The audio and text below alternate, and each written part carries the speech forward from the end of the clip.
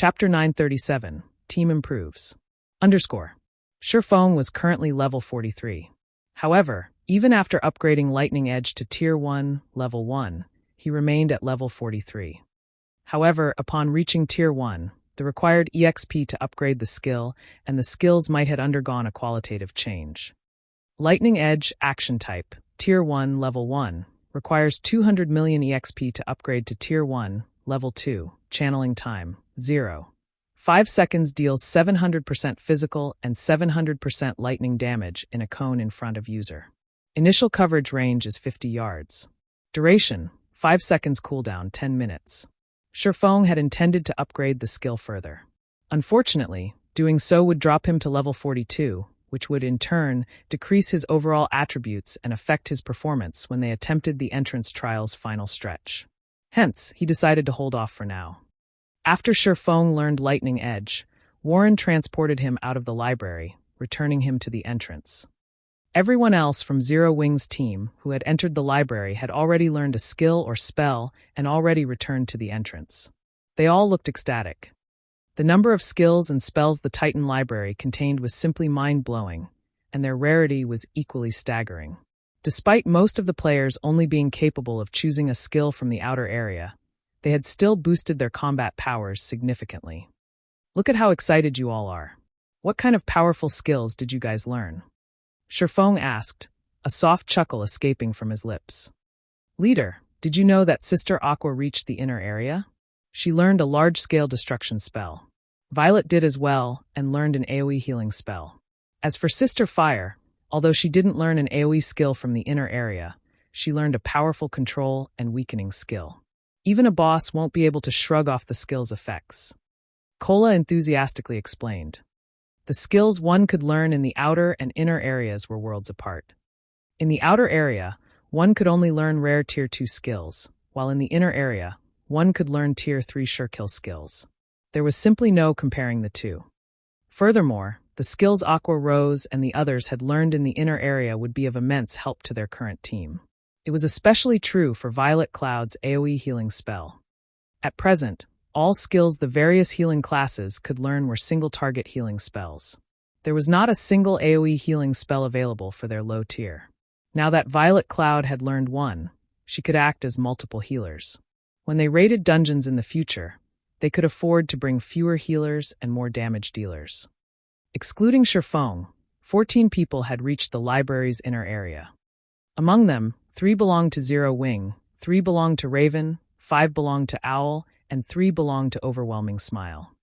This outcome stunned Zero Wing's members. While Aqua Rose and the others, more or less, knew the identities of Raven's members, Owl's members were complete strangers. Yet among the team of 14 players, 5 had reached the inner area. The small team's strength was astounding. Where did the guild leader meet these people? Aqua Rose was deeply shocked as she watched White Knight and his companions. There are so many experts in just a team of 14 people. After the team's performance in the Titan Library, Aqua Rose finally understood how strong White Knight and the others were. As for Yulan, who rested by the side, her expression suggested that she had finally come to understand the guild known as Zero Wing. She knew how difficult it was to venture from the outer area to the inner area. Even after trying her hardest, she barely broke through the barrier. As for the other 2 players on her team who had reached the inner area, they were War Wolf and Soaring Snake. Everyone else had only made it to the 80-yard mark.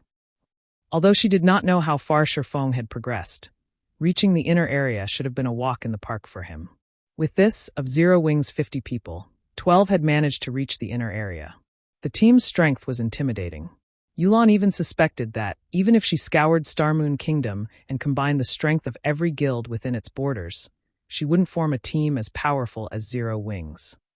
Since everyone has gathered, let's proceed to the trial's final stage, Shifeng declared after confirming that everyone was present. He then led the team to a teleportation array a short distance away from the Titan Library. Be careful. Healers, focus on those who are taking damage. MTs, hold down the monsters. Do not let them get away. Peerless, who ventured through the gray fog, sternly commanded his people through the team chat. Initially, he had thought he would be welcomed by the sight of Titan City's gates upon overcoming the abyssal path. However, He had never imagined that they would escape the wolf's lair only to walk straight into a lion's den. Inside this gray fog, their visibility was reduced to 10 yards. In addition, monsters would randomly assault them from time to time. To make matters worse, the fog did not affect these monsters. Even with 40 yards between them, these monsters discovered them and attacked immediately. These monsters attacked with bows and arrows, and after firing a volley, they would change their positions. Moreover, the monsters always targeted the cloth armor classes. If they did not defeat these archers as quickly as possible, the noise of battle would attract more enemies. Before realizing this, their team had suffered. Moreover, the players whom these monsters killed could not be revived. Their losses in this gray fog were permanent. They only had 89 players remaining now. If they lost any more members, their hopes of reaching the final goal would be dashed. Shortly after Peerless issued his orders, another volley emerged from the fog around them. The arrows were extremely fast. With the low visibility, even the agility-based classes struggled to block or evade the attacks, not to mention the targeted cloth wearers. Immediately, a white-robed cleric transformed into a hedgehog, his HP plummeting to 0 in an instant. The cleric did not even have a chance to heal himself. "Charge! Don't let those monsters get away!" Peerless bellowed in rage. Over a dozen melee classes immediately dashed towards the arrow's origin. Shortly after these players vanished, however, the others heard a pained scream. A few of these melee players had died instantly. 3 MTs had even been thrown back to the team, their slamming into the ground before Peerless. All 3 MTs only had a strand of HP. "What happened?" Peerless demanded through the team chat. The monsters they had previously faced had only been level 45 elites. Every one of these players could easily dispatch one of the monsters with help, yet not only had a few people instantly died, but their heavily armored MTs had also been thrown such a long distance. There was definitely something off here. "Boss! It's a boss!" One of the swordsmen, who had previously charged forward, stuttered a reply. "Wait, there are 3.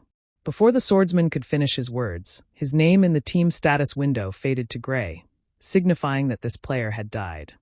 However, the swordsman wasn't the only one dead player. Those who had charged with him had died as well. Before Peerless could respond, 3 tall figures suddenly emerged from the fog accompanied by over 100 bow-wielding, 4-armed demonic monsters. Every player on the team tensed, feeling stifled.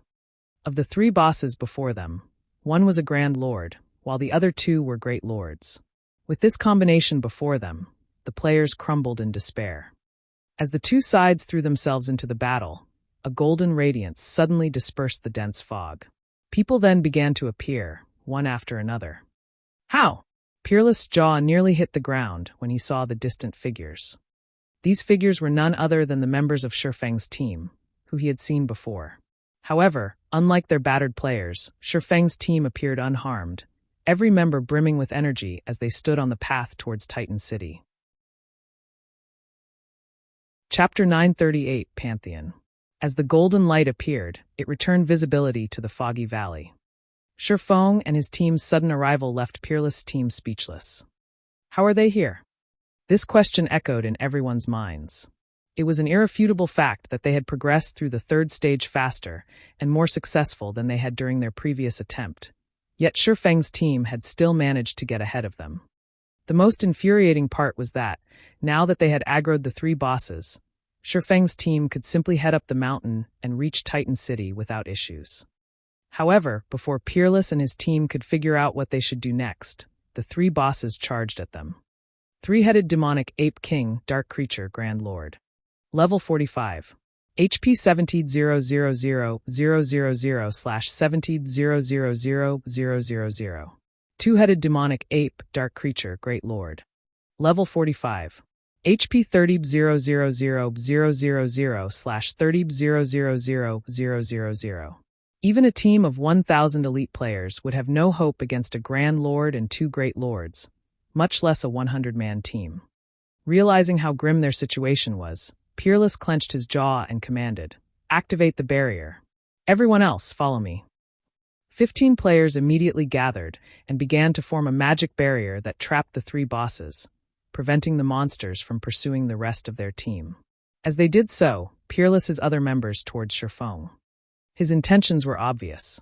He wanted to drag Shifeng and his people into the fight, using the opportunity to escape. Leader, those people are heading towards us. It seems they're trying to drag us down with them. Aqua Rose giggled softly as she watched Peerless' team rush towards them. Let's get rid of them, lest they hinder us later. Needless to say, Shifeng also knew what Peerless and his team planned. Wait a minute. That is Peerless, one of Pantheon's elders. Initially, Yulan had agreed with Shifeng's decision. However, upon taking a closer look and recognizing the other team's leader as Peerless, she hesitated. Pantheon was a super guild. Although Pantheon's headquarters was nowhere near Starmoon Kingdom and it couldn't affect the kingdom's affairs, a few of Underworld's upper echelons had been buttering up the super guild. If they killed Pantheon's members now, a simple inquiry would reveal her as a member of Underworld. When that happened, she would invoke her upper echelon's ire. This was also why she was so desperately trying to strengthen her foundations. With a powerful team, her position in Underworld would not be at risk if she angered a few of the organization's upper echelons. Will it inconvenience you? Noticing Yulan's hesitation, Shifeng, more or less, understood how much influence a super guild had. It will impact the organization's plans, Yulan replied honestly. Feebly, she continued. If team leader Yifeng attacks that team, I'm afraid that my side can't help. That's fine. You guys can stay here and watch. Shifeng dismissed Yulan's concerns. Following which, Shifeng led his team to welcome Peerless and the others. Zero Wing sure is ruthless. They don't even hesitate against a super guild. It seems like the rumors of Zero Wing provoking King's return are true. Overwhelming smiles members watched with admiration. Everyone had been dumbfounded when Zero Wing had provoked the Dragon Phoenix Pavilion. Afterward, the guild had picked a fight with King's return. Now, Zero Wing's members had, without hesitation, decided to strike against Pantheon's members. If they were any other first-rate guild, they would have already cowered in fear. The Titan City Pass was extremely valuable. Based on how prepared Peerless and the other Pantheon members appeared to be, it was obvious how much the Super Guild valued the holy city of Titan. If Shifeng and his players killed Peerless' team, Pantheon would undoubtedly hold a grudge against Zero Wing. Boss Peerless, those people are heading this way. From the looks of it, I think they're trying to block our path. Perfect. They've ruined my plans once already. Now, I'll teach them to fear Pantheon. When the bosses get here, head up the mountain. Joy fluttered in Peerless' eyes as he watched Shifeng's team approach. Had Shifeng led his team up the mountain, he would have escaped the looming disaster of the three bosses. However, now that they were coming to him, he could use this chance to relieve some stress. Both teams fell into formation and prepared for battle. Boss Peerless, I think I've seen those players before. The swordsman leading the charge looks like Yifeng from the Azura battle team. Those are Zero Wing's members. Yifeng? Didn't he defeat that old monster from the Battle Wolves? When only 100 yards separated the two teams, Pantheon's members realized who they were facing. Tension sang through them as they prepared for a gruesome battle, no longer taking this fight so lightly. They also discovered something shocking. Shifeng and his team's levels. Every player was above level 40, while some had even reached level 43. It was impossible to find such a high-leveled team, even in God's domain's empires. As the teams grew closer, although Peerless' side had the numerical advantage, his team members' expressions were grim. Previously, as both teams had been too far from each other, they hadn't noticed anything special about Zero Wing's team. However, as they closed the distance, fear began to grip their hearts. Shifeng, White Knight, Fire Dance, and a few others leading the team, in particular, radiated an even stronger pressure than a lord. Why do they have so many experts? Peerless frowned, shock filling his gaze. Among Zero Wing's 50-man team, at least 9 of them felt threatening. Of the 9, he trembled in fear as the pressure of 4 specific players swept over him. He even began to wonder if he were facing another Super Guild's raid team. Why else would there be so many experts on a single team? I am Peerless, an elder from Pantheon. You must be Elder Yifeng from Zero Wing, correct? Why don't we work together to defeat the bosses? Peerless shouted his suggestion as he watched Shifeng. Although he was arrogant, he knew when the odds were against him. His current team stood no chance against Shifeng's people. If his team were annihilated now, they would lose their third chance of reaching Titan City. There was also no telling when their guild would obtain another pass, either. He did not wish to watch his hard-earned opportunity go to waste over a little squabble. Peerless' suggestion surprised Yulan and Overwhelming Smiles members. Am I hearing things? Pantheon's members are actually suggesting that we cooperate? I have heard that Peerless is a particularly arrogant elder in Pantheon. Not only does he lack respect for guild leaders from first-rate guilds, but he has also insulted them publicly. I must have misheard him. A commotion swept over Overwhelming Smiles members. Super guilds were the virtual gaming world's overlords. Normally, people would do everything they could to gain their favor, yet they rarely expressed goodwill. Suggesting cooperation was even more unlikely. Peerless and the others had already prepared to fight. However, they had suddenly suggested that the two teams work together. Even if news of this spread, no one would believe it. Chapter 939, Unfathomable Zero Wing. Peerless' sudden suggestion had stunned not only Yulan and her group, but it had also surprised Zero Wing's vice leader, Aqua Rose. Aqua Rose had to admit that Peerless' suggestion was tempting. Both Pantheon and Zero Wing's teams would struggle to take down 3 level 45 bosses simultaneously. If not dealt with properly, a team wipe would not be surprising. If the two teams joined hands, however, their chances of defeating the 3 bosses would increase tremendously. Although Aqua Rose was not at all familiar with the strength of Pantheon's team, the fact that they had made it this far proved that it should not be underestimated. Peerless also firmly believed that his proposal would interest Shifeng. After all, the team's ultimate goal was to enter Titan City. Moreover, more than one team could reach the Holy City as long as they cleared the entrance trial. There was no conflict between them in terms of profit. Moreover, befriending a super guild was far more beneficial than creating a new enemy. However, Shifeng replied with 3 indifferent words. No, thank you. After responding, Shifeng swung Killing Ray. Lightning Edge. After reaching Tier 1, Lightning Edge's range had extended to a maximum of 50 yards. The damage spread could envelop over half of Peerless' team. Strike after strike of blue lightning arced towards Pantheon's members. Shifeng's attributes were already exceptional. Even Kola could only endure a few of his normal attacks. In the blink of an eye, the lifeless bodies of over half of Peerless' team members fell to the ground. Even the MTs, who had activated their life-saving skills, had lost their lives. Only those who had been outside of Lightning Edge's attack range, and those who possessed skills that provided a brief invulnerability, had escaped with their lives. However, these players were only a minority of Peerless' team. After Lightning Edge ended, less than 10 players remained standing on Peerless' side. Lightning Edge was in no way weaker than a boss's team wipe skill. What is he doing? Yulan was flabbergasted. Initially, she had agreed with the proposed cooperation. Not only would this eliminate the possibility of earning Pantheon's ire, but they might also have the chance to form a friendship with the Super Guild. Both she and Zero Wing would benefit greatly from an amicable relationship with Pantheon. Furthermore, their chances of clearing the entrance trial would increase. Yet, Shifeng had rejected the offer. Moreover, he annihilated the majority of Pantheon's members without a second thought. Yulan even began to wonder if Shifeng had some sort of unresolvable grudge against Pantheon. Shifeng's actions had even stunned Aqua Rose. Bloodsucker was gobsmacked as well. No matter what was said or done, these people were still Pantheon members, yet Shifeng had killed them without any hesitation. Shifeng's decisiveness to kill another player even made a dark player like Bloodsucker involuntarily tremble. He was now even more afraid of Shifeng than he was of a bloodthirsty killer such as himself. However, Shifeng did not bother to explain his decision. Or rather, he could not. Only the first team to enter the holy city of Titan would be awarded reputation. He would not give up the guarantee of gaining the holy city's reputation just to gain a dispensable partner, not to mention a partner that had initially planned to use his team to distract the bosses. In God's domain, only one's strength mattered. Everything else was secondary. I'll butcher you. A vein popped in Peerless' eyes when he saw his dead companions. If hatred were tangible, his would have drowned Shifeng. These players were the capital he needed to clear the entrance trial.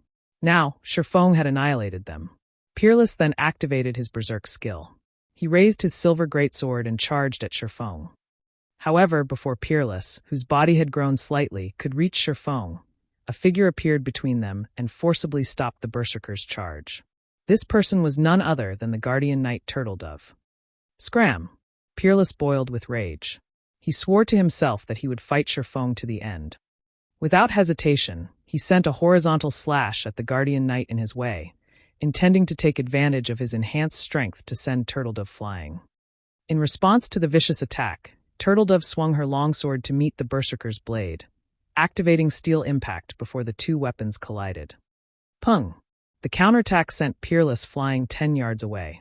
It had also forced him into a fainted state. His 26,600 HP dropped by more than 3,000 as well. Turtledove's immense strength stunned Pantheon's members. They all knew just how powerful Peerless was. Although he could not compare to the battle wolves Sirius, he was one of Pantheon's apex experts who had reached the Void Realm. He even wore a piece of epic equipment, while the rest of his gear consisted of level 40 dark gold equipment. In terms of basic attributes, few people were capable of matching the Berserker. The Berserk skill Peerless had activated also boosted his strength, agility, and endurance. In this state, he could even stand against a high lord of the same level without giving way, yet a tall, slender female guardian knight had sent him flying. Their shock was indescribable. "Boss Peerless, I'll help you." A level 40 burly assassin dashed forward to assist Peerless, who had removed the control effect plaguing him as soon as he had received it. However, before this level 40 assassin could reach the Berserker, numerous arrows flew towards him, forcing him to block the attacks. His actions, however, broke his stealth. "Isn't that Pantheon's 3 tigers? Why is he here?" Yulan was surprised upon seeing the assassin. It seems Pantheon really wants into Titan City. After this incident, Zero Wing and Pantheon will definitely be mortal enemies. The exposed assassin was 3 tigers, an apex expert from Pantheon. He was also the Super Guild's 5th-ranked assassin. His attacks were famed for their violence. Others often called him the manslaughtering tiger. However, the instant the manslaughtering tiger was exposed, he felt death loom over him. Hastily, he used wind steps and threw himself to the ground. Unknown to him, the sharp blade of a short sword had sliced across his back. If not for the brief invulnerability that his skill provided, the blade would have ripped through his body. What is that style of footwork? Even so close, I didn't detect her at all. 3 tigers felt his body grow cold when his gaze fell on Fire Dance, who had appeared behind him suddenly. If not for his ability to exert his 5 senses to their limits, which allowed him to sense the subtle fluctuations in the air as Fire Dance launched her attack, he would have fallen prey to the female assassin's attack. As expected, my void steps are still rough and crude. Fire Dance inwardly berated herself after 3 tigers dodged her blade. After evading Fire Dance's ambush, 3 tigers discovered an incoming volley. White Knight had fired these arrows and did so from the male assassin's blind spot. As a result, 3 tigers didn't notice them until it was too late. Damn it! Why are there so many experts? 3 tigers instinctively activated Vanish, repelling the arrows and remaining unharmed. He had just been forced to use 2 of his major life-saving skills in a row. 3 tigers had never experienced a situation like this since he had joined God's domain. However, shortly after 3 tigers vanished, he discovered that he could not move. Before he realized it, pitch-black walls rose from the ground and surrounding him. This attack was none other than Violet Cloud's Black Coffin, and she had timed the spell to activate just after Vanish swung. 3 seconds of invulnerability had ended. Chapter 940, Hell's Gatekeepers. Despite the fact that 3 Tigers was a top-tier assassin from a super guild, he could not think of an appropriate response to the seamless combination attack. Only when the Black Coffin began to close did 3 Tigers activate a control removal skill. Unfortunately, the half-second delay before he made a decision was more than enough time for Fire Dance to catch up to him, executing Absolute Strike. Suddenly, Fire Dance transformed into a shadowy streak that pierced through the male assassin's body. With little effort, Fire Dance, Violet Cloud, and White Knight had taken out a Super Guild's top-tier assassin. The surviving Pantheon members were stunned. 3 Tigers was in no way weaker than Peerless.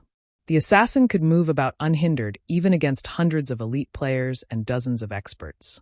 In a large-scale war, he could even take the enemy commander's life while surrounded by thousands of enemies. Yet now the combination attack of 3 people had killed him almost instantly. Their cooperation is seamless. Without skills that provide invulnerability, there is simply no escaping that attack. Warwolf sighed as he watched this scene play out. The difference between the two teams' experts is massive. Pantheon doesn't have a chance. As a matter of fact, Warwolf knew that, even without Violet Cloud and White Knight, Fire Dance alone could render 3 tigers helpless. Although Fire Dance was an assassin, her attributes were outrageous. Moreover, only MTs could block the female assassins' mystifying attacks with their shields. Other classes had no hope of blocking or dodging her attacks. Their only option was to maintain a distance from the assassin.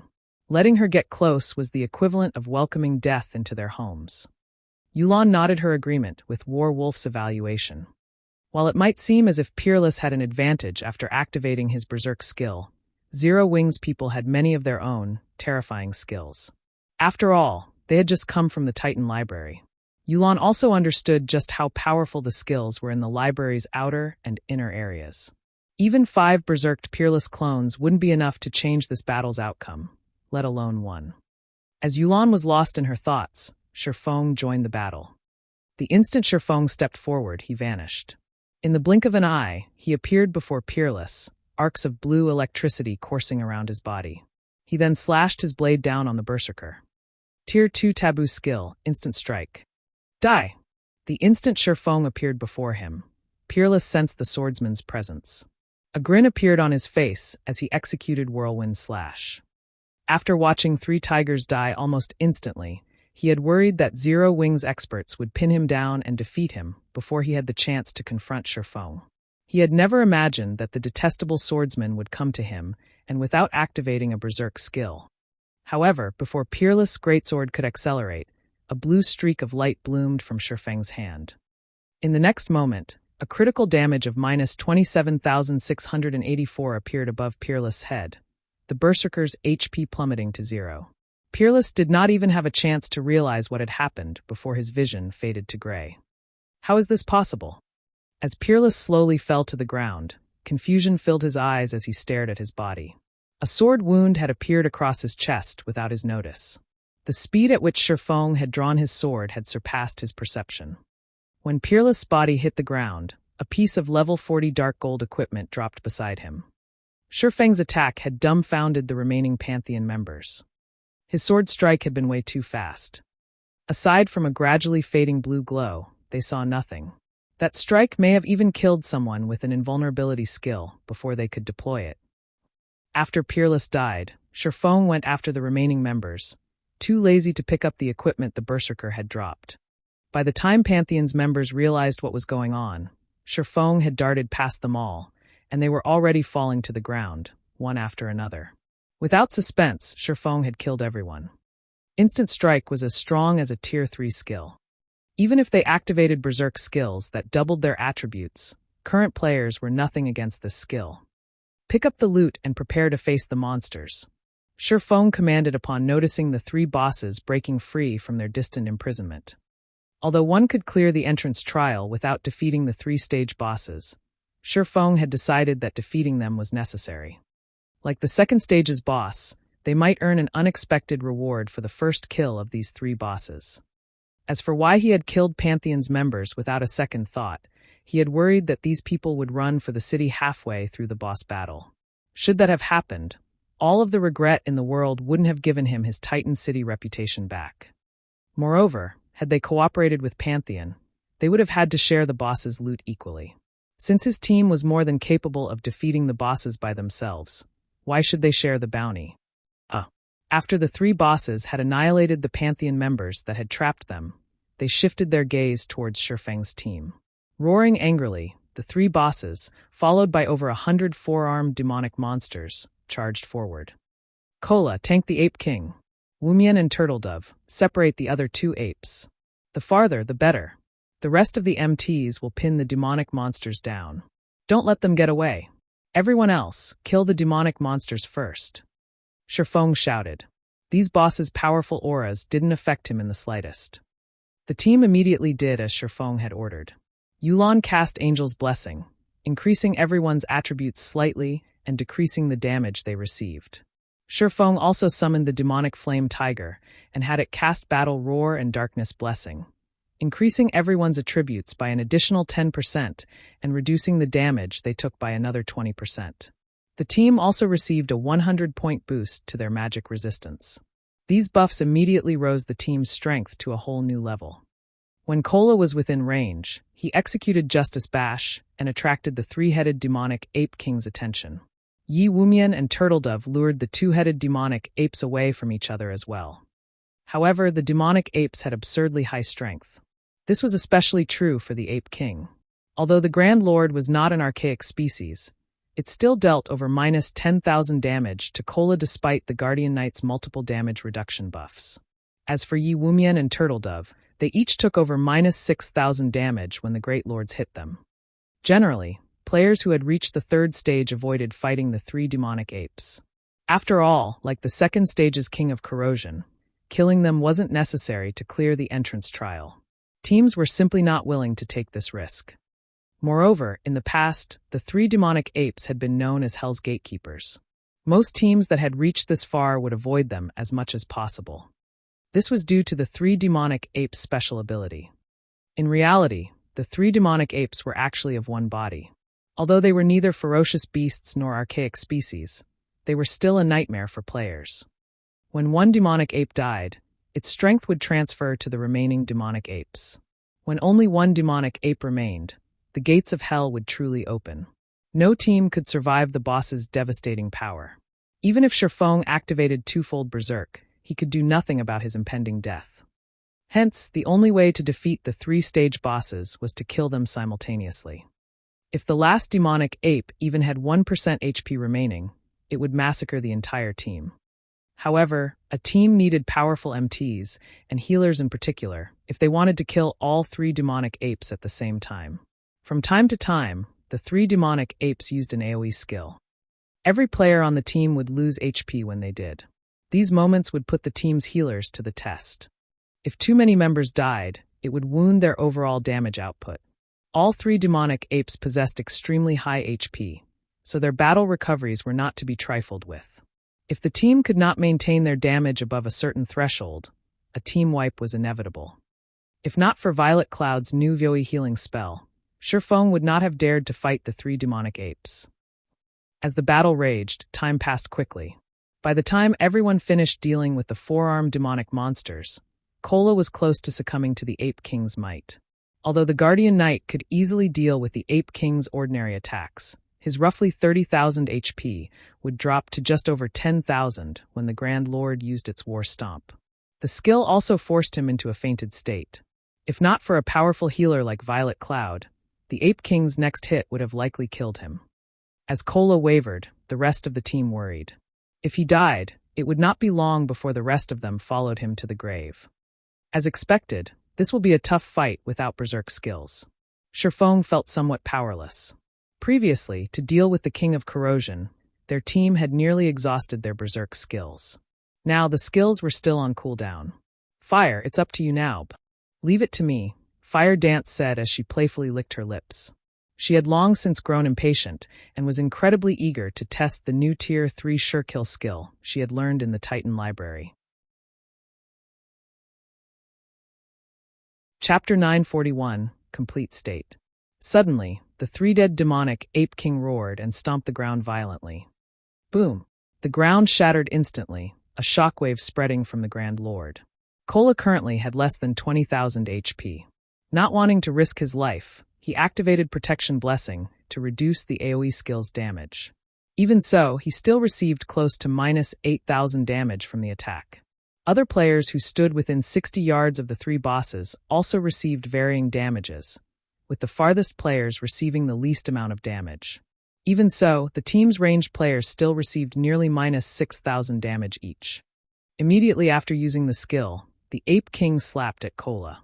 The Guardian Knight hurriedly raised his shield to block the attack. The impact forced him back 3 steps before he stabilized himself. His HP dropped by almost another 5,000 points. In the blink of an eye, Kola had less than 5,000 HP remaining. If not for Protection Blessing, he would have died already. However, after the Ape King's attack, several heals blanketed Kola, one after another, raising his HP to just over 20,000. Meanwhile, Fire Dance had already circled to the Grand Lord's back. She then thrust 1,000 transformations into the dirt. Suddenly, water began to spew from the ground. Go! Fire Dance smoothly swung 1,000 transformations at the demonic Ape King. Water binding. The water that had pooled around the Ape King's feet transformed into a rope, binding the Grand Lord's limbs and body tightly. No matter how many times the Ape King broke the water rope, the latter always reformed around the Grand Lord's body, slowing the boss so much that it couldn't hit Cola properly. Even when the Ape King's attack struck Cola, it only dealt around 70% of its normal damage due to the watery restrictions. The Ape King was no longer a threat to Cola. What a powerful skill. It can even affect a great lord. Everyone was stunned when they saw the demonic Ape King's combat power decrease significantly. While everyone was still dazed, Fire Dance executed an even more surprising move. As Fire Dance swung her short sword through the air, a water whip emerged from the ground and lashed at the Ape King's fist. Boom! Although the whip shattered upon impact, the Ape King's attack had also stopped. Following which, Fire Dance swung again, summoning another water whip that lashed at the Ape King's back. A damage of over minus 10,000 points immediately appeared above the Grand Lord's head, stupefying her teammates. What skill is that? Yolan's mouth twitched involuntarily as she watched Fire Dance's attacks.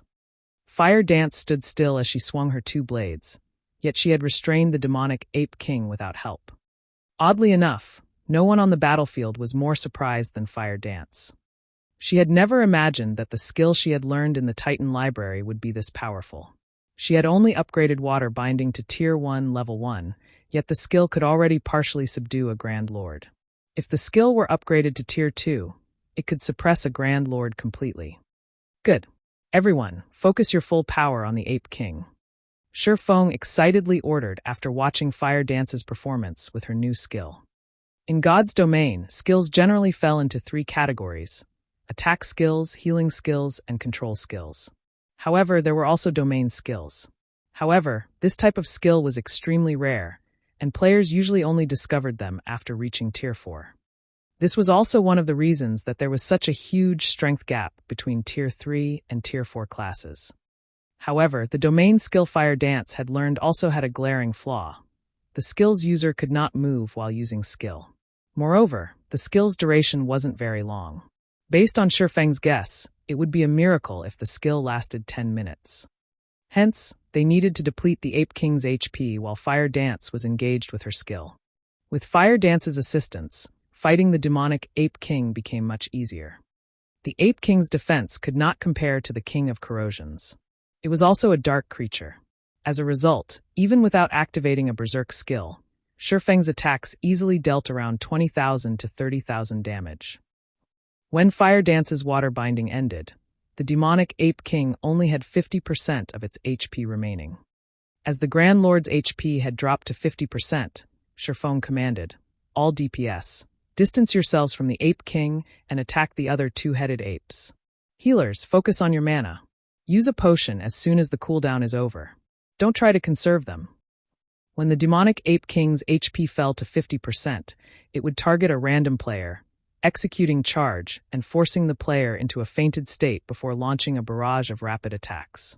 The Grand Lord's charge was far more powerful than a Berserker's, and even an MT with an active life-saving skill had little hope of survival against such a vicious assault. Unless the targeted player had a skill such as the Elementalist's Ice Barrier that could grant them a long period of damage immunity, or they managed to dodge the Ape King before it reached them, only death awaited the Grand Lord's victim. However, if players dealt with the 2-headed demonic apes first, when the 2 Great Lords' HPs fell below the 70% threshold, while the Grand Lord's HP was above that, the Great Lords would enter a Berserk state, their damage and attack speed increasing by 30%. Hence, for safety's sake, after reducing the Ape King's HP to nearly 50%, he shifted the team's attention towards the 2-headed apes. Once the 2 Great Lords were almost dead, they would then return to deal with the Grand Lord. However, to achieve all of this, the team's positioning and coordination needed to be precise. Moreover, as this would be a long battle, the healer's mana usage would be put to the test. As for the 3-headed demonic Ape King's situation, Shifeng had 4 other Guardian Knights support Kola. At Tier 1, Level 1, Protection Blessing had a cooldown of 3 minutes, 30 seconds. At higher levels, that cooldown would drop. As every member of the team was an expert, their skill levels were very high. Including Kola, all 5 of the team's Guardian Knight had roughly a 3-minute cooldown on their protection blessings. When Kola had taken on the demonic Ape King, Shifeng had used Life Bloom on the Guardian Knight.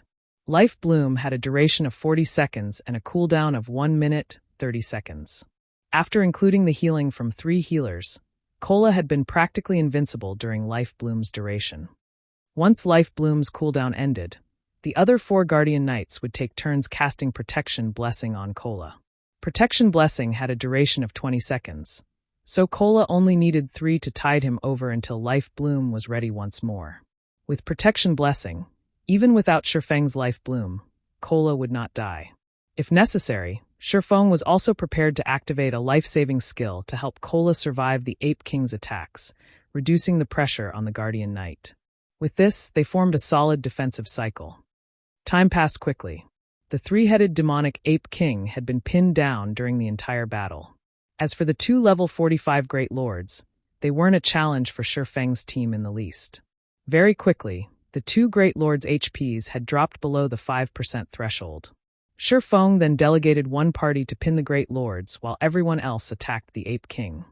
When the demonic Ape King's HP fell below 50%, it finally activated its charge. Despite Shifeng's warning, the Ape King was simply too fast. In the end, the Ape King's targeted assassin had died instantly. During its charge, the Ape King also collided into 3 others, 2 of which died and 1 had been gravely injured. Unfortunately, the injured player was a shield warrior. Chills ran down the players' spines as they received a blow to their morale. As the Ape King's HP gradually decreased, the team lost members. By the time the Ape King had 10% HP remaining, only 64 team members were standing. Fortunately, the survivors familiarized themselves with the Ape King's charge, decreasing the number of fatalities with each subsequent charge. Roar! As these players wondered if victory were within sight, the demonic Ape King hammered on its chest as its entire body turned red. It was entering its berserk state. Its fist then slammed into Kola's shield, instantly burying Kola up to his waist in the ground. Even with Protection Blessing, Kola still received close to minus 9,000 damage. As a healing beam struck Kola from one side, the Ape King's next punch struck from the other. This time, the rest of Kola's body sunk into the ground, his HP instantly falling below 50%. As everyone thought that the Ape King would punch Kola again, the Grand Lord swung its arms at the nearby players. Immediately, several players transformed into streaks of white light and disappeared. The Ape King's strength left the players dumbfounded. The boss doesn't have a lot of HP left. Give it everything you've got. Blackie, cast Guardian of Light on Kola. Shifeng hurriedly shouted. After saying so, Shifeng activated Heavenly Dragon's power and Thunder God's Descent before attacking the Ape King with everything he had. Fire Dance also used illusory power. At this moment, the team went into a frenzy as they desperately fought to kill the demonic Ape King. Many also began to hurl powerful magic scrolls at the Grand Lord. 7%, 5%, 3%. As the Ape King's HP decreased, the team dwindled. Very quickly, only 40 or so players remained standing. When the Grand Lord's HP fell below 1%, the team finished off the 2 Great Lords. However, even with less than 300,000 HP, the demonic Ape Kings might rain despair over the team. Even with Dragon Scale Body activated, the Ape King still killed Kola. Kill it! Shifeng used Flame Burst. However, in its complete state, the demonic Ape King's defense was too high. Both Shifeng and his doppelganger had only managed to deal a total of 120,000 damage. When the Ape King only had 100,000 HP remaining, there were less than 20 survivors. However, the most their attacks dealt was around minus 1,000 damage, with a majority of them only dealing hundreds of damage.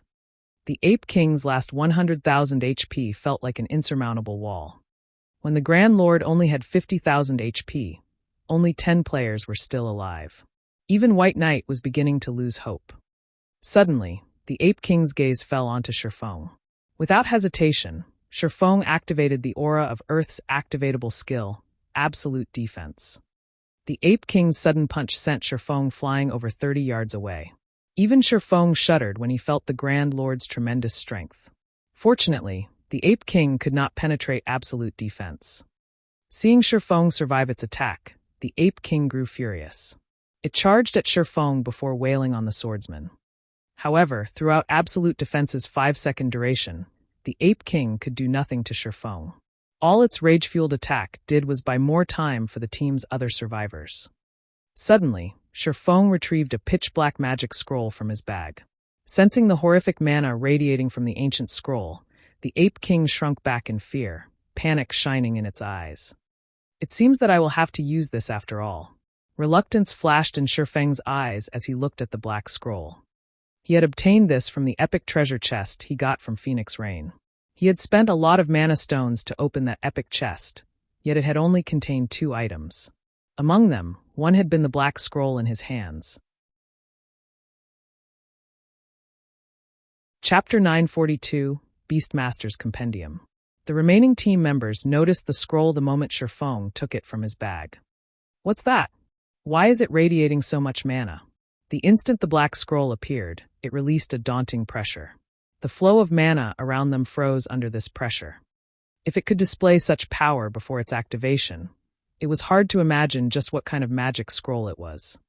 Even Yulan, Bloodsucker, and White Knight, people who knew a lot about God's domain, had never seen anything like this. In the end, we still have to use it? Aqua Rose sighed, clearly reluctant when she saw the scroll. In Zero Wing, only she and Shifeng knew what items he had obtained from the epic treasure chest. In God's domain, even fine gold treasure chests were extremely rare. Generally, they were only found in special, hidden locations. As for dark gold treasure chests, it was unlikely for a player to stumble across one even in the most resource-rich hidden locations or ruins. Hence, one could just imagine how precious an epic treasure chest was. A magic scroll from an epic treasure chest would be just as extraordinary. Currently, the strongest known magic scrolls in God's domain were Tier 3 magic scrolls. However, the scroll in Shifeng's hands was a Tier 4 magic scroll.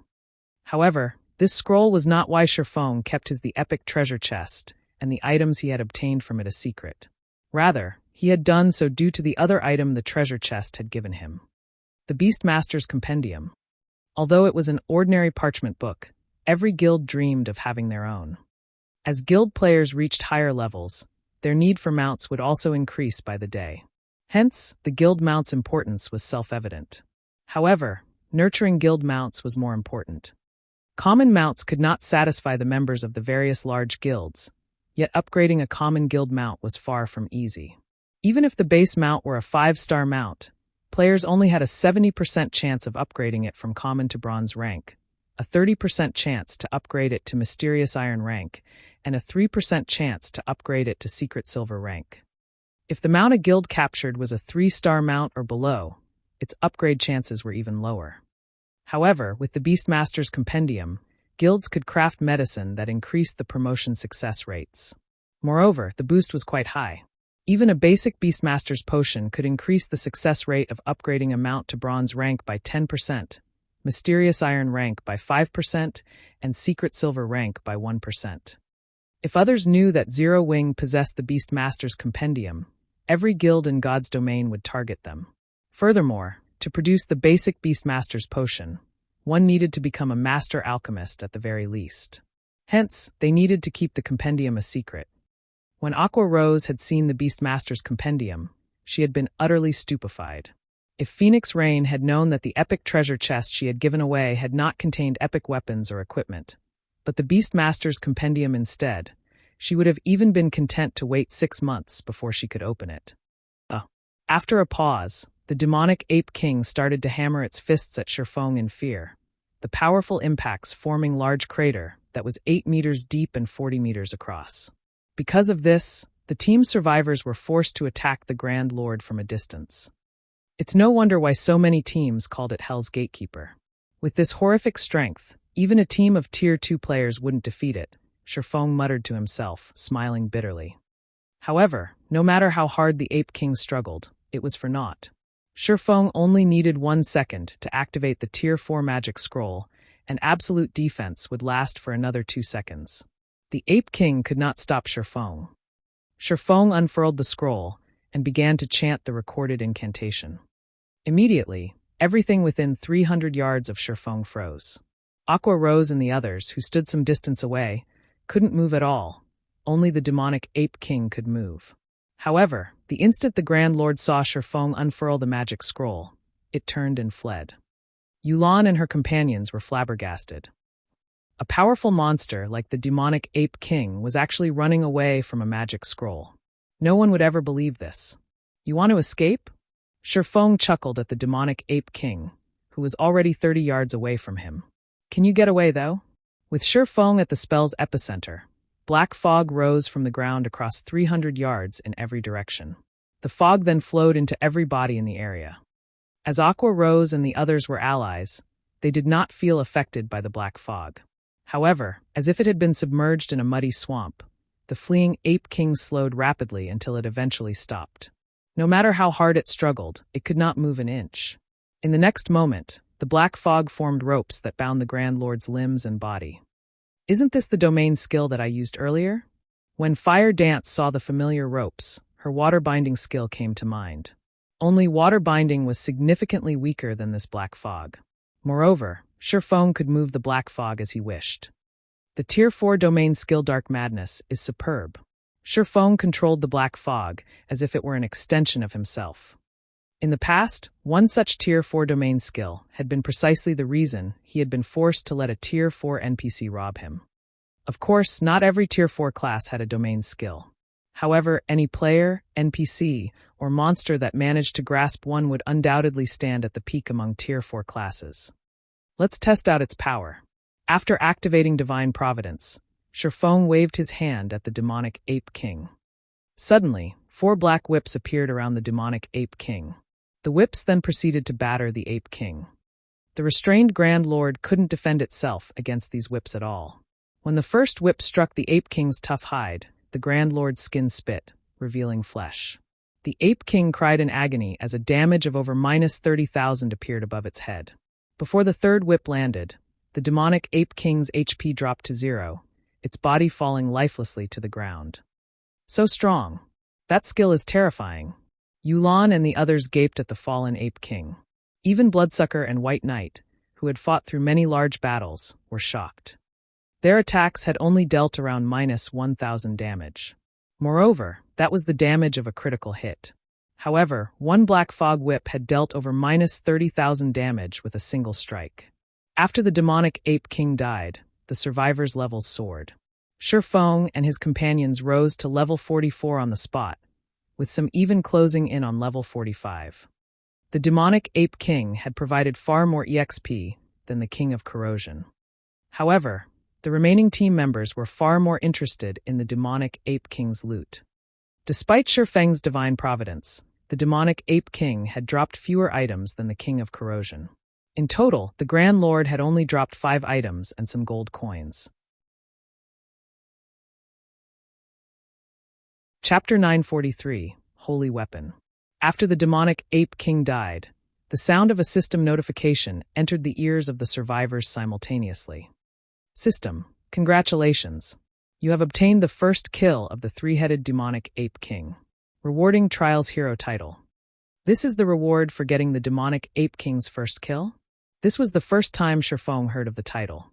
He then clicked to check its information. Trials Hero title.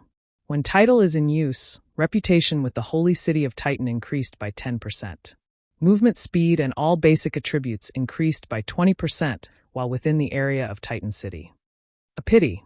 Shifeng could not help but sigh as he swept a glance at the 9 remaining players on the team. Including himself, only 4 of the survivors were Zero Wing members. The third stage of the entrance trial was different from the previous 2. The system directly disqualified any players killed here and sent them out of the trial. Hence, only the survivors received this title. Moreover, this was the reward for getting the first kill of the demonic Ape King. In the future, others wouldn't be able to obtain this title even if they killed the Grand Lord. With this title, they would have a much easier time should they attempt the entrance trial again in the future. A 20% increase in attributes was already equivalent to a mini berserk skill. Excluding the effects of skills and equipment, even MTs like Yiwumian and Turtledove could surpass Cola if they received such a huge boost. Unfortunately, only Fire Dance, Aqua Rose, and Violet Cloud had managed to reach this point. There were no MTs among the survivors of Zero Wing. Even so, this was still a good outcome. The Trials Hero title increased its user's reputation by 10%. In Titan City, there was nothing that could be better than this reward. Following which, Shifeng shifted his attention to the loot dropped by the demonic Ape King. As he appraised the items dropped one after another, he could not help but sigh repeatedly. "Leader, how is it?" Aqua Rose could not help but ask curiously. The demonic Ape King in its complete state was definitely the most horrific boss she had ever gone up against. Even the King of Corrosion they faced before was no comparison to it. If not for Shifeng using the Tier 4 magic scroll in the end, they would have team-wiped for sure. They wouldn't have the luxury of sitting down and resting here right now. Much better than the King of Corrosions. Of the 5 items, 2 are growth-type equipment. Shifeng chuckled. Life Talisman, Necklace, Bronze Rank. Level 40, Level 90. Equipment requirement. Intelligence 300, Vitality 200. Intelligence plus 21, Vitality plus 27, Endurance plus 22, Level 40. Casting speed increased by 10%. Healing effects increased by 15%. Additional passive skill dash. Light of Life. Select up to 8 allies within a 30-yard radius and heal them for 30% of players' intelligence once every 3 seconds. Additional active skill dash. Life Connection. Select up to 5 allies, connecting and sharing their HP's life-connected targets receive a 20% increase in healing effects. Duration, 30 seconds. Cooldown, 5 minutes. A possession of the Life Priest Irene. The Life Talisman was made using the Stone of Life, which formed from the tears of the Goddess of Life. The Life Talisman contains immense life force. However, due to contamination by the power of darkness, it is greatly weakened. A large amount of magic crystals and EXP is needed to purify it. Can be purified 5 times. The first purification requires 200 magic crystals and 300 million EXP. Crimson Moon Greatsword Bronze Rank. Level 40, Level 100. Equipment requirement. Strength 600, Agility 400. Attack power plus 975, Level 40. Strength plus 102, Endurance plus 36. Ignore levels plus 5. When attacking, has a 30% chance to trigger Boiling Blood, increasing strength attribute by 500 points for 10 seconds, and a 15% chance to cause 200% damage. Additional passive skill dash. Blood Domain. Within a radius of 30 yards, the presence of any creatures with less than 50% HP will increase wielder's strength by 100%. One of Titan City's 31 holy weapons, its strength has been greatly weakened due to battle damage. Fortunately, the holy weapon's core remains intact. A large amount of magic crystals and EXP is needed to repair it. Can be repaired 5 times. The first repair requires 1,000 magic crystals and 500 million EXP. Everyone gasped upon reading the statistics of the items. Both pieces of growth-type equipment were clearly far from ordinary, particularly the greatsword Crimson Moon. Despite being only bronze rank, the strength attribute it provided surpassed even that of epic weapons. Crimson Moon was an entirely strength-oriented weapon made purely with destruction in mind. Strength-wise, not even Shifeng's Killing Ray could compete with Crimson Moon. Most likely, only Fire Dance's 1,000 transformations was superior to it. However, the former was a fragmented legendary weapon, while the latter was currently still a bronze weapon. While these 2 items were indeed shocking, what truly grabbed Shifeng's attention was a dilapidated crimson crystal ball. Despite its appearance, the crystal radiated faint divine might. Everything in the displayed information of the item was listed as unknown. The result was the same even after Shifeng used omniscient eyes. However, Shifeng knew what exactly this crystal was. This was no longer his first time to encounter such an item. God Crystal. This was something even a Tier 4 Sky Knight had died trying to obtain. It was simply not an item that ordinary mortals could control. If not for the God Crystal being damaged, causing it to lose most of its power, he wouldn't even be able to touch the crystal right now. Shifeng had never imagined that he would encounter yet another god crystal. The last time the blue crystal ball devoured a god crystal, it had transformed into the legendary ranked Holy Grail. However, as the Holy Grail had been destroyed by the god of war, it was still in a damaged state right now. Even so, it was still a legendary item. The power it possessed was not something that a fragmented legendary item could compare to. One could see just how amazing a legendary item was from the fact that the current Holy Grail could upgrade an item up to a maximum of fragmented legendary rank. If he obtained this god crystal, he would be able to repair the Holy Grail further. Obtaining growth-type equipment or an epic item would pale in comparison to being able to upgrade the power of a legendary item. The other two items that dropped, aside from the 2 pieces of growth-type equipment and the god crystal, were extraordinary as well. One was a secret silver-ranked summoning flute, while the other was a Tier 3 summoning scroll. Currently, even bronze mounts were extremely rare in God's domain, not to mention secret silver mounts. The latter was most likely much more valuable than even an epic item. As for the Tier 3 summoning scroll, even super guilds would only have a few of these things. Its rarity was even greater than epic items. There are a total of 5 items. It won't be possible to split them equally. How about we bid for the last item? Shifeng suggested to Yulan. Every single one of the 5 items was extremely valuable to a guild. It was natural for neither side to be willing to let the other side get an additional item. Hence, bidding for the last item would be the fairest solution. No need. If not for team leader Yifeng using that precious magic scroll this time, we wouldn't have been able to defeat the Ape King. I'll let you choose 3 items first. Our side will be fine with taking the rest. Yulan shook her head, rejecting Shifeng's goodwill. After witnessing Zero Wing's strength, she put much more importance to forming a friendly relationship with Zero Wing than to gaining these items. Chapter 944. Honorary Citizen. Yulan's determined answer slightly surprised Bloodsucker. Of the 5 items, aside from the unknown, dilapidated crystal, the other 4 were priceless. One would be hard-pressed to find these items in Raven. The secret silver mount, in particular, was extraordinarily rare. Only super guilds or super first-rate guilds had any chance of getting their hands on 1 or 2. He had never imagined that Yulan would actually be so generous as to give Shifeng first pick of 3 items.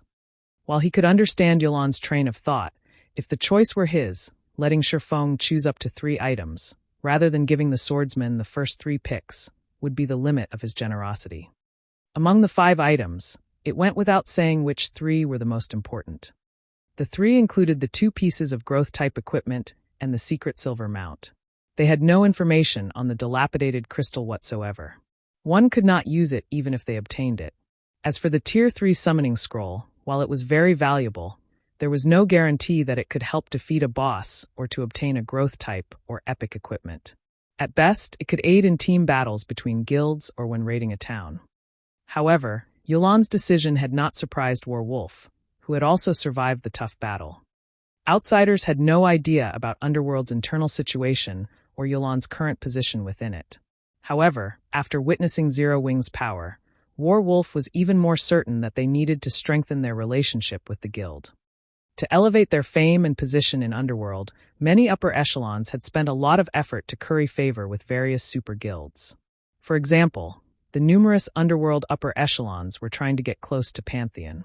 Unfortunately, the guild wouldn't give Underworld the time of day. After all, Underworld was only a coalition of organizations with some influence and capital. It was slightly stronger than an ordinary first-rate guild. However, the organization's authority was scattered, and it was much harder to unite its members under one banner than it was in a first-rate guild. Every upper echelon in the organization had their own motives, each trying to nurture their own forces and guilds. Overwhelming Smile was the combined effort of 4 Underworld upper echelons. Although Zero Wing could not compete with Pantheon in terms of background, the same could not be said for its main force. With such a powerful team, they could acquire top-tier weapons and equipment just as fast as any super guild. This was clear based on the equipment Zero Wing's members wore. Moreover, Zero Wing was situated in Starmoon Kingdom. If Overwhelming Smile could improve its relationship with Zero Wing, they might be able to ask Zero Wing's members for some help in the future.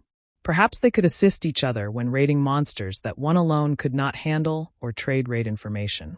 After all, weren't Underworld's upper echelons trying to do the same with Pantheon for those very reasons? I'll take you up on that offer. Shifeng also understood Yulan's intentions. Without hesitation, he chose the God Crystal and the 2 pieces of growth-type equipment. As for the secret silver mount, it wasn't nearly as valuable as the growth-type equipment to Zero Wing. Moreover, he had the Beastmaster's Compendium. As long as he had a sufficiently skillful master alchemist, it was only a matter of time before he nurtured the guild mount to secret silver rank. The Tier 3 summoning scroll held even less appeal to him. He had the Bible of Darkness. Once he was promoted to his Tier 2 class, he could easily summon Tier 3 demons.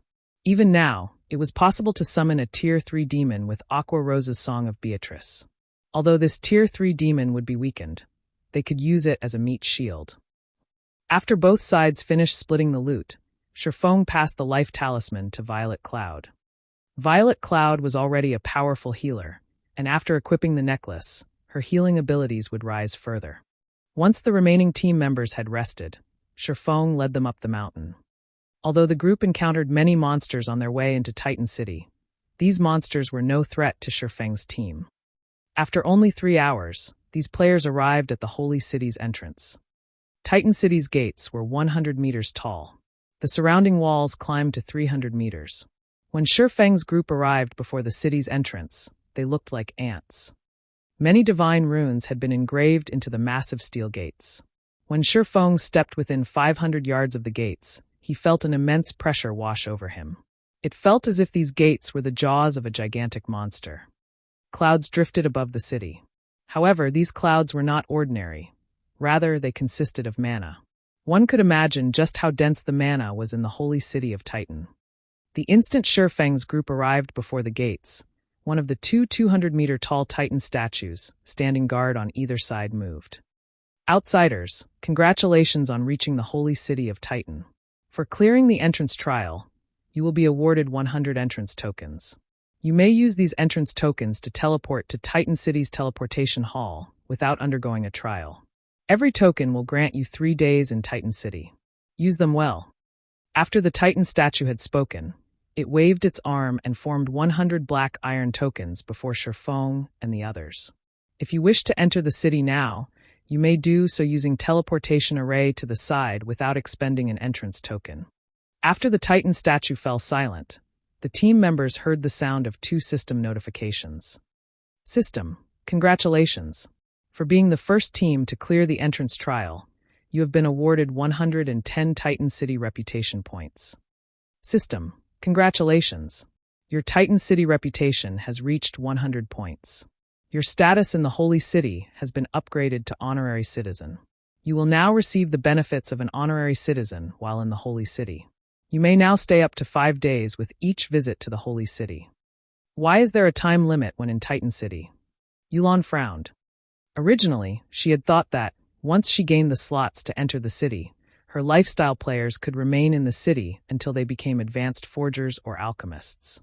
She had not realized that each token only had a duration of 3 short days. It was impossible for an intermediate forger or alchemist to reach advanced rank within such a brief time. This meant that each intermediate lifestyle player would need multiple tokens to reach advanced rank. She had never expected this development. Let's head inside and take a look for now, Shifeng suggested. The revelation had not surprised him. Yulan and the others had simply hoped for too much. They had thought that, by obtaining the entrance slots to Titan City, they could nurture a small army of advanced lifestyle players without a care in the world. God's domain wasn't that nice. Otherwise, master lifestyle players wouldn't have been so rare in the past, even more exalted than Tier 4 players. This was also why he had prioritized the first clear. Only by becoming an honorary citizen could one prolong their stay by 2 days. If one's reputation rose further, their allotted stays would also be extended. Of course, the benefits of becoming an honorary citizen weren't limited to an extended stay. At Shifeng's words, Yulan quickly adjusted her mood and nodded before following Shifeng to the teleportation array. She wanted to know if the team's sacrifices had been worth the rumored benefits of Titan City. Chapter 945, Holy Land of Players. Underscore. The Holy City of Titan was not like other cities. As soon as Shifeng and the others emerged from the teleportation hall, they were stunned by what they saw. Buildings that were hundreds of meters tall had been erected all over the city, looking very much like a modern city. Various lifestyle NPCs roamed about the streets. In God's Domain's NPC cities, players did not often encounter master lifestyle NPCs. Here, however, it was hard not to.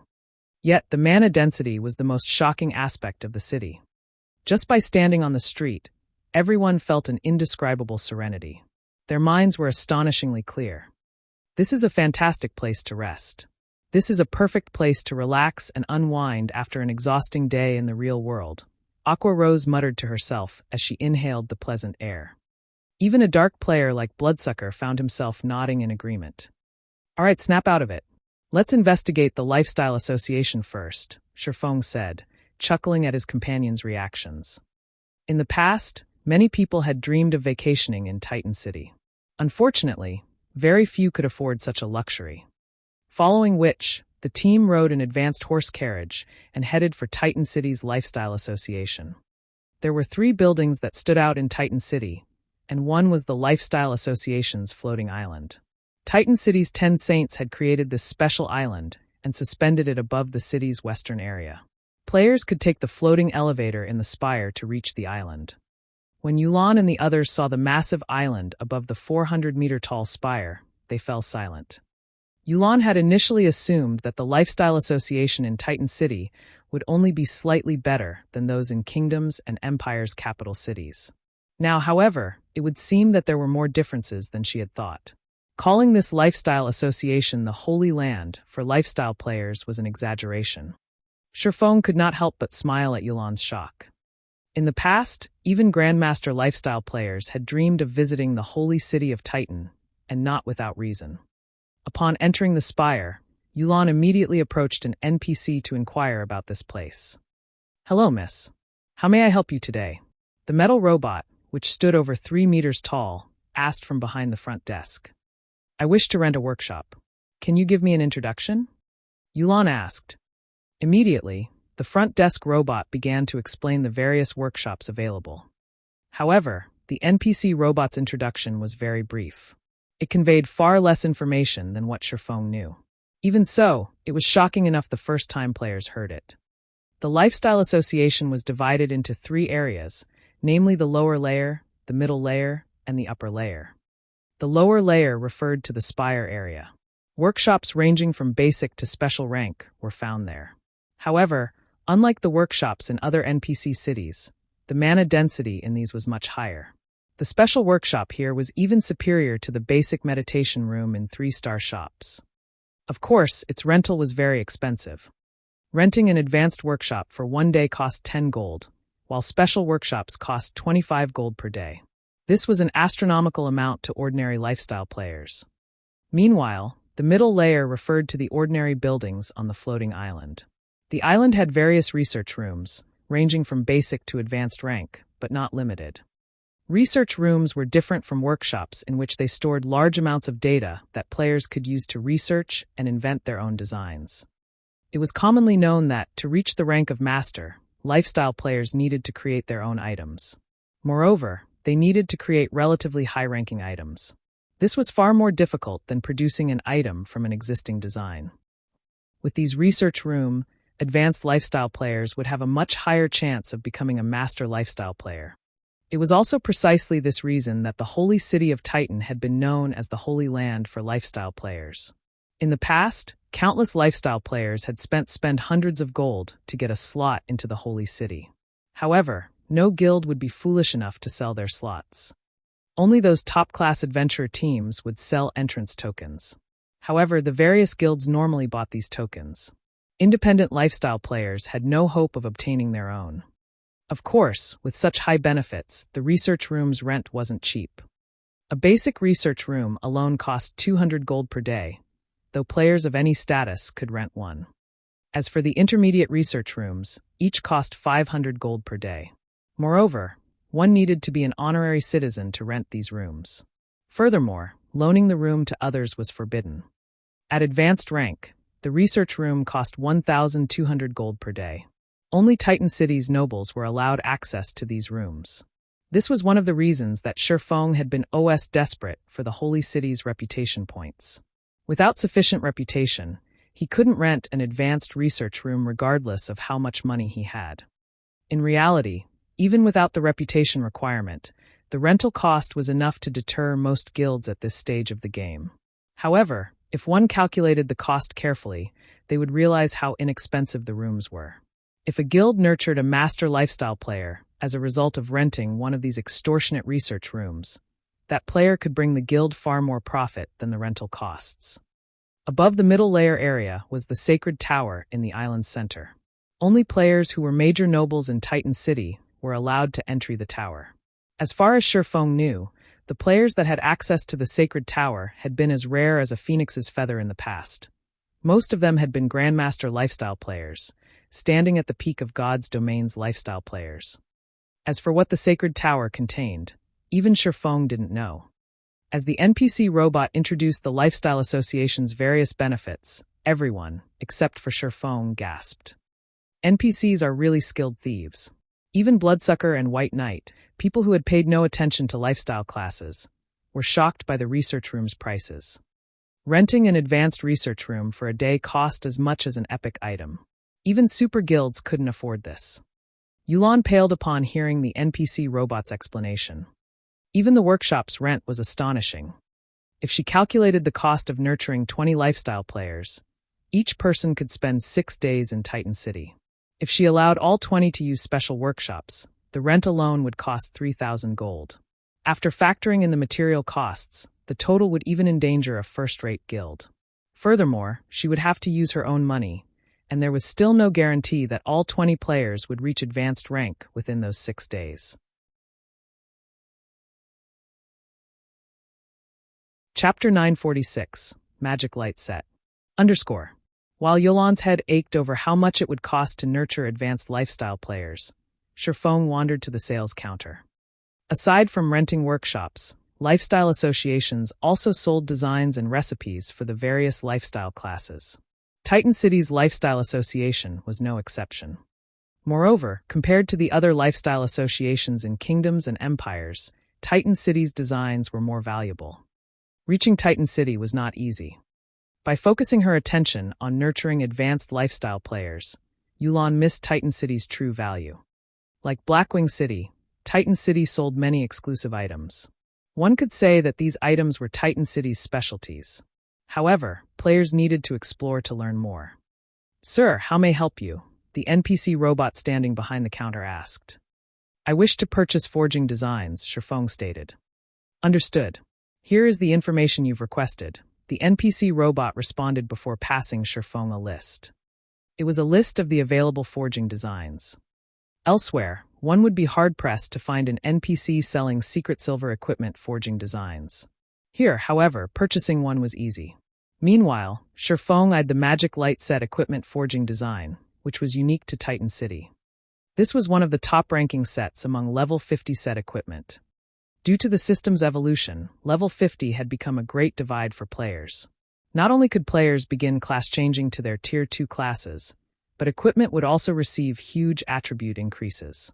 Moreover, level 50 and above monsters had significantly reduced drop rates. Currently, even guild elite players strutted around in the latest fine gold equipment. However, once players reached level 50, this would no longer be possible.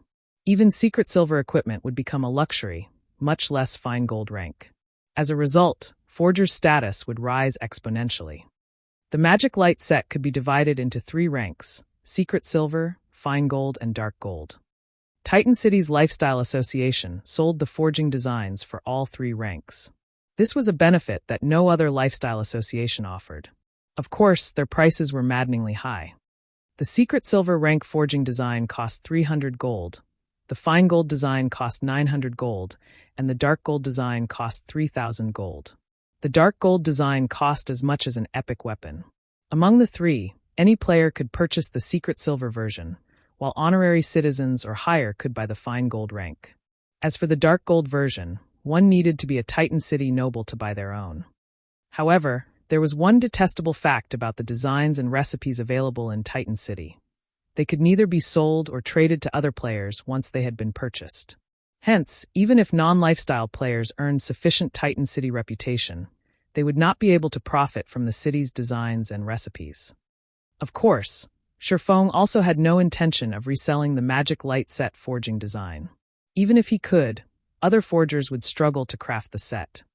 After all, the set's required core material was a mana stone. Even in 100-man large-scale team dungeons, mana stones rarely dropped. Producing weapons or equipment with one was incredibly expensive. Their production volume would also be limited. Furthermore, the set's forging success rate wasn't high. The Magic Light set had 6 set pieces. At Secret Silver rank, forging the set needed a minimum of 6 mana stones, with each set piece requiring 1. At Fine Gold rank, the amount of required mana stones tripled. At the Dark Gold rank, the cost rose to insane heights as the set required a minimum of 60 mana stones. The epic treasure chest that Phoenix Rain had obtained had only needed 88 mana stones to open. Even so, Phoenix Rain had given up on the treasure chest due to how much time and effort it would take to acquire 88 mana stones. As for Shifeng, even with the Philosopher's Stone, he needed to invest 50 magic crystals to synthesize 1 mana stone. Based on market value, each mana stone cost 10 gold to produce. Fortunately, magic crystals were not a problem for Shifeng. Shifeng only regretted that he couldn't purchase the Dark Gold rank design. If he could equip the plate armor classes of Zero Wing's main force with the level 50 Dark Gold ranked Magic Light set, the team would be invincible. Unfortunately, this dream would remain a dream. In his previous life, even after players had reached level 50, first-rate guilds' main forces had been lucky if they wore a few pieces of fine gold equipment. Level 50 fine gold set equipment was nothing more than a dream. Following which, Shifeng spent 900 gold to purchase the fine gold ranked Magic Light set equipment forging design. After the team had spent several hours strolling around Titan City, Yulan and Warwolf returned to White River City and started preparing their lifestyle players and required funds. Shifeng did not linger, either, as he also led his team back to White River City. Although Shifeng had wanted to complete a few reputation quests before he left, the Candlelight trading firm could no longer wait. The trading firm desperately needed advanced lifestyle players. They also had to face the issue of manufacturing the bronze mounts. He could not afford to waste much time in the Holy City. While Shifeng had been gone, many changes had occurred in White River City. Not only had the tension of the Abyss invasion alleviated, but more players had also gathered in the city. Currently, the city's streets were packed with players. This looked nothing like a city in decline. Why are there suddenly so many outsiders here? Aqua Rose was slightly surprised by the scene that had greeted her. Although Zero Wing and the Candlelight trading firm's recruitment campaigns had attracted quite a few of players to White River City, they hadn't attracted this many. She could even see guild players from other kingdoms and empires. Aqua Rose wasn't the only person surprised by this development. White Knight and Bloodsucker were also stunned. Players generally gathered in a city's center. Yet, rather than heading towards the central district, the players arriving through the teleportation hall rushed towards White River City's slums. Regardless of which city, players avoided the slums. Yet, the opposite was occurring in White River City. While players flooded the city, White River City's guilds were in an uproar. They had all believed that White River City had been finished. Even if Zero Wing tried to utilize its recruitment campaign to increase the city's population, no one could change its fate. However, a new building had appeared in the city's slums, and it had changed everything. Chapter 947, Mysterious Shop. Chapter 947, Mysterious Shop. The moment Shifeng left the teleportation hall, he saw dozens of 100-man teams rushing towards the slums. A few among them immediately attracted the attention of the surrounding players. The reason for such attention was these teams' all-female composition. There was not a single man among them. Such situations seldom occurred in the virtual gaming world. Moreover, the woman leading these teams was also extraordinary. The woman was dressed in a set of crimson mage robes that gave off a faint impression of scorching flames. In her hand, she held a silvery white crystal staff that constantly drew the ambient mana, causing illusions to appear around it. She was even level 40, a level which could rank her at the very top even in empires. However, compared to her dazzling equipment and level, her appearance and bearing held an even greater attraction for the surrounding players. She carried herself as if she was the empress of this space. One could not help but want to submit oneself to her rule. Huh, doesn't that guild emblem belong to the 100 Flowers Palace of the Dark Knight Empire? Lucky. I actually got to see the Frostflame Goddess cleansed Rue. This trip to White River City was definitely worth the money. When the male players on the street saw cleansed Rue, they all fell into a reverie. The title of Frostflame Goddess was not one that cleansed Rue had long possessed. Cleansed Rue herself was a female player who had become famous in God's domain just recently. However, due to her superb combat power and beautiful appearance, many male players treated her as a goddess.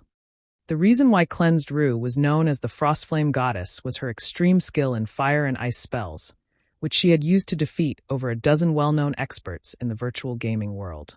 Recently, she had even triumphed over the guild leader of a first-rate guild, her victory instantly solidifying her guild's rule over Silver Pine City, the 7th most populous city in the Dark Knight Empire. After that famous battle, she received the rank of 173rd in the latest update of the God's Domain Experts list. Meanwhile, aside from the 100 Flowers Palace, Sherfong also spotted many teams belonging to other first-rate guilds. With just a single glance, he already noted 4 first-rate guilds, an impossible sight even in Starmoon City. Guild leader, I'll carry out an investigation right away, Aqua Rose hurriedly whispered to Sherfong. She too found this situation perplexing.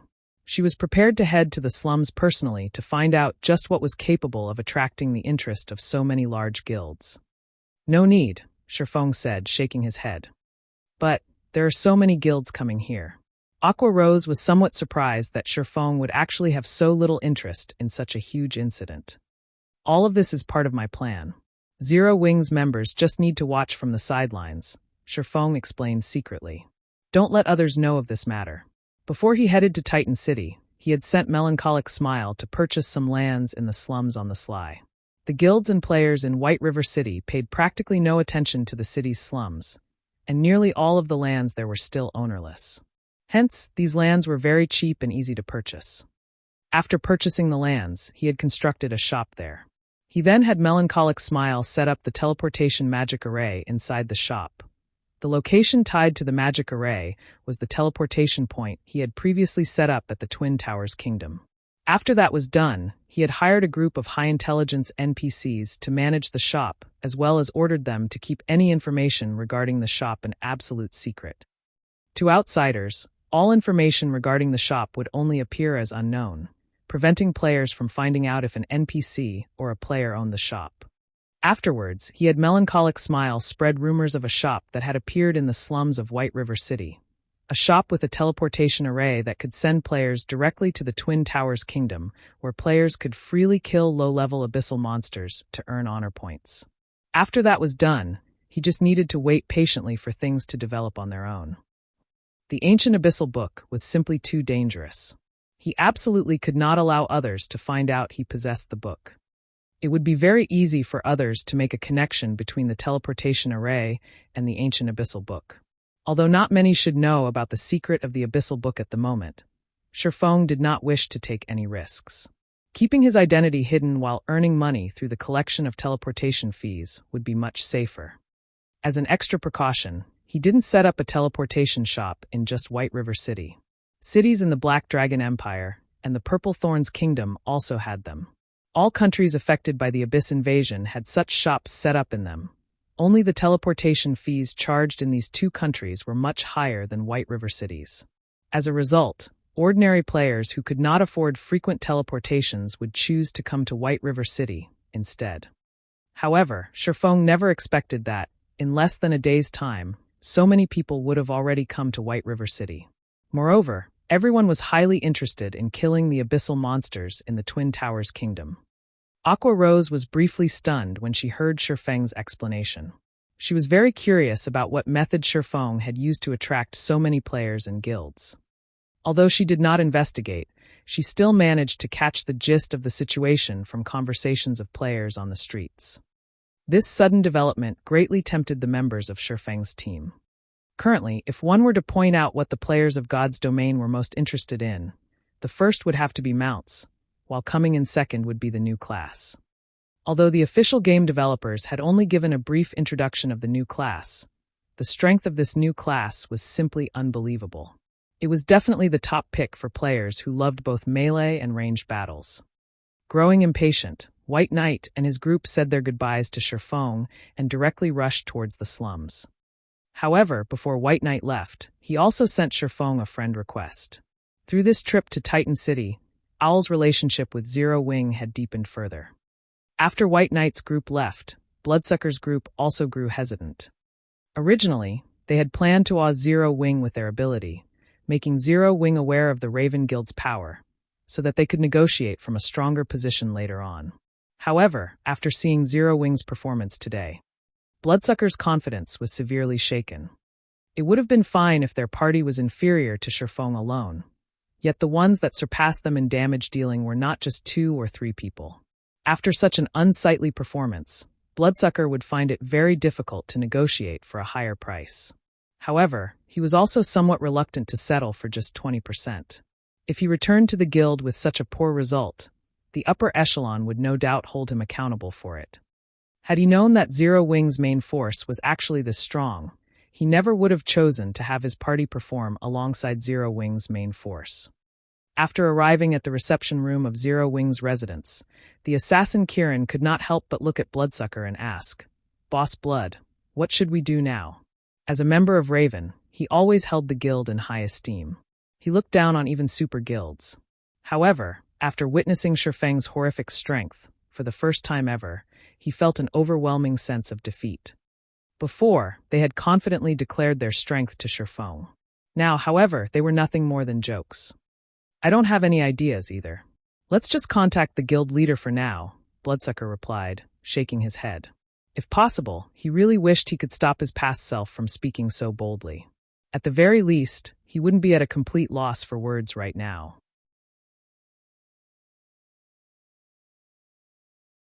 Chapter 948, Rapid Development. Updated by Novelful.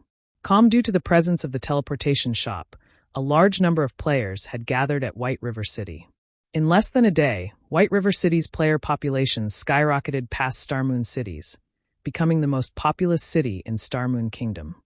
As soon as Shifeng returned to Zero Wing's residence, he received the statistics reports made by the guild members. These statistics drew on the latest information gathered from White River City's City Hall. Just recently, White River City's player population broke past 6 million. A large majority of the capital cities of the kingdoms in God's domain did not even possess such a large population. In reality, though, most of these newcomers had migrated from various cities in Starmoon Kingdom. Meanwhile, as a byproduct of the flood of players, the Candlelight trading firm's business flourished. Even the quality of the players Zero Wing recruited continued to rise. Originally, the guild had lowered its recruitment criteria significantly in consideration of its expansion plans towards the Black Dragon Empire and the Twin Towers Kingdom. However, with the player population of White River City skyrocketing, Zero Wing had no choice but to gradually raise its recruitment criteria again. Even so, Zero Wing still managed to recruit over 10,000 players in less than a day. Such a number might not be a lot to large guilds, but Zero Wing walked the path of the elite. The overall strength of these 10,000 new recruits could easily surpass the 50,000 new recruits of other guilds. Due to this sudden increase in members, Aqua Rose was swamped with work as soon as she returned to the residence. She needed to arrange these newcomers right away into parties and teams, as well as assign them dungeons to raid. Unlike independent players, guild players could not raid dungeons as they wished. Their team members would also change frequently. Generally, Zero Wing's guild teams consisted of a mix of veterans and new members. Such a combination allowed newcomers to get their equipment up to standards and integrate themselves into the guild quickly. Having veteran members guiding newcomers also gave Aqua Rose a better grasp of the strengths and weaknesses of these newcomers. After gaining a sufficient understanding, she would then have to assign them to more appropriate teams. Guild Leader, at our current recruitment rate, if we don't move some members to other cities soon, our guild members' levels will lag behind other first-rate guilds before long. Aqua Rose had a huge headache when she looked at the report in her hands. Due to the Abyss invasion, abyssal monsters now occupied many high-resource areas in Starmoon Kingdom. This situation had severely affected the leveling speed of Zero Wing's guild members. The recruitment of so many players meant that leveling speed would become even slower. I understand. Start making the necessary arrangements to send 50,000 members to develop at the Black Dragon Empire's Lake Heart City. During this period, I'll try to have the guild residence at Lake Heart City constructed as quickly as possible. Once it's ready, they can use the guild transfer scroll to teleport there directly. Shifeng also understood Zero Wing's current predicament. However, he also did not have a better solution. This was the problem with an upstart guild without any foundations. It was especially so for a guild that had developed as rapidly as Zero Wing had. Unlike other guilds that had already existed for several or even dozens of years, Zero Wing did not possess the luxury of starting its development in multiple cities. These long-established guilds could simply split a large and unexpected influx of new members among the various cities under their influence. Upon hearing Shifeng's decision, Aqua Rose immediately started making the necessary preparations. It was going to be a huge job to decide which teams they would send over to the new branch guild. Seeing how busy Aqua Rose was, Shifeng suddenly felt a little embarrassed. Although Zero Wing was gradually moving towards the top of God's domain, management of the entire guild depended mainly on Aqua Rose alone. Moreover, management of the guild involved the core secrets of the guild. He could not assign the job to some random person he did not trust. Although he wanted to help out, he was already bogged down with his own matters. Meanwhile, Fire Dance needed to manage the guild's main force, while Blackie had to deal with the matters of the workshop. Suddenly, Shifeng discovered that he had nobody he could put to use. At this moment, the various flaws of an upstart guild were quickly coming to light. It seems that I'll need to find some trustworthy managers. Shifeng had already considered this matter before. Although he had thought of having some of the core members manage the guild, none of them were particularly suited for the role. Moreover, all of them were busy improving themselves. After all, Zero Wing's internal competition was extremely intense. If one wanted to receive better treatment, they needed to earn it with their own strength. Anyhow, he had already set his sights on a suitable candidate. Liang Jing.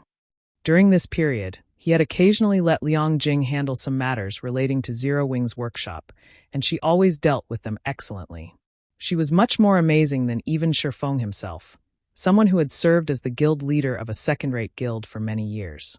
Not only was she knowledgeable, but she was also very efficient. Blackie would even often seek guidance from her on various problems. If he could have Liang Jing manage the guild, she would lighten Aqua Rose's burden as well. At the very least, Aqua Rose would not try to run away as soon as she saw him the way she did right now. However, there was one problem with having Liang Jing manage Zero Wing. Liang Jing was an employee of the Big Dipper Training Center. The guild's manager needed to be someone from Zero Wing. It seems I'll need to find time to have a chat with Liang Jing.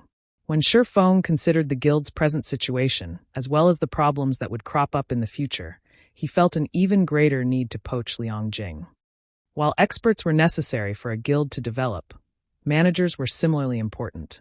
Otherwise, it would simply be impossible to operate a guild with so many members. In truth, aside from Liang Jing, he had another candidate in mind. White Knight. White Knight was strong not only in combat, but also leadership capability, if not stronger. When they were fighting against the demonic Ape King, he had led the members of the team as if they were his own arms and legs. Even Shifeng had no choice but to admit defeat against him in that regard. In the past, under White Knight's management, Owl had gradually grown into one of the top adventurer teams in God's domain, an existence on par with the Midnight Tea Party. One could see just how capable White Knight was from this feat. If Shifeng could recruit White Knight into Zero Wing would definitely rise by another level. However, Shifeng could only take it slowly regarding White Knight's matter. In the past, White Knight had rejected even the offers of super guilds without hesitation. Zero Wing would not fare any better at the moment. After Shifeng finished dealing with the various guild affairs, he hurried to the reception room of the residence. Sorry for the wait, Shifeng apologized when he saw Bloodsucker, who had been waiting for him for quite some time now. It's fine. I've also just received instructions from our guild leader, Bloodsucker said. May I know if Elder Yifeng has some time to spare right now? Time. Shifeng stared at him, somewhat confused by this question. Before giving a reply, Bloodsucker took in a deep breath. In a very serious tone, he then said, Our guild leader wishes to have a personal chat with you and hopes that you can come meet him. After reporting Zero Wing's information back to the guild, he had been shocked to hear that Raven's guild leader wanted to meet with Shifeng. Kirin had also been surprised by this news. Less than 10 people in the entire Raven Guild had ever seen the guild leader's appearance before. Even Kirin himself had never personally met the guild leader, his conversations with the man limited to voice calls. However, just the means displayed by the guild leader so far had already inspired a worshipful mentality towards him in everyone in the guild. Hence, Kirin found it truly inconceivable that their guild leader was actually willing to meet personally with Shifeng.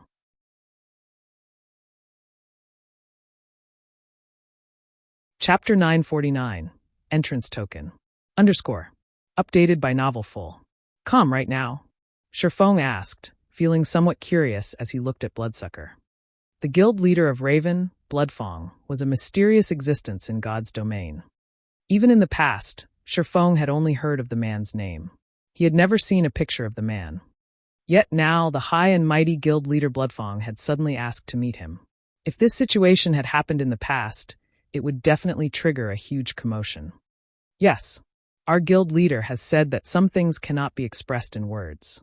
It will be more convincing if you see them with your own eyes, Bloodsucker explained, nodding. Back when Bloodsucker heard guild leader Bloodfang's request to meet, he himself had been shocked.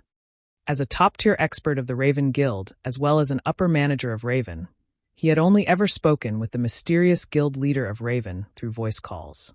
To date, he had never personally met the man. For an outsider like Shifeng to actually receive an invitation to meet for a discussion, one could see just how much importance the guild leader placed on Zero Wing. This situation made even Bloodsucker envy Shifeng slightly. Alright then, this reason is indeed tempting. Shifeng was also very curious as to what Bloodfang wanted to show him. However, I still need to deal with some matters first, before I can follow you all. It'll take me a few hours, roughly, to finish. No problem. Guild leader has already said that he is willing to wait for Elder Yifeng's visit. Bloodsucker unconsciously breathed out a sigh of relief when he heard Shifeng agreeing to the meeting. The guild leader had already stated that he wanted to meet with Shifeng no matter what. Moreover, the sooner the better. It would be best if they could meet before the match between the Azura battle team and the Evil Dragons battle team. Although he did not understand why guild leader Bloodfang was in such a hurry, he did not try to delve into the man's thoughts.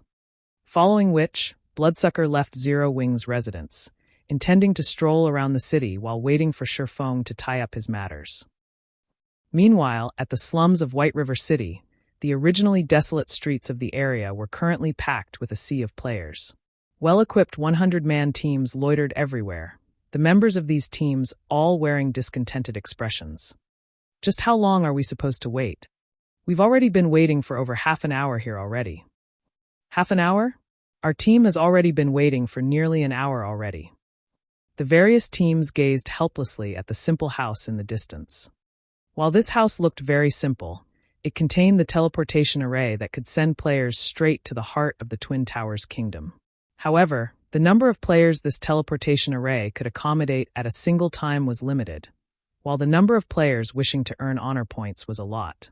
Before long, the queue to use the teleportation array had already meandered through several streets. Among the teams waiting to use the teleportation array, a beautiful woman riding atop a black panther looked towards the level 39 female assassin who had just run up to her, and asked, Frozen, what did you manage to find out?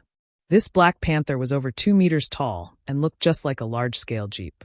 It was a very eye-catching sight on the street. However, compared to this black panther, its owner commanded even more respect. The beauty riding atop the Black Panther was none other than the Vice Guild leader of the 100 Flowers Palace, Cleansed Rue. I've already checked everything. All nearby lands suitable for constructing a guild residence have already been bought by someone. In addition, the few strategic locations that can be used to set up a store have similarly been bought by someone, the assassin named Frozen Pearl reported softly. These people sure move quickly. Have you found out who bought them? Cleansed Rue frowned slightly. After receiving news of this teleportation shop, she had immediately gathered a team and hurried over.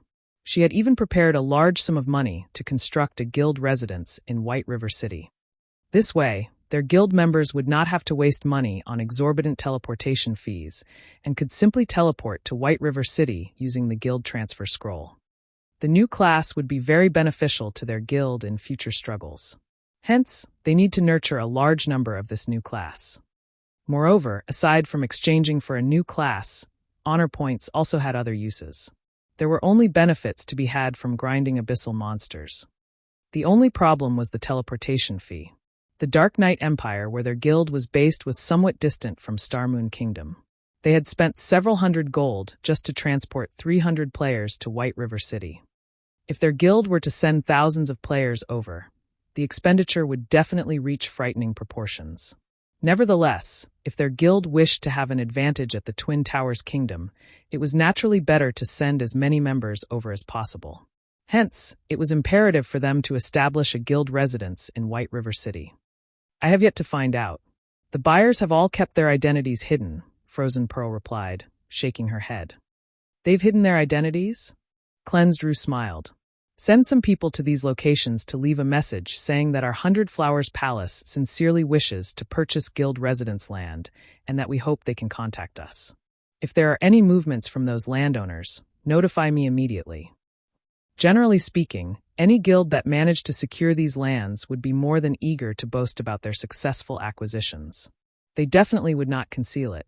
Since the owners of these lands chose to keep their identities a secret, that meant that they had purchased these lands not for personal use but for resale.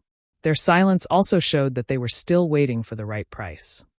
Although Cleansed Rue did not know who would possess such great insight to actually discern the value of these lands so quickly, she had no intention of wasting time waiting for these landowners to sell these lands. Currently, the sooner they obtained nearby guild land, the sooner they would be able to dispatch more guild members to the Twin Towers Kingdom. Even if the price was astronomical, she needed to purchase the land as expeditiously as possible. Understood. Frozen Pearl nodded. She then led her subordinates to the nearby lands that were suitable for constructing a guild residence. Inside one of the basic meditation rooms of the Candlelight trading firm, all intermediate and advanced lifestyle players of the firm were currently gathered. Several hundred players were present in the room. These players made up a large portion of the intermediate and advanced lifestyle players in the entire Starmoon Kingdom. This was especially true for the advanced lifestyle players. Nowadays, the various large guilds throughout God's domain were placing more and more importance on lifestyle players.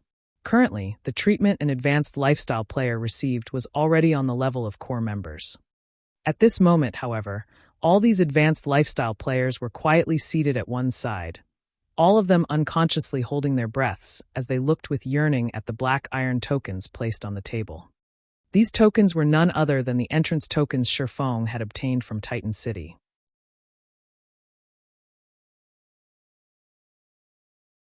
Chapter 950. Competition between trading firms. I've already explained the purpose of these Titan City entrance tokens, Shifeng said as he toyed with the entrance token in his hand. He then took a look at the crowd before him, feeling very satisfied with the eagerness they all displayed. So, what will your decisions be? He had sacrificed plenty in order to obtain these entrance tokens. He had used even his most treasured Tier 4 magic scroll. In the past, each Titan City entrance token had sold for over 300 gold at auction, the token's price sometimes reaching even 600 gold. It was not something ordinary players could afford. Moreover, even if they managed to obtain it, they still needed sufficient funds for expenditures in Titan City. Otherwise, there would be no point in visiting the Holy City.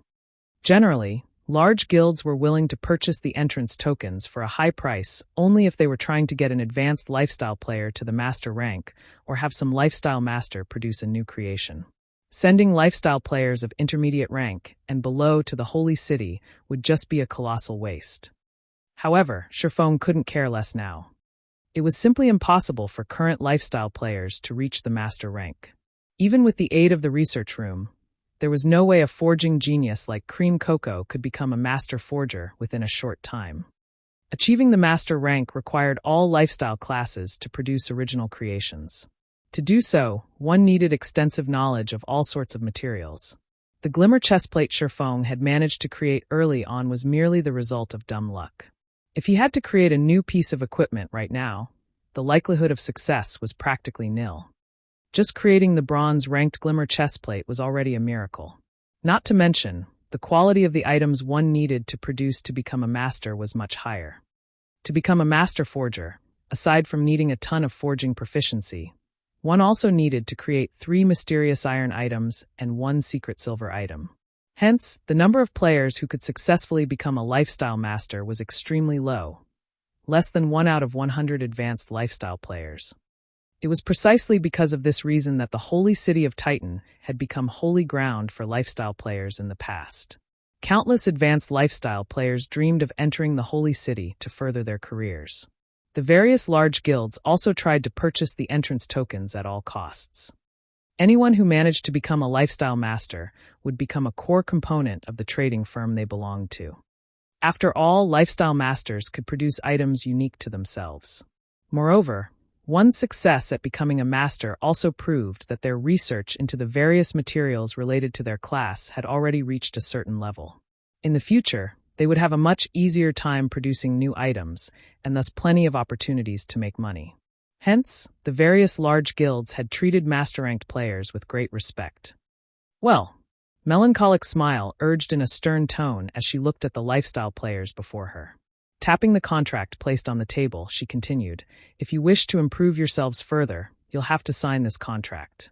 Otherwise, the trading firm definitely will not give this precious opportunity to you. But if we sign this contract, it'll be equivalent to us selling ourselves to Candlelight. We won't have any chances to leave Candlelight at all in the future. Moreover, you are even requiring us to go full-time. We need some time to consider this matter properly." A few intermediate lifestyle players voiced their opinions. In their eyes, God's domain was only a game. If they fully dedicated their lives to God's domain, who would guarantee that they wouldn't starve to death in the future? In addition, the conditions listed in the contract were extremely demanding. The contract barred its signatories from working elsewhere within the next decade. They wouldn't even be able to delete their accounts and start all over again. As this was a system-enforced contract, unless they decided to stop playing God's domain altogether, there was no escaping these conditions. Moreover, even if they chose to work elsewhere a decade later, they needed to first delete their accounts before doing so. I won't force you. However, you all must understand that it was extremely difficult to obtain these tokens. If you spend only half a day's time in God's domain, you will simply be wasting these tokens. Not to mention, if you suddenly decide to just up and leave later on, wouldn't all those resources I have invested into you go to waste? You all should know that any resource capable of helping you further advance your skills is priceless in God's domain. There might not be another opportunity after it is used up. The contract already states very clearly that after you go full-time, you will enjoy benefits equivalent to the core members of Zero Wing. Aside from a monthly salary of 10,000 credits, you will also receive commissions for the items you produce. I believe that you all aren't signing this contract just for that little bit of income, right? You should know very well that the treatment offered by Candlelight is also at the very top of the industry. I am a busy person. 10 minutes. I will only give you all 10 minutes to consider. Shifeng also understood the concerns these people had. Even so, they still had to sign the contract if they wanted to receive the opportunity to visit Titan City. Moreover, he had already presented them with very generous conditions. The offers of other guilds simply could not compare to the resources he could provide.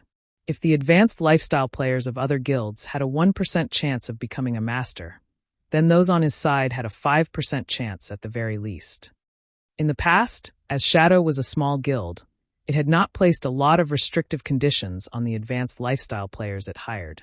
In the end, after investing a large quantity of resources into these people, those who managed to become masters simply up and left for other guilds, and there was nothing Shadow could do to stop them from leaving. There were just too many headhunters in God's domain. As the importance of lifestyle players grew, the conditions offered by these poachers would likewise improve. Nobody could guarantee that these lifestyle players would not fall prey to the temptations.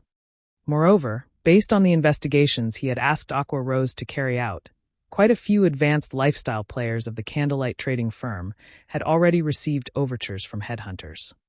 He did not wish to risk such an important matter on the morality of these lifestyle players. Right. I forgot to mention this before, but not everyone present will be qualified to sign the contract. You'll have to look for melancholic and take a test first, Shifeng said as he looked at the silent advanced lifestyle players. Also, you lot aren't the only ones allowed to take the test. Melancholic, notify everyone in the trading firm. Tell them that, as long as they pass the test and sign the contract, they will have the qualifications to use the meditation room in the future. Other guilds might have difficulty nurturing advanced lifestyle players, but to the Candlelight trading firm, this was an easy feat to accomplish. Other guilds might find advanced lifestyle players rare, but not him. The intermediate lifestyle players of other guilds would have long since reached the advanced rank had they joined the Candlelight trading firm. After all, the Candlelight trading firm was the first to possess special workshops. The trading firm also had a large number of rare designs. If these people weren't willing to sign the contract, he would rather place his resources on lower-ranked lifestyle players.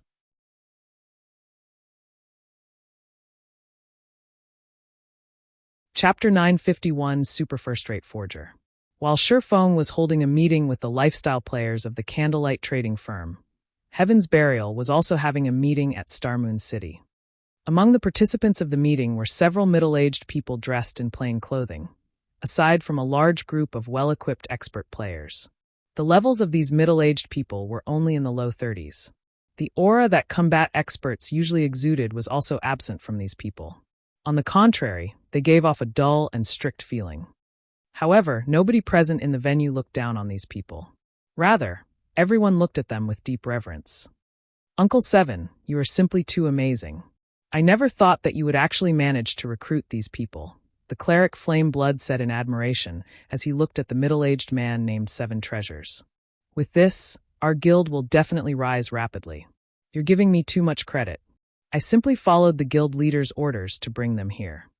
Seven Treasures chuckled as he waved his hand. It was guild leader who managed to persuade them? I heard that these people had rejected even the invitations of super guilds, Flame Blood said, a look of surprise appearing on his face. While he had known that Singular Burial had been secretly trying to poach the advanced lifestyle players of various guilds before, he had considered it a futile effort. Currently, advanced lifestyle players were like treasures to any guild. Not only did they receive excellent benefits, but they were also subject to a series of restrictive conditions binding them to their respective guilds. These players would not easily defect to Heaven's Burial. However, after seeing these few middle-aged men and women sitting before him, he now realized he had assumed wrong. The virtual gaming world had developed for over 100 years already. Aside from well-known experts and super guilds leaving their names behind in the annals of history, there were also plenty of amazing lifestyle players. These people had relied on lifestyle classes to become famous in the virtual gaming world, and their fame was not one bit inferior to that of top-tier experts. Although there would be some differences between the lifestyle classes of different virtual reality games, those capable of domination in a virtual reality game would perform mainly the same even if they switched to a different game. Aside from that, the middle-aged men and women present were among the best lifestyle players in multiple virtual reality games, and any professional gamer who walked the path of lifestyle classes would know of them. Now that lifestyle classes were becoming increasingly important in God's domain, these several masters had become even more difficult to hire than top-tier experts, yet Heaven's Burial had managed to recruit these people. With them aboard, Flame Blood was certain of one thing.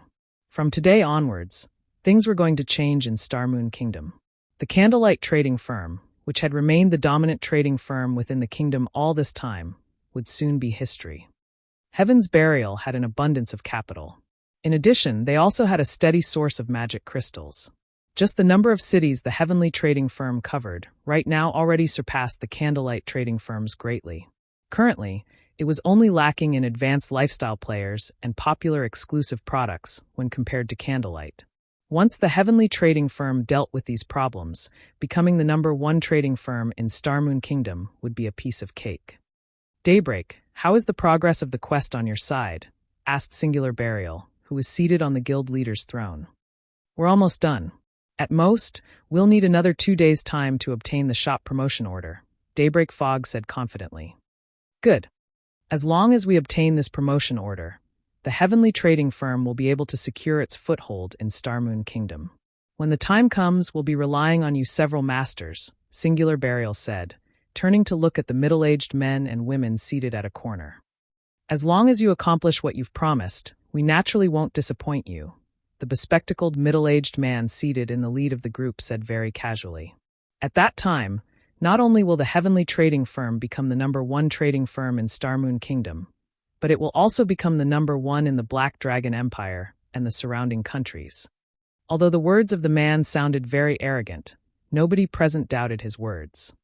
After all, this man was the super first-rate forger, Lava Heart, someone known as the forging lecturer in the virtual gaming world.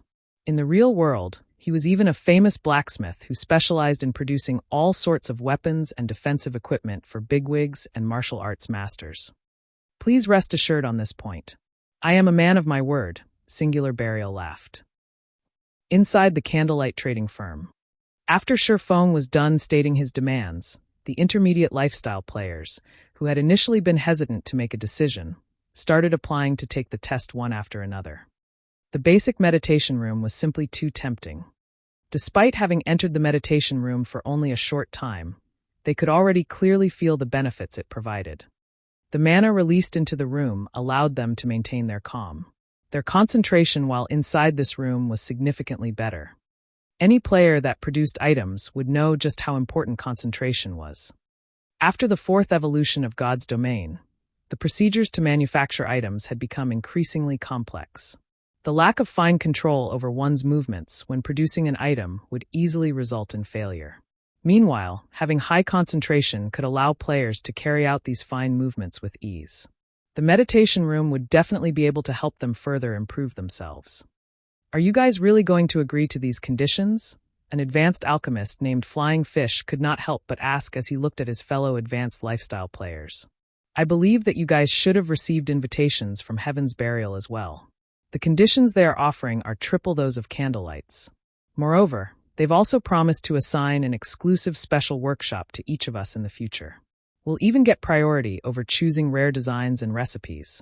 We'll have a much better time there than at Candlelight. Why don't we all just move to Heaven's Burial's heavenly trading firm? Although the treatment Heaven's Burial is offering is indeed good, we get to learn extremely rare designs at the Candlelight trading firm. Moreover, there's even the basic meditation room available now. Not to mention, if we move to the heavenly trading firm, we'll have to start over from scratch, an advanced lifestyle player replied worriedly. What's there to worry about? Even if we start a new account, the technical skills we've accumulated will stay with us. Moreover, rare designs and recipes are becoming increasingly abundant. We'll be able to regain our lost development very quickly. Also, you shouldn't forget that the heavenly trading firm also has those several masters. Compared to fumbling around in the dark, our chances of reaching the master rank will improve significantly if we follow in their footsteps, Flying Fish said, yearning stirring in his heart when he mentioned those masters. The only reason the Candlelight trading firm could become as strong as it was now was the rare designs it had managed to obtain early on. However, after the 4th evolution of God's domain, the difficulty of making items had increased significantly. It would be very difficult for them to improve further by relying on external factors. If they could receive the guidance of those several masters hired by the heavenly trading firm, their chances of becoming true lifestyle masters would be much higher than if they continued staying at the Candlelight trading firm. Burning, why don't you follow me as well? With those masters guiding us, I believe that you'll be able to become a lifestyle master very quickly. At that time, you might even get to join the upper echelons of Heaven's Burial, Flying Fish urged the tall and thin youth standing beside him. Burning Abyss had entered the Candlelight trading firm just recently. Back then, he had only been an advanced apprentice. However, due to his great talent, he quickly managed to become an advanced engineer. In contrast, Flying Fish became an advanced alchemist only after striving for a long time. However, Burning Abyss shook his head in reply. Usually, aside from making items inside his workshop, the thing he liked doing the most was reading in libraries. In addition, he would also take a look at the information gathered by Zero Wing. From reading the gathered information, He had obtained many secrets that others did not know about, which was also one of the reasons why he had managed to improve so quickly in engineering.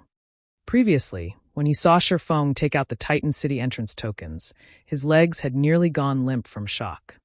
Although Shifeng had kept his explanation of the function of the entrance tokens brief, only stating that those who use it would get to train in special workshops, as well as learn some rare designs and recipes, Burning Abyss knew exactly what kind of place the Holy City of Titan was. That was a place known as the Holy Land. Titan City even had the research rooms that all lifestyle masters dreamed of entering.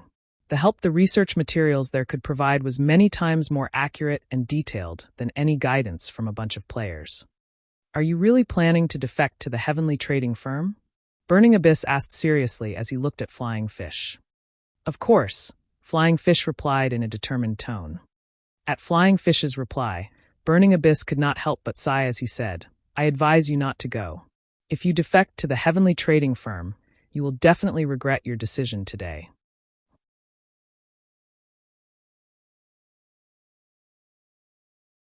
Chapter 952, Immense Wealth. "Burning, you sure know how to joke.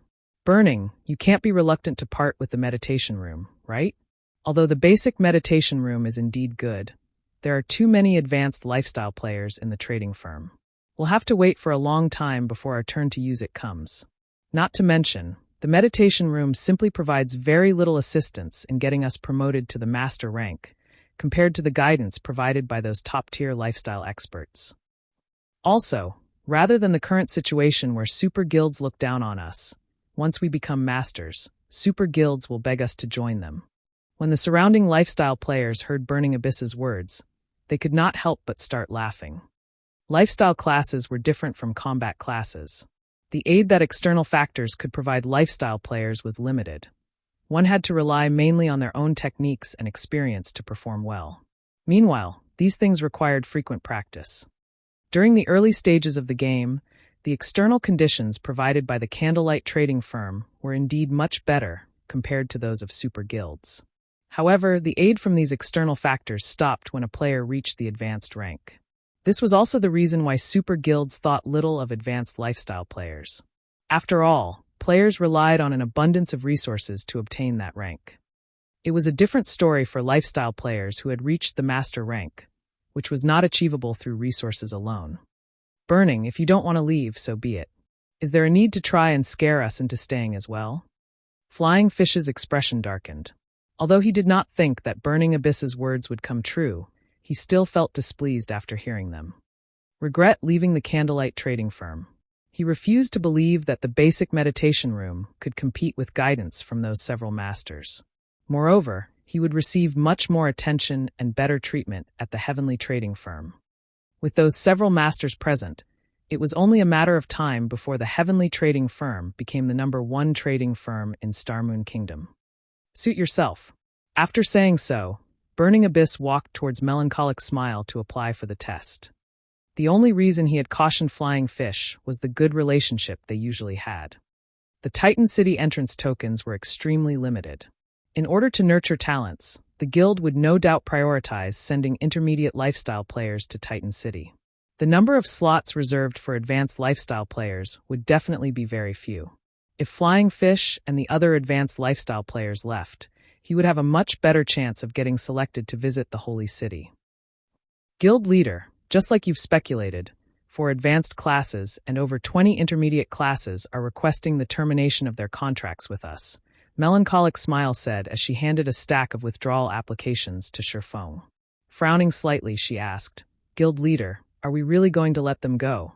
Currently, the Candlelight trading firm had a dearth of advanced lifestyle players. If they let these people go now, it would only serve to undermine the trading firm's competitiveness. "Don't worry about it. Candlelight's future has no need for these people." Shifeng chuckled.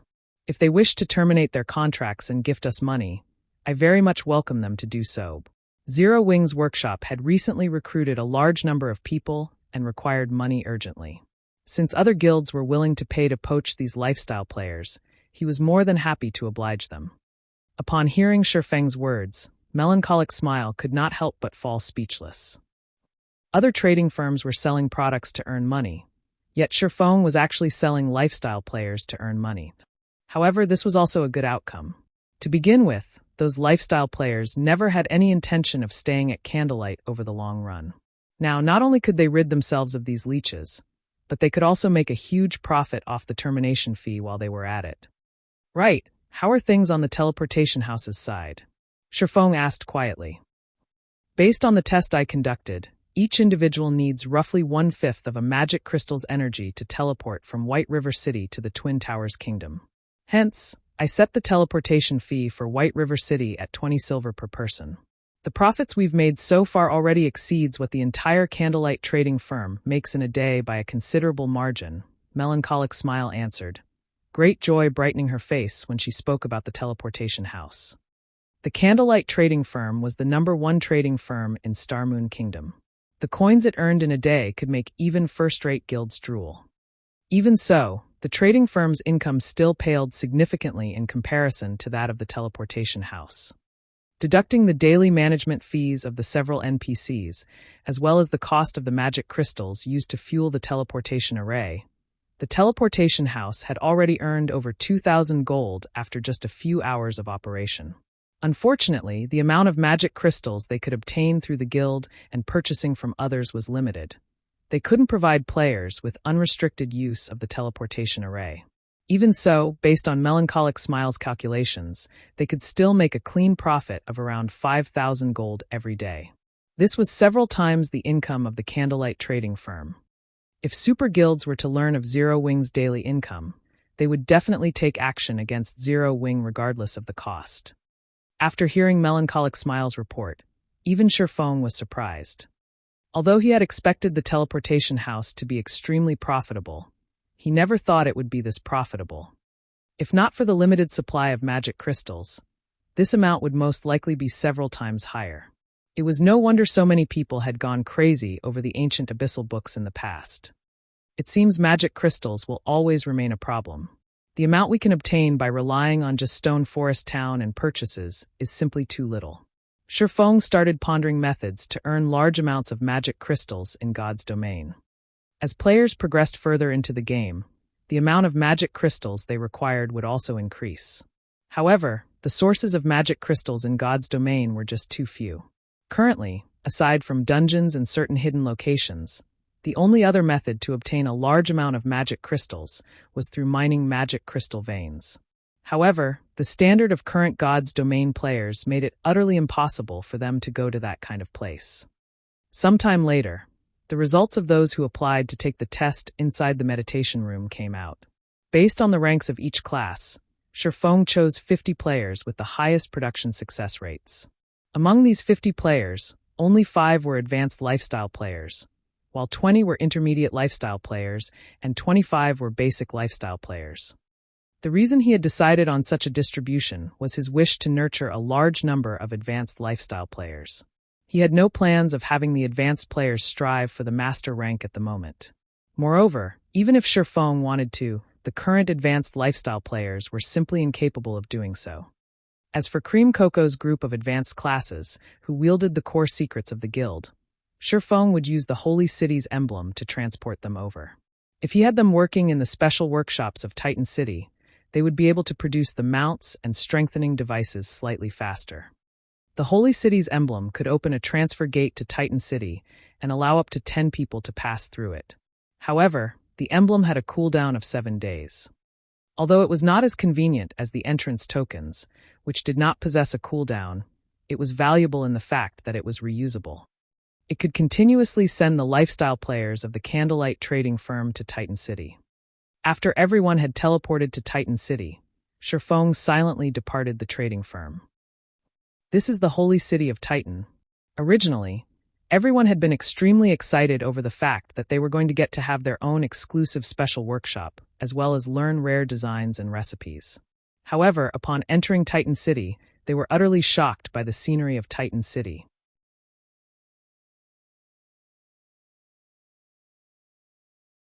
Chapter 953, Holy Space. Inside Heaven's Burial's residence in Starmoon City. Guild leader, I've just been notified that those 4 advanced lifestyle players from Candlelight have agreed to our conditions. Moreover, Candlelight isn't forcing them to stay. As long as we send the money, they'll let those four go, Flame Blood reported excitedly upon receiving the news. Advanced lifestyle players were currently a rare commodity to any guild. They were precious resources for guilds in the war over market dominance.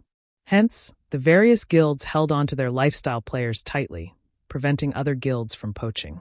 If a guild wanted advanced lifestyle players, it would have to start by nurturing complete novices. However, doing so was time-consuming, and it would be very hard for a trading firm to gain a competitive edge in a short time. Hence, Singular Burial had used those several masters and offered irresistible benefits. Flame Blood had not expected Singular Burial's strategy to be effective enough to poach for advanced lifestyle players. This would significantly weaken the Candlelight trading firm. Moreover, even though these advanced lifestyle players' proficiency had been reset and they had lost the designs and recipes they had learned, they still retained their experience and technical skills.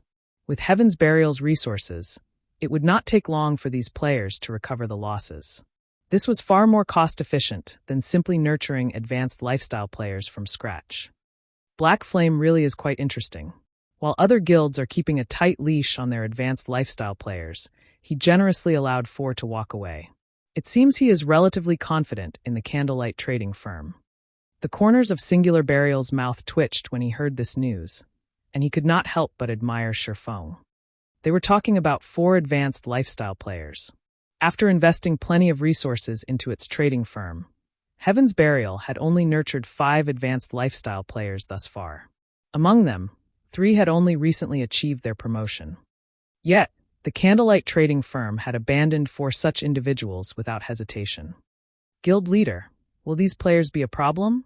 Daybreak Fog asked worriedly from the side. They shouldn't be. I spoke with all of them in secret earlier. Their item production techniques and success rates are genuine, Singular Burial said, shaking his head. Chuckling, he continued. Since Candlelight is so generous, we don't need to be courteous with them. Uncle 7, deal with this matter right away. We can't let another guild steal these people from us. With these 4 advanced lifestyle players and the 5 masters in the Heavenly Trading Firm, it wouldn't be long before the position of Starmoon Kingdom's top trading firm switched owners. Once the Heavenly Trading Firm surpassed the Candlelight Trading Firm, Heaven's Burial would have a stable source of income. At that time, Heaven's Burial could officially begin its conquest of Starmoon Kingdom. Guild leader, rest assured. I'll head over right away, 7 Treasures said. He immediately departed the meeting room and dashed towards Starmoon City's teleportation hall. On the streets of Titan City, the city's dense mana intoxicated Melancholic Smile and her companions. The mana density in this city is even higher than the basic meditation room. Melancholic Smile grew breathless when she felt the city's mana. Although the difference in mana between the basic meditation room and the special workshop seemed small, it was precisely this small difference that made it far easier for intermediate lifestyle players to reach the advanced rank. Lifestyle players gained proficiency in a slightly different way from combat players who only needed to gain EXP by killing monsters. Take intermediate forgers who were trying to become advanced forgers, for example. When their forging proficiency reached a certain degree, even if they only produced ordinary items befitting their rank, they would not gain any forging proficiency. They would have to produce rare items befitting their rank to raise their proficiency. Soon, even rare items would not provide any proficiency, at which point, intermediate forgers would have to produce items that were 1 rank higher to improve. One could just imagine how abysmal an intermediate forger's success rate with producing advanced items would be. If one could not complete the forging procedures flawlessly, they would waste an astonishing amount of materials. Moreover, intermediate forgers would be producing advanced merchandise, which required rare materials. Even super guilds would not waste their rare materials so recklessly. Guilds mainly nurtured lifestyle players to make money. Although they would have to invest, this investment was not limitless. There was definitely a cap. In the Candlelight trading firm, rare materials were extremely limited. The trading firm did not have the leeway for everyone to produce higher-rank merchandise limitlessly. Hence, the trading firm would conduct a quality check every now and then, using the opportunity to determine how many rare materials to allocate to each person. Those with high production success rates received a larger supply of rare materials. This way, they could gain more proficiency each day, increasing their promotion speed. This was precisely the reason that the basic meditation room's mana density was extremely important. The dense mana in the air could allow players to maintain a calm mind and high concentration. This way, they wouldn't make errors as easily when crafting. If they could cut down on unnecessary mistakes, their production success rate would increase. Their promotion speed would also increase. This was why the various large guilds were more willing to pay a huge price to poach advanced lifestyle players rather than nurture their own. Following which, Melancholic Smile led everyone to the Titan Lifestyle Association. As Shifeng had requested, she rented special workshops for everyone for 3 days. Including the cost to purchase designs and recipes, she had spent over 4,000 gold. This expenditure dumbfounded Cream Cocoa and the others. Even first-rate guilds would be hard-pressed to collect more than 4,000 gold. None of them had ever imagined that the trading firm would spend so much on them. They finally understood why the trading firm had required them to sign such a strict contract. In fact, if not for the money earned through the teleportation house, even Melancholic Smile's heart would have stopped by now. Coming here to raise one's proficiency and techniques was the epitome of luxury. However, upon entering the Lifestyle Association's special workshop, her opinion changed. Although the workshop here was only half the size of the Candlelight trading firm's special workshops, the mana density was 3 times that of the outside world. Inside this room, she experienced a mental clarity like never before. Updated by Novel.com. Moreover, aside from its high mana density, there was a large amount of research materials available inside this special workshop. After a cursory search for information on the strengthening device, Melancholic Smile compiled a few dozen pages of information. Among them were production videos from master forgers and key crafting points. Master-ranked production videos? Melancholic Smile clicked on the video out of curiosity.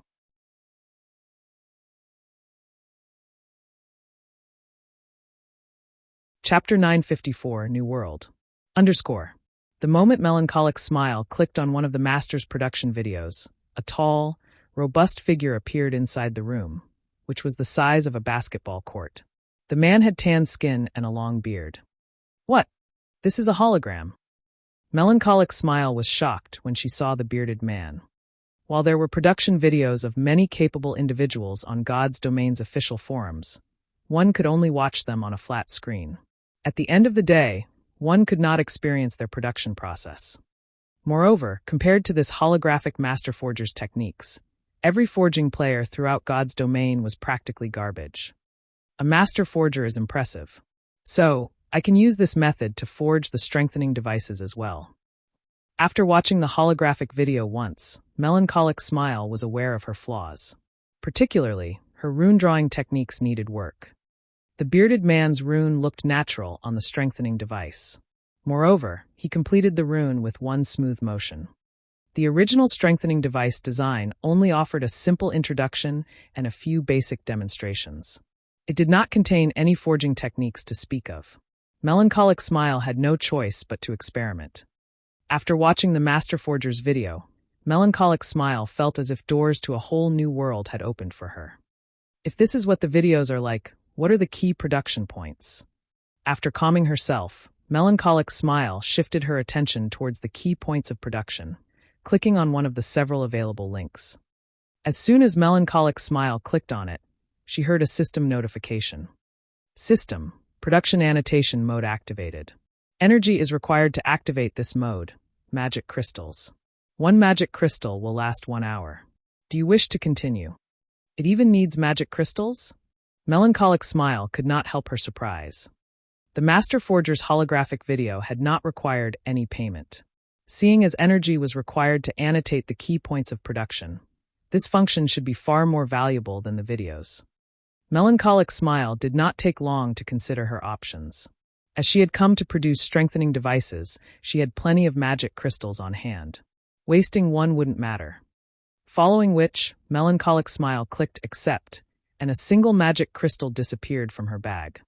System. Production annotation mode activated. Loading strengthening device template number 017. You may now produce the strengthening device. That's it. Melancholic Smile had not noticed anything different about herself, and nothing new had appeared in the room.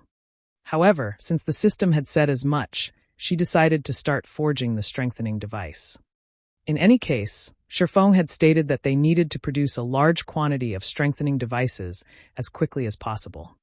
As Melancholic Smile took out the necessary materials and prepared to smelt them, various images and data appeared before her. The information consisted of semi-transparent holograms and wouldn't affect her production directly. When Melancholic Smile looked through the images and data, she was shocked. After all, this information guided her through producing the strengthening device. All she needed to do was overlay her actions with the holographic images and observe the smelting process. The data displayed also provided specific hints for carrying out these actions. The production annotation mode was like a copybook that provided ideal forging procedures, and all she needed to do was familiarize herself with these procedures. Learning how to forge the strengthening device this way was many times more effective than simply watching a master forger at work. As Melancholic Smile forged the strengthening devices according to the hints provided, her forging success rate and speed steadily rose. Originally, Melancholic Smile's success rate with the strengthening device had been around 40%. After using the intermediate mana source, her success rate increased to roughly 50%. However, she rarely achieved a 50% success rate when actually crafting them. Before arriving in Titan City, she usually succeeded 4 of 10 tries, and sometimes less. After an hour inside the special workshop, however, she could now stabilize her output to 4 or more out of 10 tries. Many of her uncertainties when forging the strengthening device had also vanished, and now, her actions were more decisive. This resulted in a faster forging speed. She was practically as fast as she had been before God's Domain's 4th evolution. She was overjoyed. With the videos of the master forgers and the key production points, her forging techniques improved with each second she spent in the room. Her growth was at least 10 times faster than when she had been in the Candlelight trading firm's basic meditation room. Melancholic Smile felt that the 4,000 plus gold they spent was worth it. After such a short time here, she was confident of trying for the master rank. As for the firm's other lifestyle players, rising from basic or intermediate rank to advanced would be a piece of cake. Melancholic Smile wasn't the only one excited about Titan City's special workshops. All those who experienced the special workshops instantly fell in love. Everyone felt that, if they could stay here, they could easily become masters. Unfortunately, this was only a misconception. After all, techniques and high success rates were not the only requirements to become a master. One also needed extensive knowledge of materials. Without sufficient knowledge, creating an item of their own would be impossible. If Flying Fish and the others knew about this, they'd go mad. Burning Abyss, who resided in his own special workshop, could not help but sigh when he thought of Flying Fish and the other advanced lifestyle players. Before coming to Titan City, although he had known that the city was the holy land for lifestyle players, he had not expected it to be this amazing. Titan City definitely deserved to be called a holy land. It now seemed that, in his search of a shortcut to become a master, Flying Fish had suffered a huge setback. Even if those several masters were extremely skilled in other virtual reality games, at the end of the day, those games were not God's domain. How could those masters' guidance possibly compare to God's domain's true masters? Furthermore, there were the research rooms. Starmoon Kingdom, White River City's teleportation hall.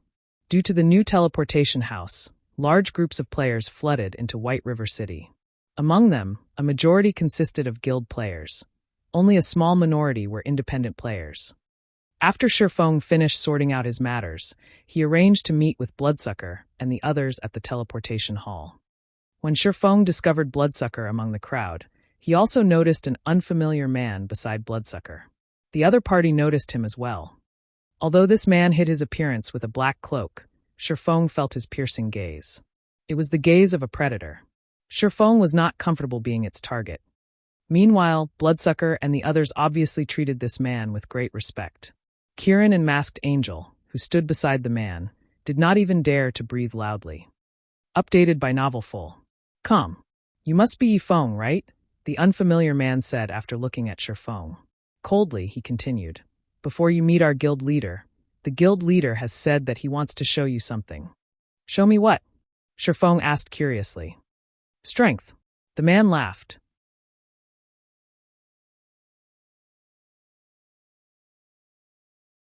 Chapter 955, Raven's Background. Underscore. After the unfamiliar man spoke, he shifted his gaze towards Bloodsucker. Blood, follow me. Everyone else returned to the guild. Kieran and the others nodded to the man's commanding tone, reverence filling their eyes when looked at him. This surprised Shifeng. During the entrance trial, Shifeng had discovered that Kieran was a Void Realm expert. Throughout Zero Wing, only he could trump over the assassin. Both Fire Dance and Violet Cloud were still weaker than him in terms of combat standards. Though, if it came to an actual fight, Fire Dance would defeat Kieran easily as the difference between their equipment was massive. Regardless, with Kieran's combat standards, he would be an apex expert in any guild. Yet, the unfamiliar man had clearly expressed that they were heading somewhere where an expert of Kieran's caliber wasn't qualified to be. Among the party, only Bloodsucker was allowed to accompany them. Brother Blood, where are we going? Shifeng sent Bloodsucker a private message. He was very curious about their destination. I don't know. This is only my third time meeting one of the guild leader's dark guards. Although he was a part of Raven's upper management, he was not qualified to meddle with Raven's core. In addition, Raven's internal affairs were kept hidden. As a dark guild, Raven did not prioritize killing monsters or developing cities. Instead, dark guilds killed players and plundered cities for a living, and everything they did demanded secrecy. After all, NPCs desperately wanted to eliminate them. Hence, even an upper manager like Bloodsucker knew very little about the Raven Guild. He was only responsible for managing his area's bounties. As for the guild's core secrets, he knew nothing. The Dark Guards were the guild leader's trusted aides. Everyone possessed extremely high combat standards. Even he admired them. The guild leader almost never revealed himself during his various tasks. He even left crucial matters for his Dark Guards to handle. A Dark Guard? Shifeng glanced at the cloaked man, shocked. He had heard about Raven's Dark Guards before. Raven had become one of the 6 great dark guilds in God's domain due to its Dark Guards. These Dark Guards possessed inhuman combat standards. There were also many of them. Moreover, as they constantly covered themselves with black cloaks, nobody outside of Raven knew of their identities. Initially, many people had wondered if a super guild had established Raven. However, facts had proven that Raven was not related to any super guild in God's domain. Every super guild in God's domain had been under the care of Raven's Dark Guards at some point. Despite the Dark Guards robbing them of many riches, none of these super guilds had any real method of dealing with the Dark Guild. This was because Raven had no fewer top-tier experts than a super guild. Meanwhile, Shifeng could clearly feel that the Dark Guard before him was even more impressive than Bloodsucker. Of course, impressive did not refer to combat techniques. Rather, it was the Dark Guard's aura that impressed him. He felt more like a machine, cold and emotionless, than a human. Bloodsucker was a dark player. He could build a mountain with the corpses of the players he had killed, yet he could not feel as intimidating as this Dark Guard. Like a soulless robot, this Dark Guard revealed neither joy nor sadness. After Kieran and the others had departed, this indifferent Dark Guard led Shifeng and Bloodsucker through numerous teleportations, traveling far from Starmoon Kingdom and arriving in a remote town in the Dawn Empire. Following which, the trio rode their mounts for several hours before finally arriving in a seemingly uninhabited town.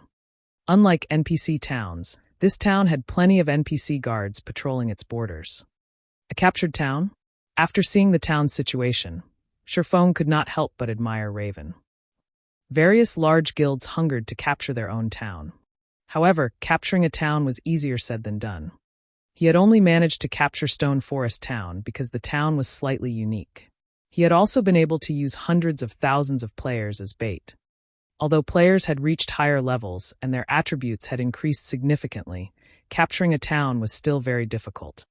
Even super guilds needed to plan long-term to do so. They couldn't afford any mistakes. Otherwise, the consequences would be extremely dire. There was even less need to mention other guilds.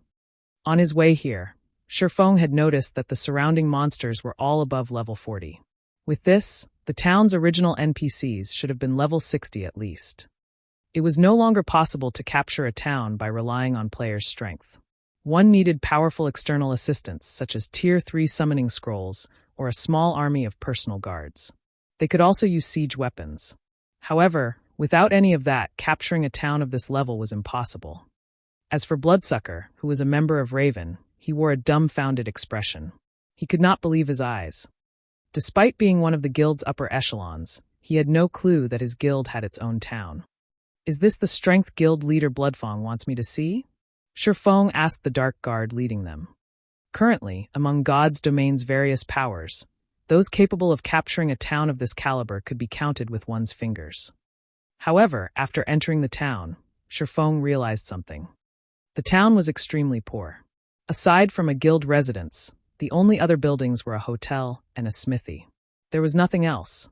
Although the town was extremely poor, the several hundred players in the town were far from ordinary. Not only were they all level 38 or above, but they felt like ferocious beasts. The chill in their eyes was similar to the dark guards. There was not a shred of emotion in their gaze. They seemed even less human than high-intelligence NPCs. If not for the green, diamond marker above their heads, Shifeng would have wondered if these players were the town's NPCs. Updated by Novel Full. When Shifeng arrived before the town's only hotel, 3 cloaked men emerged from the dilapidated building. The auras around these men were the same as the dark guard who had led them here, and they felt just as dangerous to Shifeng. Guild leader has said that only Yifeng may enter. Bloodsucker, wait outside. After hearing the dark guard's command, Bloodsucker had no choice but to wait. As for Shifeng, he boldly waltzed into the hotel. He was very eager to learn just what kind of person Raven's guild leader was.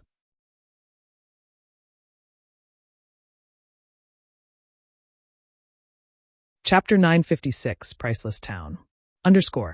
Inside the tattered hotel, aside from a man dressed and cloaked in black sitting on a windowsill and the 2 dark guards standing beside him, there were no players inside the establishment. There were only 2 NPCs inside the hotel, a bartender and a waiter. It was difficult to call this establishment a hotel. From the moment he entered to the moment he stopped before the black-cloaked man, the 2 dark guards watched Shifeng's every movement. If he made any sudden movements, they would eliminate Shifeng immediately. They both felt like well-trained bodyguards. This is their hotel. Why are they so nervous? The dark guard's behavior confused Shifeng. Their behavior furthered his interest in the man named Bloodfang. In his previous life, Bloodfang had never once revealed his true appearance to the world. He had been a complete mystery, even more secretive than the legendary Flower of 7 Sins.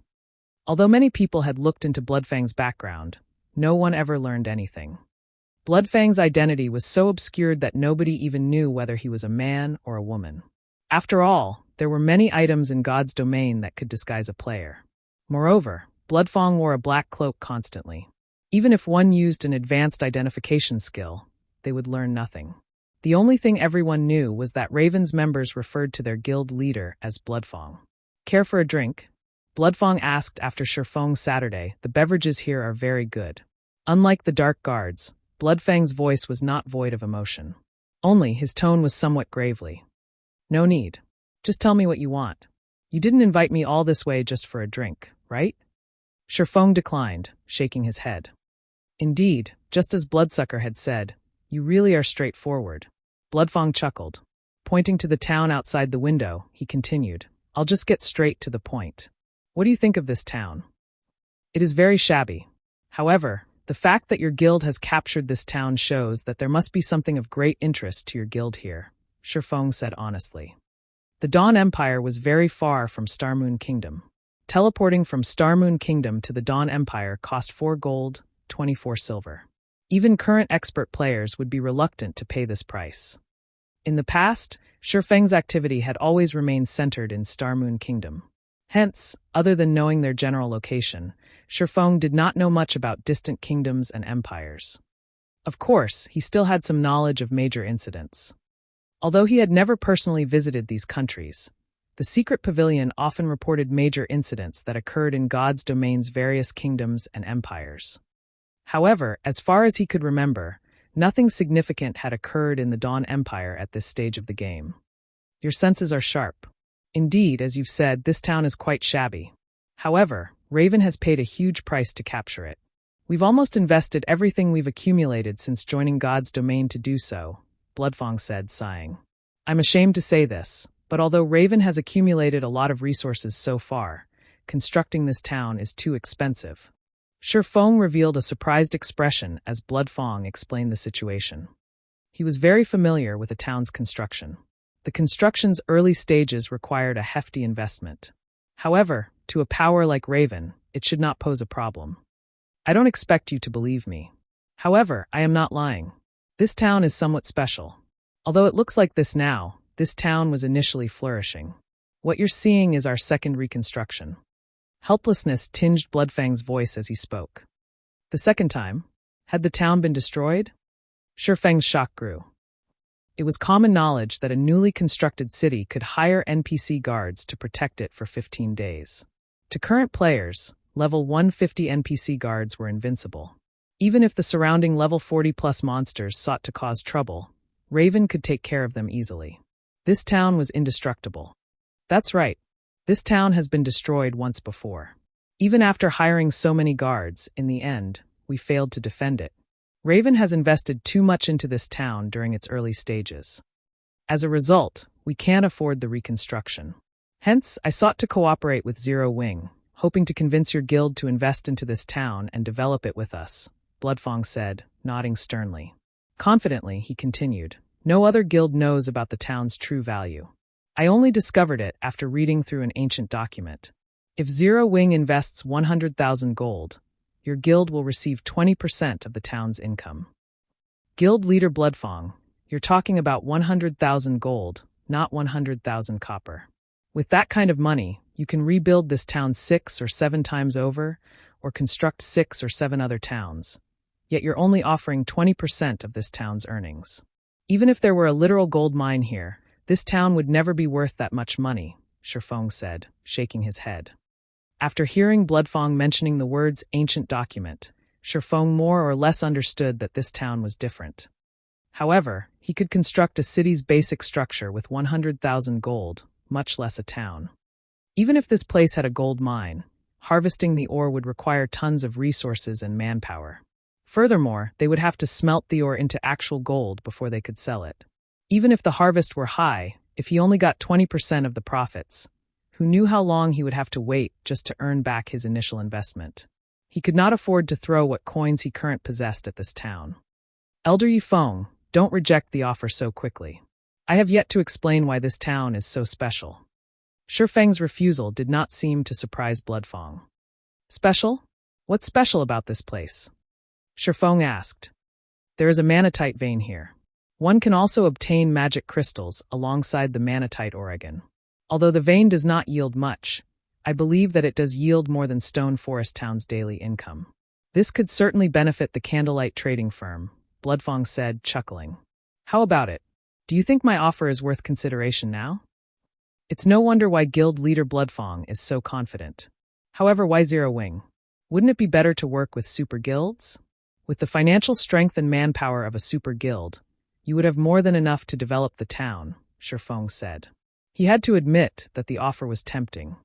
Manatite was one of God's domain's particularly rare minerals.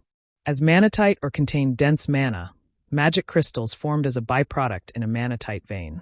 Although one could collect more mana crystals by grinding monsters in the Stoneclaw Mountains, there was one benefit to harvesting magic crystals from a mine: the absence of danger.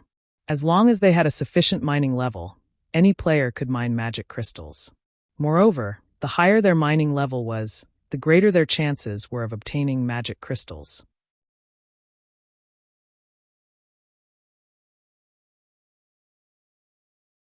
Chapter 957, Defense Turret. In God's domain, many players used mining and herb gathering to get rich.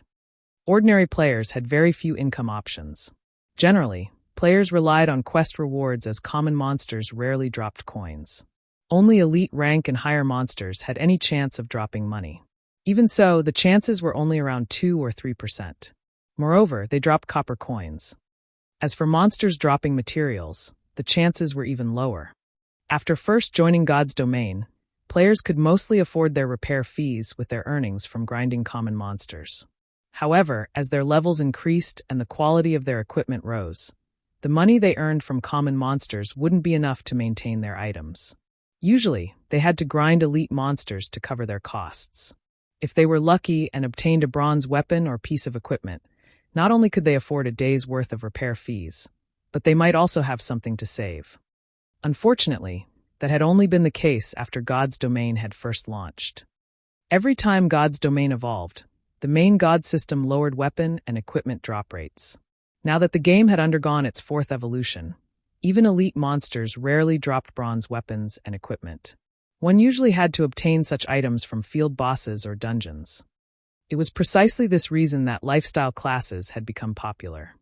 Meanwhile, the lifestyle class's development relied on various materials. As players moved through maps, they usually paid attention to their surroundings. However, they were not only doing so to avoid player or monster ambushes, but to find ores and herbs. A gathering player who was familiar with the environment could earn more money by selling the raw materials they gathered than what guild elite members could earn from fighting monsters. In the past, Shurfong had frequently heard about gathering players obtaining excellent weapons and equipment solely by gathering ores and herbs. Many guilds and trading firms had signed contracts with expert gathering players. As long as these players fulfilled their monthly quota, not only could they sell their materials at market price, but they would also gain bonus credits. Hence, for players in God's Domain, both mining and herb gathering were usually very high-leveled. If there truly were a manatite vein beneath this town, they only needed to hire players with high-level mining skills. They could certainly earn far more magic crystals than Stone Forest Town. After all, Stone Forest Town only earned magic crystals from players' repair and hotel fees. The town didn't earn nearly as much as players did in the Stoneclaw Mountains. My initial plan was to earn a large sum in the Dark Arena. However, Zero Wing's abilities have surpassed my expectations. While I have considered cooperating with super guilds before, they are simply too powerful. They might just take the town from Raven. Moreover, even if we form a partnership, with super guild's appetite, Raven won't obtain much. Although there are a few more powers aside from super guilds that we could approach, these powers cannot provide as many coins as Zero Wing. How about it? By cooperating with Raven, not only would Zero Wing not lack magic crystals, but the Candlelight trading firm would also have plenty of manatite Oregon. You will certainly earn more than 100,000 gold. Bloodfang believed that the conditions he had proposed were quite generous. There was simply no reason for an upstart guild like Zero Wing to reject his offer. Currently, Zero Wing did not have many assets in God's Domain. However, it was extremely difficult to invest in the real estate in other kingdoms and empires. The local guilds had long since claimed the available lands. As for kingdom and empire's main cities, although some golden lands were still available, without sufficient reputation in those cities, purchasing those lands was impossible. By the time someone from Zero Wing obtained the required reputation, others would have claimed those lands. In other words, Zero Wing should have a lot of money lying around right now, yet it could not effectively utilize the coins, spending money to make money. However, this could not be helped. After all, Zero Wing was merely an upstart guild. Its income couldn't even compare to a veteran second-rate guild, much less a super first-rate or super guild. If Zero Wing continued to hold on to its funds, it would eventually depreciate. This was also why, despite earning boatloads of gold, super guilds had very little liquid funds. This was because these super guilds had long since invested the money into something more valuable, particularly various cities' lands with high potential. If Zero Wing invested its excess coins into Raven, it could kill two birds with one stone. Guild leader Bloodfang, as I've said before, 100,000 gold coins are not 100,000 copper coins. Even super guilds can't hand over such a large amount, not to mention Zero Wing, Shurfong said, shaking his head. And again, you're only offering 20%. It will take ages to earn back our initial investment. God's Domain changes each day. Zero Wing cannot make such a huge gamble. Why don't we change our method of cooperation? Bloodfang shook his head, responding, if you wish to invest manpower, forget it. Current players cannot defend this town. With the number and level of monsters attacking this town, we can only rely on NPCs to defend it. In fact, we need a small army. We also need to construct extremely powerful magical arrays and defense turrets before the 15-day protection period is over, all of which requires a large sum of coins. If not for his urgent need for money, he wouldn't have considered cooperating with Zero Wing at all. He very much preferred to have the town's profits to himself. There was not a single power in God's domain that would complain about having too much money, not to mention an essential item like the magic crystal. As expected, these monsters must be unusual. Hearing Bloodfang's words, Shifeng could faintly discern the true reason the town had been destroyed, and he could not help the corners of his lips curing up. In the past, towns with rare mineral and herb fields nearby were often harassed by the local monsters. Needless to say, a town with manatite would be assaulted once every few days. During God's domain's early stages, the various large guilds had headaches over these towns. After all, most of the money they earned had to be spent on the town's defense, with some towns needing additional investment. As Bloodfang had said, constructing one Tier 3 defensive magic array to defend a town would cost 32,000 gold. Although the magic array would block any monsters below Tier 4, level 200, it required a lot of mana to operate. As for the defense turret, each one cost 7,000 gold to construct. Generally, monsters would come from all directions when raiding a town. Even if they placed only one defense turret at each of the 4 cardinal points, they needed at least 4 defense turrets. Moreover, the turret's artillery shells were very expensive. At market price, each shell cost 5 gold, with higher quality ones costing dozens. Furthermore, a single defense turret at each corner wasn't nearly enough. They would need at least 2. With this, the total cost was around 88,000 gold. It was no wonder why Bloodfang wanted a 100,000 gold investment. However, players' wisdom was infinite. In the past, after the various large guilds had experimented countless times, they had finally found a method to not only save on the high construction cost, but also resist against the swarms of invading monsters.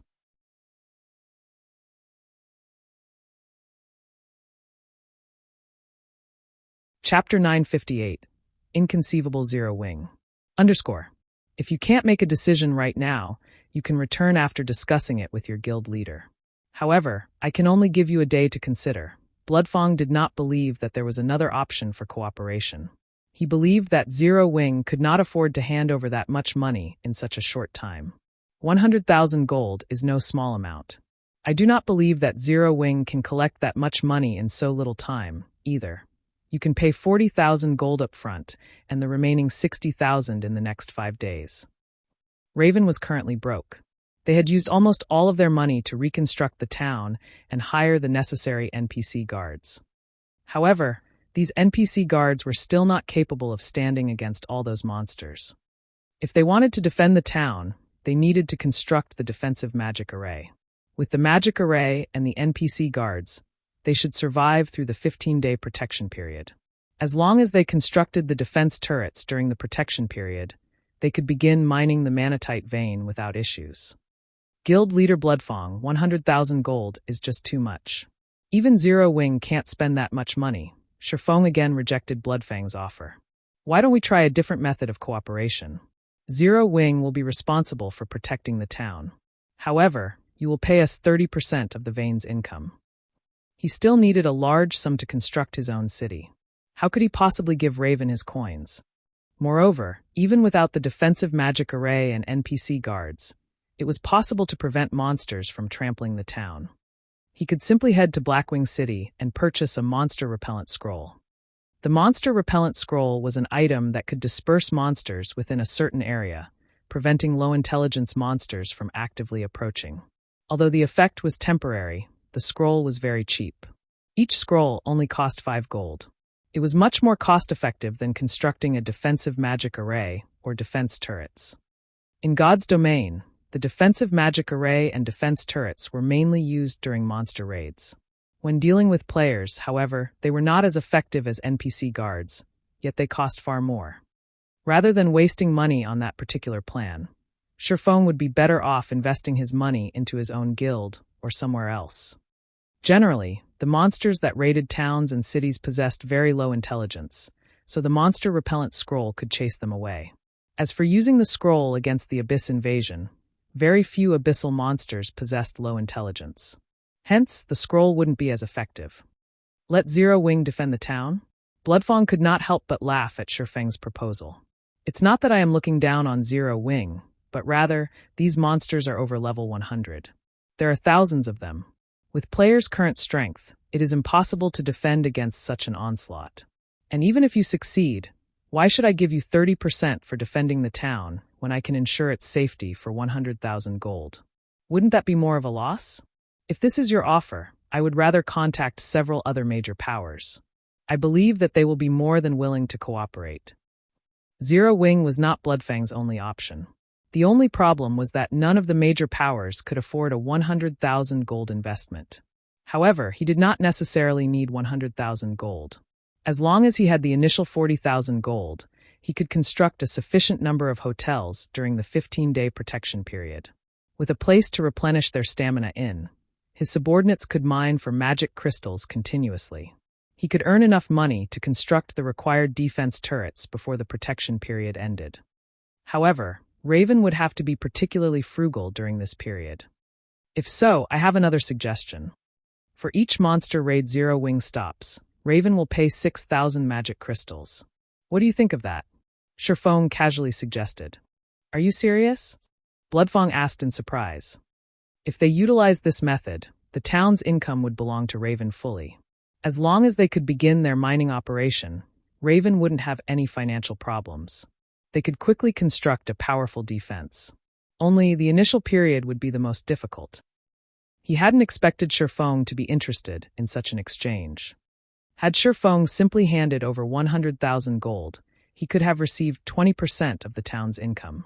As time passed, he would earn far more than 100,000 gold, yet for short-term profit, he had given up on a future gold mine. Bloodfang found it hard to believe that a large guild's upper echelon would make such a rash decision. Of course, I'm serious. I've already discussed this with my guild leader, and he has approved. Now, it is up to you whether or not to accept this condition. Shifeng chuckled.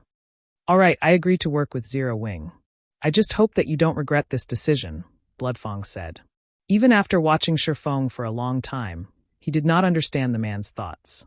He could not figure out what Black Flame, Zero Wing's guild leader, was thinking either. The only reason he had agreed to offer Zero Wing a share of the town was because he had worried the guild would not be willing to fork over the money. That Zero Wing had refused the shares, only asking for some magic crystals, was good news for Raven. The monster raids did not occur every day. Generally, they only attacked every other night. Even if Zero Wing defended the town from 10 attacks, he would only spend 60,000 magic crystals. When the town's defenses were complete, he would not need Zero Wing's assistance. Based on the current market price, each magic crystal was worth 25 silver. Even if Zero Wing defended the town for 20 days, he would only spend 15,000 gold. No matter how he looked at it, he would profit from this trade. Following which, Shifeng signed a contract with Bloodfang. As long as Zero Wing helped Raven defend against a monster raid, Raven would pay 6,000 magic crystals. Moreover, the payment could only be made in magic crystals. If Raven could not pay up, it would have to pay 5 times the value of the magic crystals with coins or other products. Aside from that, Raven must also allow Zero Wing to construct a guild residence in the town so that Zero Wing's members could travel here easily. Of course, if Zero Wing failed to defend the town, it would have to pay Raven a reconstruction fee of 30,000 gold. It is highly likely that the next raid will happen tomorrow night, but I can't say for sure. I hope that you will be prepared before then. Although Bloodfang had signed the contract with Shifeng, he was still worried. Could Zero Wing really defend against that many monsters? Rest assured, once Zero Wing's residence has been constructed, you won't have to worry about monsters, Shifeng replied confidently. Now that they had signed the contract, he was in a great mood. Although it seemed as if Raven had just secured Zero Wing's help, dealing with the Dark Guild's biggest concern, Zero Wing would gain far more than 20% of the town's income. However, Bloodfang didn't know this. While the monster repellent scroll was very convenient, it also had a huge flaw. The scroll could only chase monsters away, not exterminate them. As they fled, the monster army would grow. When players stopped using the monster repellent scroll, the subsequent raid would be intense, even horrific. As long as the army grew 4 or 5 times, the town would fall even if they had 30 turrets.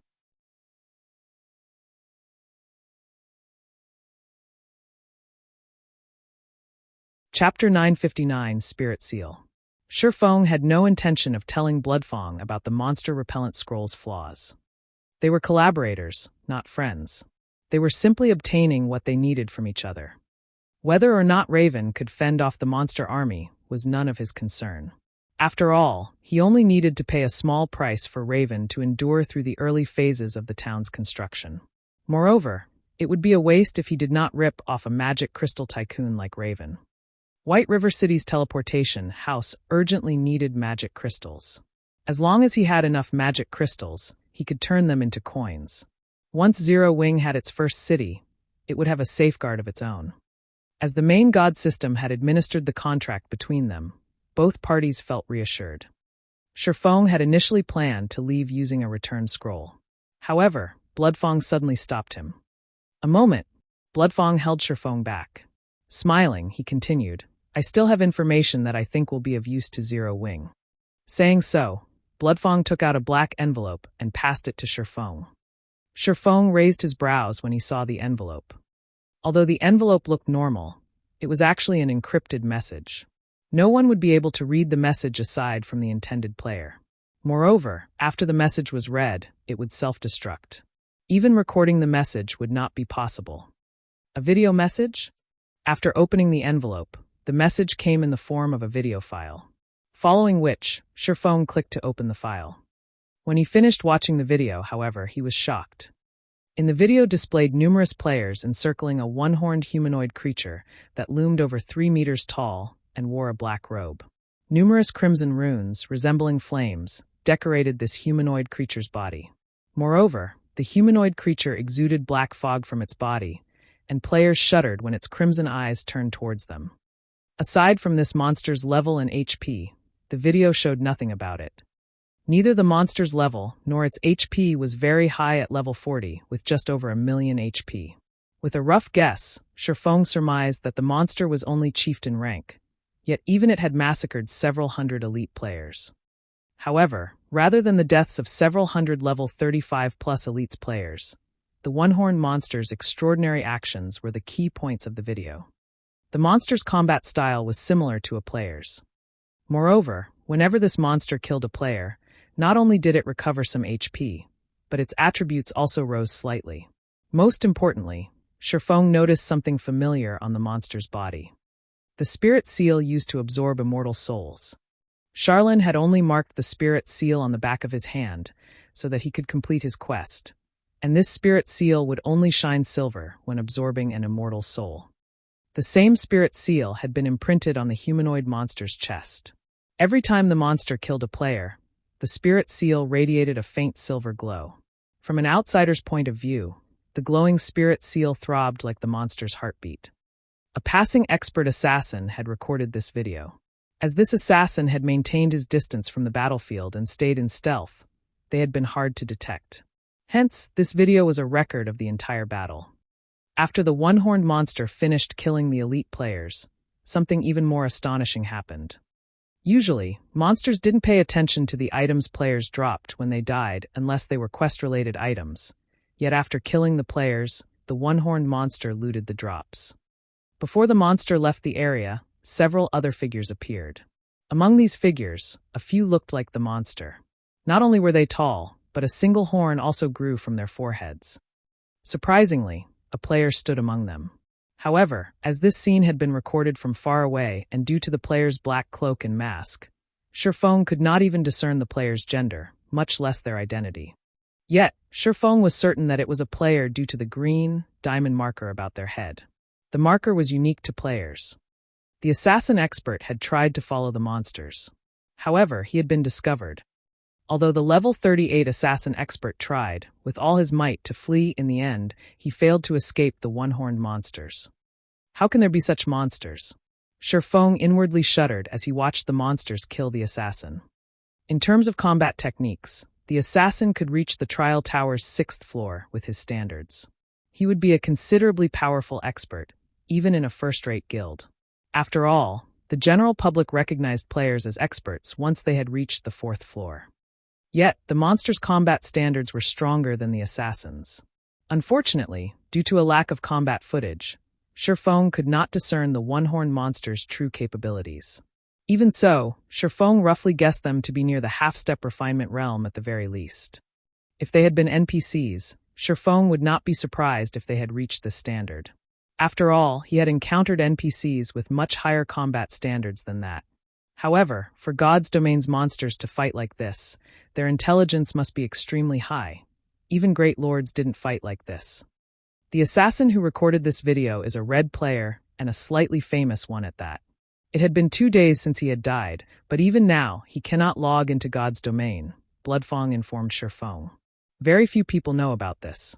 From what this player has said, these monsters are extremely powerful. Before these monsters dealt with that elite team, they were roaming the area, killing field bosses. These monsters were also capable of increasing their attributes by killing both monsters and players. Moreover, their intelligence is very high. The assassin reported that, when he had faced those one-horned monsters, it had felt as if he had been fighting expert players. They were so intelligent that they could easily predict his movements and implement the appropriate countermeasures. What does this have to do with Zero Wing? Shifeng asked. Although he agreed that these monsters were extraordinary, there were many bizarre situations in God's domain.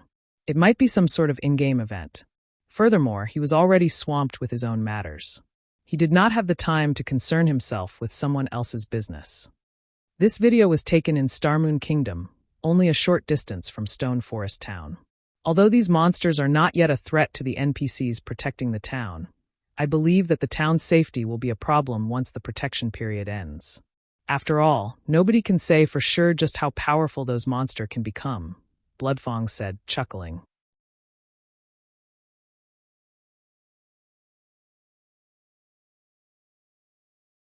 Chapter 960, Evil God Appears. They are near Stone Forest Town. Shifeng fell quiet as he pondered the situation. He could not remember such monsters in Starmoon Kingdom in his previous life. This was the first time he had ever seen such a thing. If they were mutants, they wouldn't let any creature live. And they might allow a pair to tag along. They were somewhat similar to mutants in that they could grow stronger by killing other monsters and players. Indeed, just as Bloodfang had said, while there was nothing to worry about right now, as the monsters grew stronger, they would become very dangerous. Before I sent Bloodsucker to negotiate with you, I sent him to investigate. Based on Bloodsucker's report, not only was every field boss in the area dead, but he couldn't find a single common monster either. Moreover, he discovered a similar situation in the nearby level 60 map, Bloodfang said. He then shared several pictures with Shifeng. Bloodsucker took these images in the level 60 area. With the monster's growth rate, it won't be long before they're a threat to Stone Forest Town or NPC towns. When Shifeng saw one of the pictures, he could not believe his eyes. The originally lush forest had become a scorched land pocketed with craters. Bloodsucker had also captured the corpse of a level 63 Great Lord that had been over 30 meters tall. The corpse had withered like a mummy. What was more frightening was that common monsters stopped spawning in the locations the one-horned monsters had visited. This was the equivalent of crippling an entire map. Although the effects were barely noticeable right now, if this continued, there wouldn't be any leveling spots left in Starmoon Kingdom. Thank you for your information, Guild Leader Bloodfang. I have some matters to deal with, so I'll be leaving. Shifeng frowned deeply as he finished looking through the pictures. After saying his goodbyes, he retrieved a return scroll and activated it.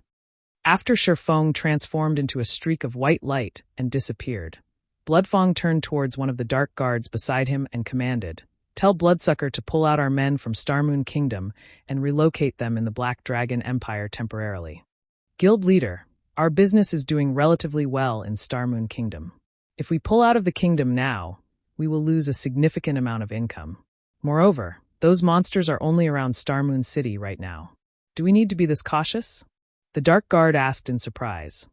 "Do you really think those monsters are that simple?" Bloodfang eyed the Dark Guard. "There's one thing that I didn't mention to Zero Wing.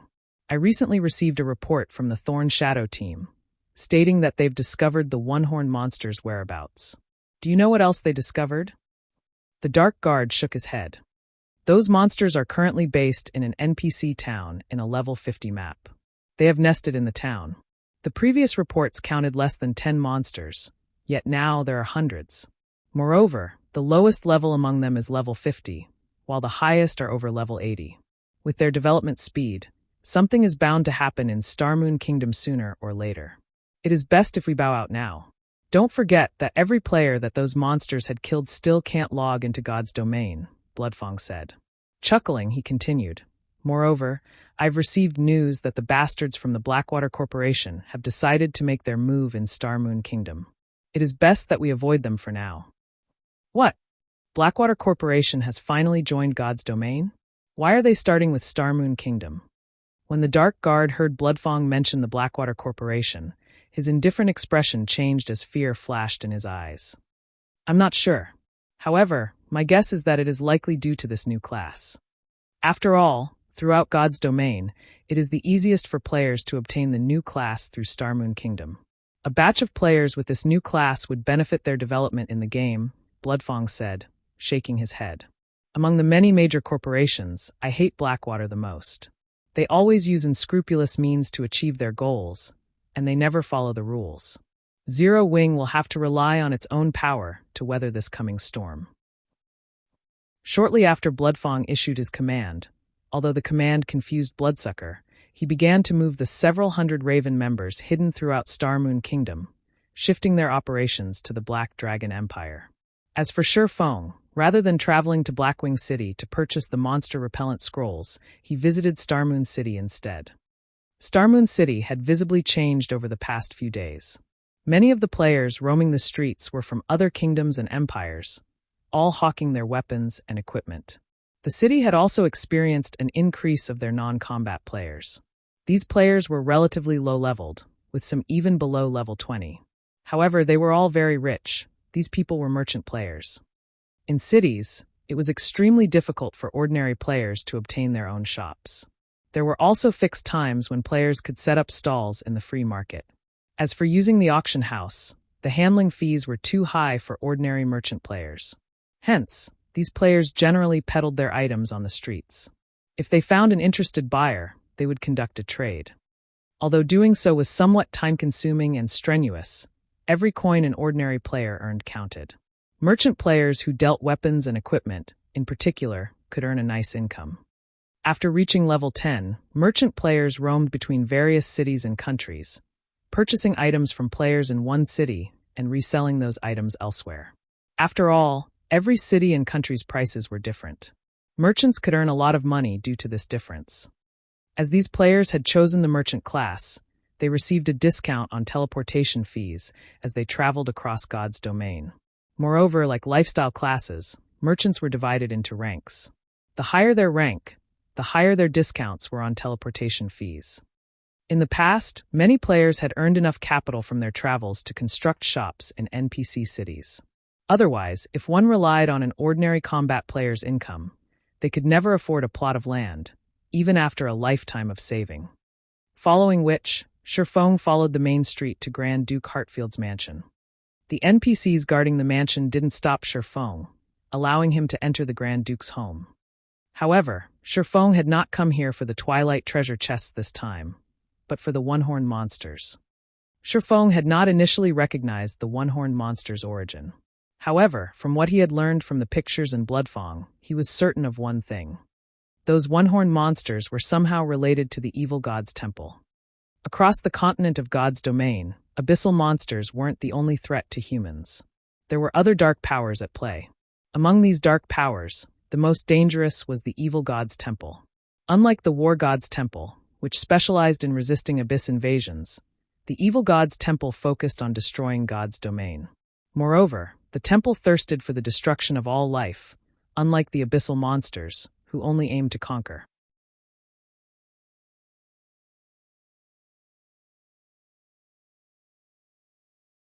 Chapter 961, Sword Emperor Ryan.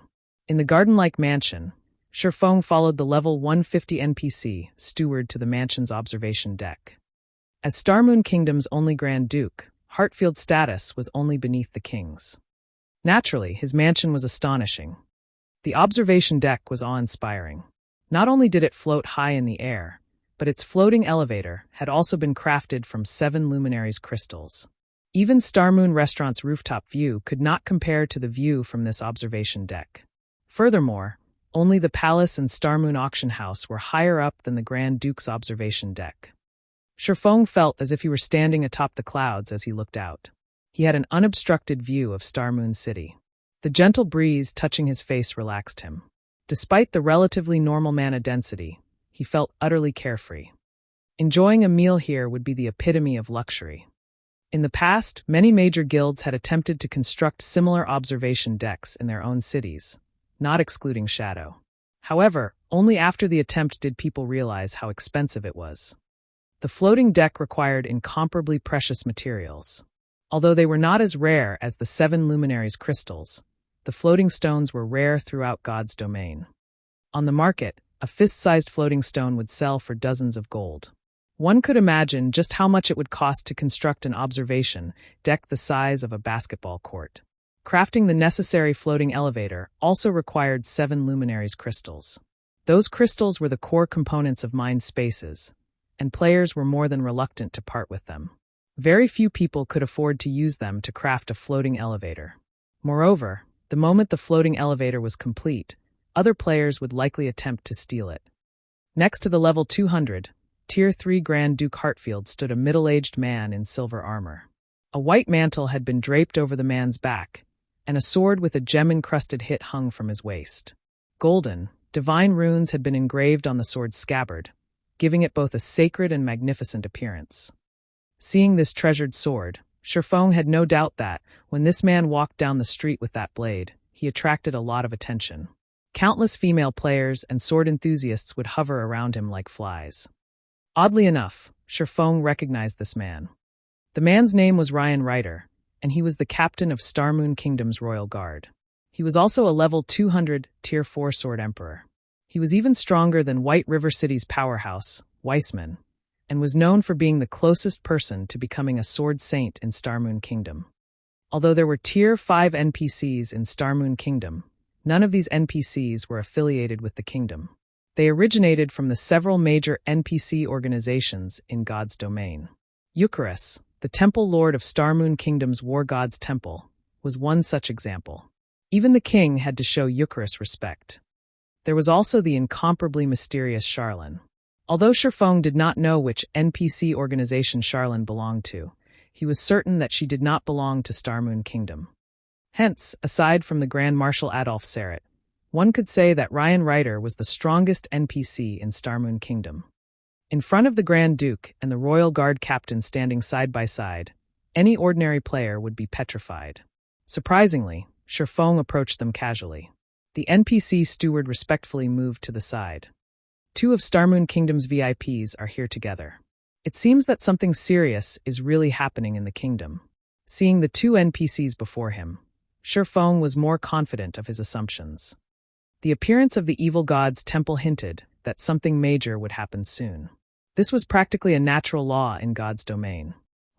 Sherfong could remember that nearly half of Lion's Heart Empire had been destroyed in the past due to the evil god's temple's appearance. Even the ruling super guild in the Lion's Heart Empire had suffered severe losses, not to mention the empire's smaller guilds. This incident had shocked all of God's domain. No one had expected an NPC dark organization to be so powerful. After that incident, players exploded into action to remove the evil god's temple the moment any related issues occurred. Even so, every country in which the temple appeared suffered heavy damages. After all, when the evil god's temple appeared, all life and land were forfeit. Even after the threat was eliminated, the area took a long time to recover. Such situations' impact on local players and guilds was massive. Hence, Sherfong had hurried here. It was very difficult to gain entry into Starmoon Palace. Meeting with Grand Duke Hartfield, however, was easier. Everything would be fine as long as he reported the matter regarding the evil god's temple to Hartfield.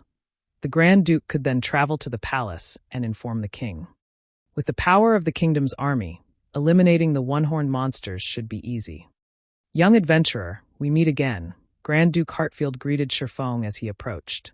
Caressing his goatee, Hartfield chuckled lightly before continuing. Weissman has told me much about you. I would never have imagined that, despite being so young, you were capable of helping Lady Charlene with various matters. If my 2 sons were as outstanding as you, I could retire without worry. As Hartfield finished his praise, Ryan Ryder could not help but look at Sherfong. This made Sherfong feel somewhat strange. He had not expected his fame to spread to NPCs. Moreover, these two influential characters in Starmoon Kingdom had heard of him. Lord Hartfield, I have come with an urgent message that must reach His Majesty the King. However, I cannot enter the palace, so I was hoping that you might transmit the message for me, Sherfong requested respectfully. All right then. If your news is as important as you say, I will pass on the message. Hartfield nodded, sternly agreeing to Sherfeng's request. I have found traces of the evil god's temple in the Starfield Forest. The forest is currently devoid of life. If we don't stop the evil god's temple in time, it will quickly become a threat to the capital, Sherfong said after considering his words. As for the validity of my claim, Lord Hartfield simply needs to send someone to investigate Starfield Forest. High-ranking NPCs in God's domain were incredibly intelligent. Oftentimes, players were not required to present proof when reporting an incident. The NPC would take action as long as they reported the facts, initiating their own investigations. Once the report was verified, players would receive a reward. If the report were proven false, players would be punished. However, players needed to earn these NPCs' trust before they could report various issues. If a player lacked credibility, NPCs wouldn't bother to investigate the situations even if the player told the truth. Previously, Sherfong had gained some favorability with the Grand Duke. His words alone could prompt an investigation. If he were dealing with any other NPC, however, they wouldn't even give him the light of day. The Evil God's Temple? The Evil God's Temple has appeared so close to the capital. When Hartfield heard Evil God's Temple, he tensed. The energy around him also changed. Captain Ryan, like the report you've recently received, it seems that those damnable evil cultists are on the move again, Hartfield said, anger filling his eyes. After their failed attempt 15 years ago, they are going after that item again. This time, I will erase them from Starmoon Kingdom. After the Grand Duke's statement, the sound of a system notification reached Sherfeng's ears, with Starmoon Kingdom's system announcement following closely.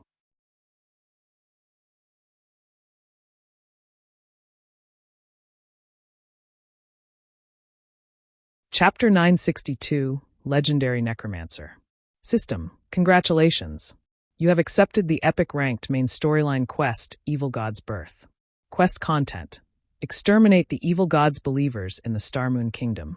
If you fail to exterminate the evil god's believers before they summon the evil god, Starmoon Kingdom will fall into ruin. As the system was notification repeated 3 times, Sherfong was momentarily stunned. He had only been the messenger, yet he had triggered an epic-ranked main storyline quest in Starmoon Kingdom.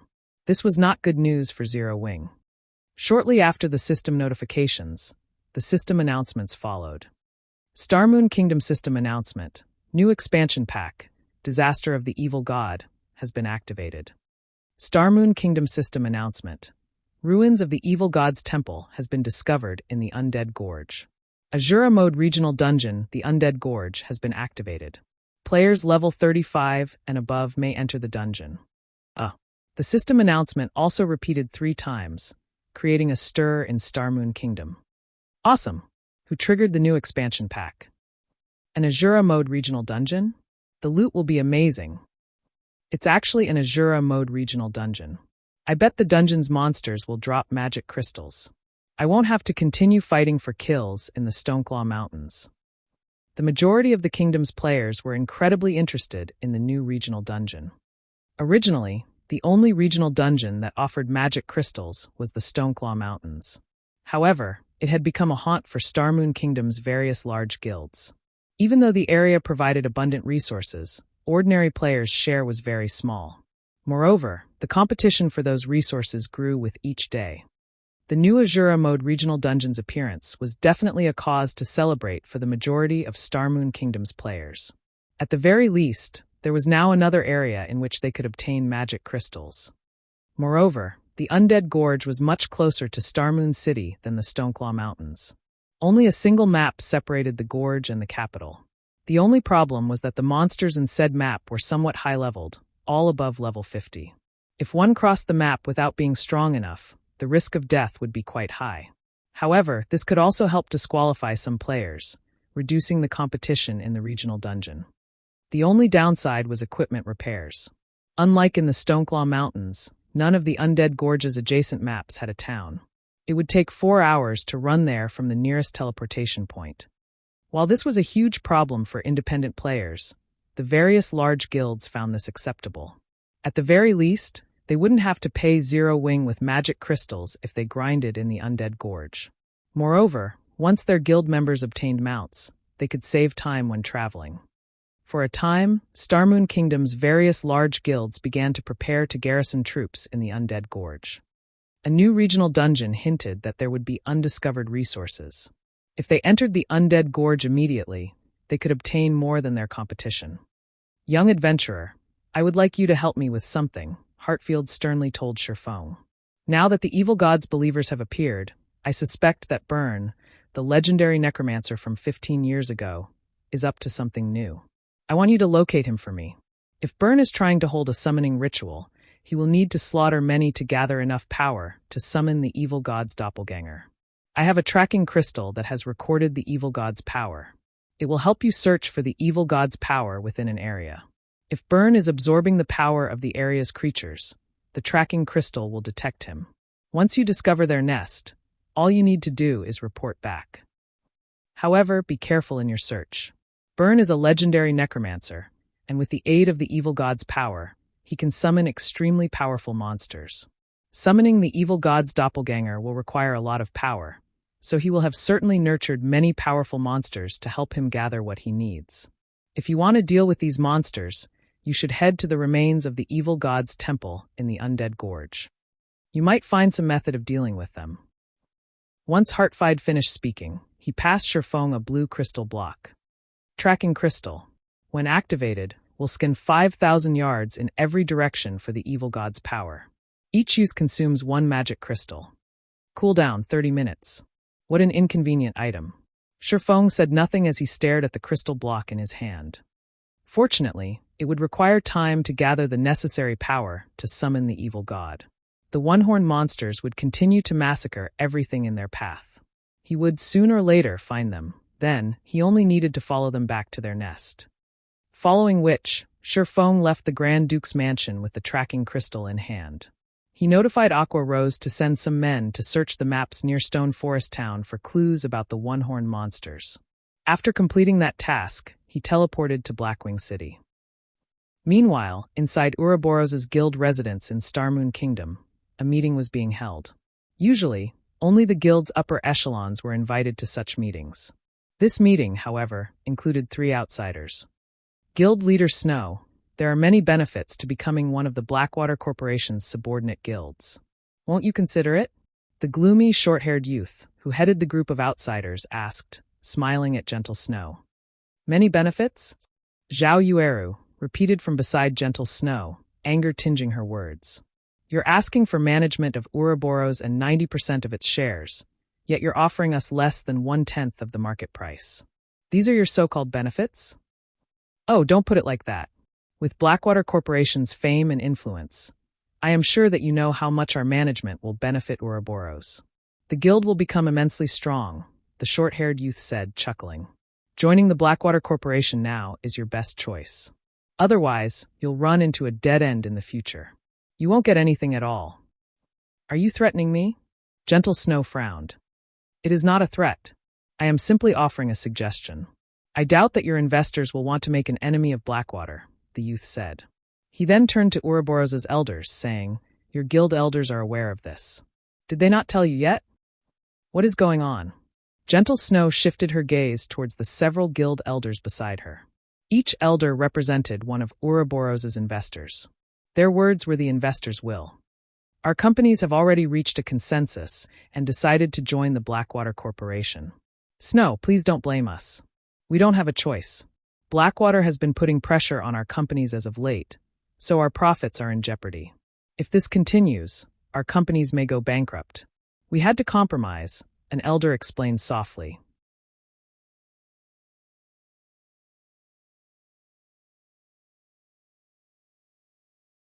Chapter 963, 3 days.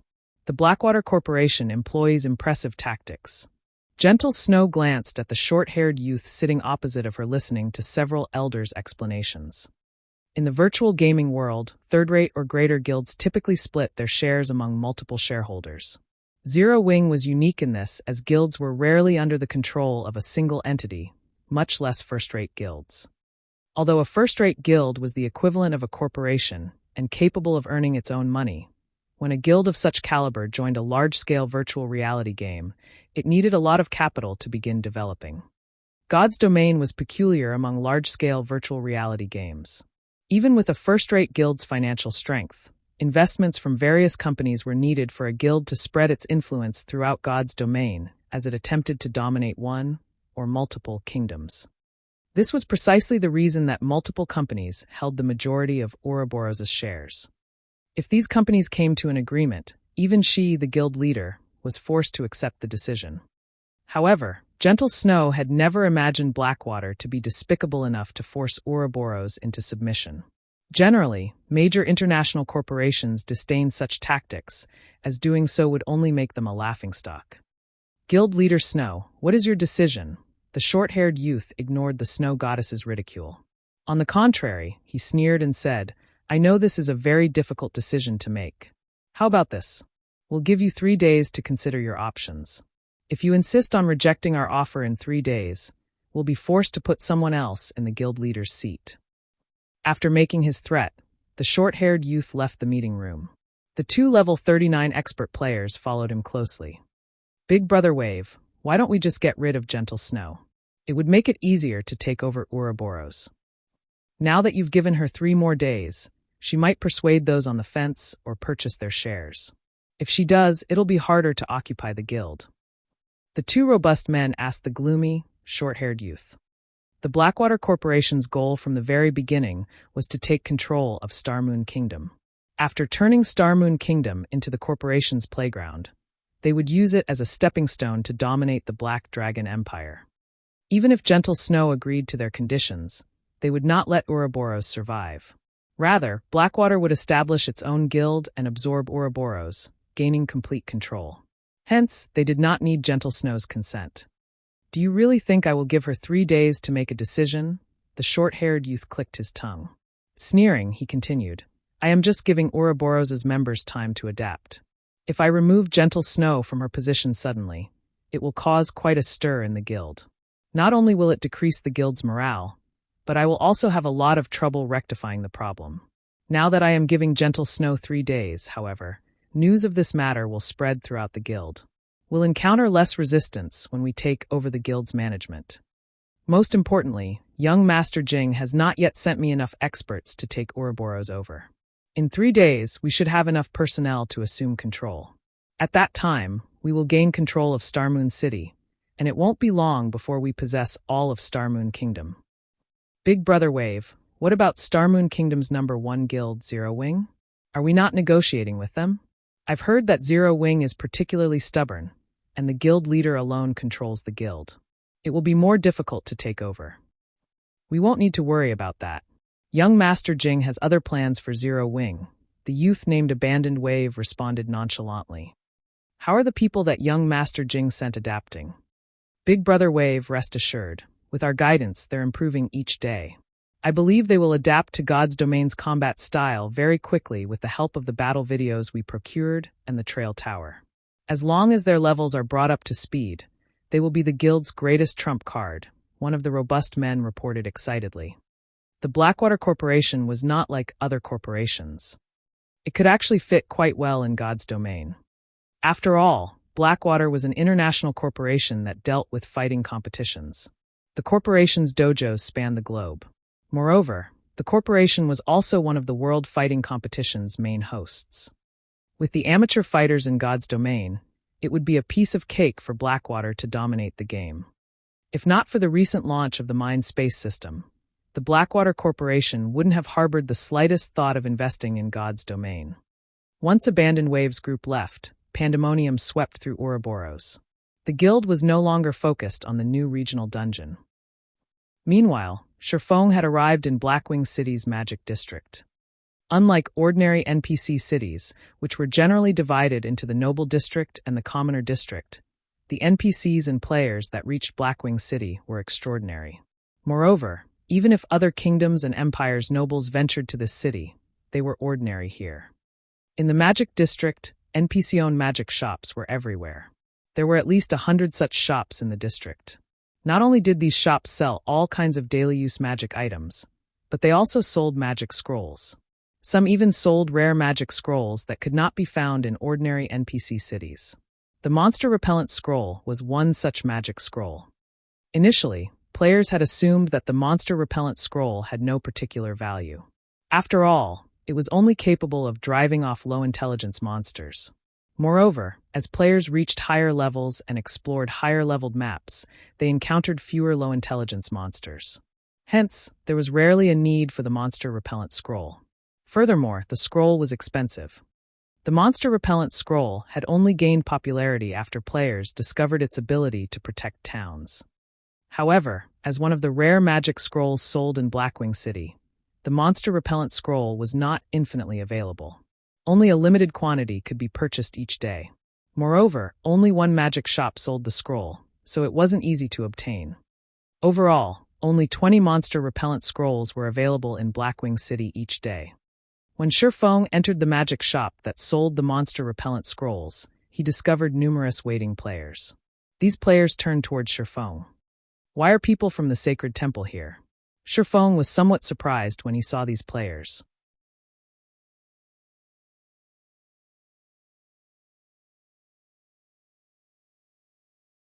Chapter 964, Extraordinary Nobody. Connor's Magic Shop was an unassuming shop in Blackwing City.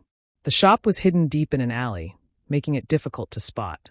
Moreover, the goods sold in the luxurious magic shops lining the Magic District's main street were already more than enough to satisfy players' needs.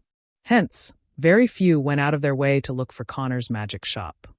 Shifeng had never expected to meet members of the Super Guild Sacred Temple here. Aside from the glaring Sacred Temple members, a familiar woman chatted with the NPC shopkeeper. "Sister Melody, should we chase this player away?" A male summoner wearing light blue mage robes asked quietly. This male summoner looked relatively young, around 20 years old, yet he was already at level 39. The aura of strength and arrogance he exuded revealed him as more than an ordinary expert. Moreover, his staff was a Tier 1 weapon unique to summoners, the Illusion Staff. Tier 1 weapons were the most suitable for Tier 1 classes, aside from epic weapons. They could maximize a Tier 1 player's combat power, which even the best Dark Gold weapons could not accomplish. At the moment, even first-rate guild only had 1 or 2 epic items. Some had none at all. Although super guilds were slightly better off in this regard, they could not arm every one of their apex experts with epic items. Generally, these experts only used Dark Gold items. Wielding a Tier 1 weapon in the Sacred Temple spoke volumes of the youth's combat standards. No need. It just so happens that I have a reason to seek him out. Since he has presented himself, things couldn't be better. When Quiet Melody saw Shifeng, a faint smile appeared on her beautiful, charming face, her smile mesmerizing several of the Sacred Temple members. Seek him out. The summoner youth was slightly stunned. Doubtful, he turned to look at Shifeng as he wondered, who is he? Quiet Melody was the Sacred Temple's Vice Temple Master. She was also one of the guild's apex experts. Very few in the virtual gaming world could attract her attention. Seeing the summoner's confusion, Quiet Melody chuckled as she explained, "Fantasy, you might not know of him since you've recently graduated from the newcomer's training, but he is none other than Zero Wings Yifeng. So, you're the Yifeng that defeated Sirius." The youth named Lonely Fantasy addressed Shifeng, envy blooming in his heart. However, rather than envying Shifeng's strength, he was jealous of the attention Quiet Melody gave Shifeng. He was a genius that had been nurtured by the Sacred Temple. Of the many newcomers who had recently graduated from the temple's training program and become internal members, he ranked within the top 5. The Sacred Temple was a super guild, and it chose the newcomers it nurtured from the guild's elite members. Those who stood out among these elites were the cream of the crop. In any first-rate guild, these individuals could easily become the strongest combatants. These individuals were the virtual gaming world's blue blood experts. Yet a lowborn individual like Shifeng had defeated one of the Battle Wolves Guild's old monsters.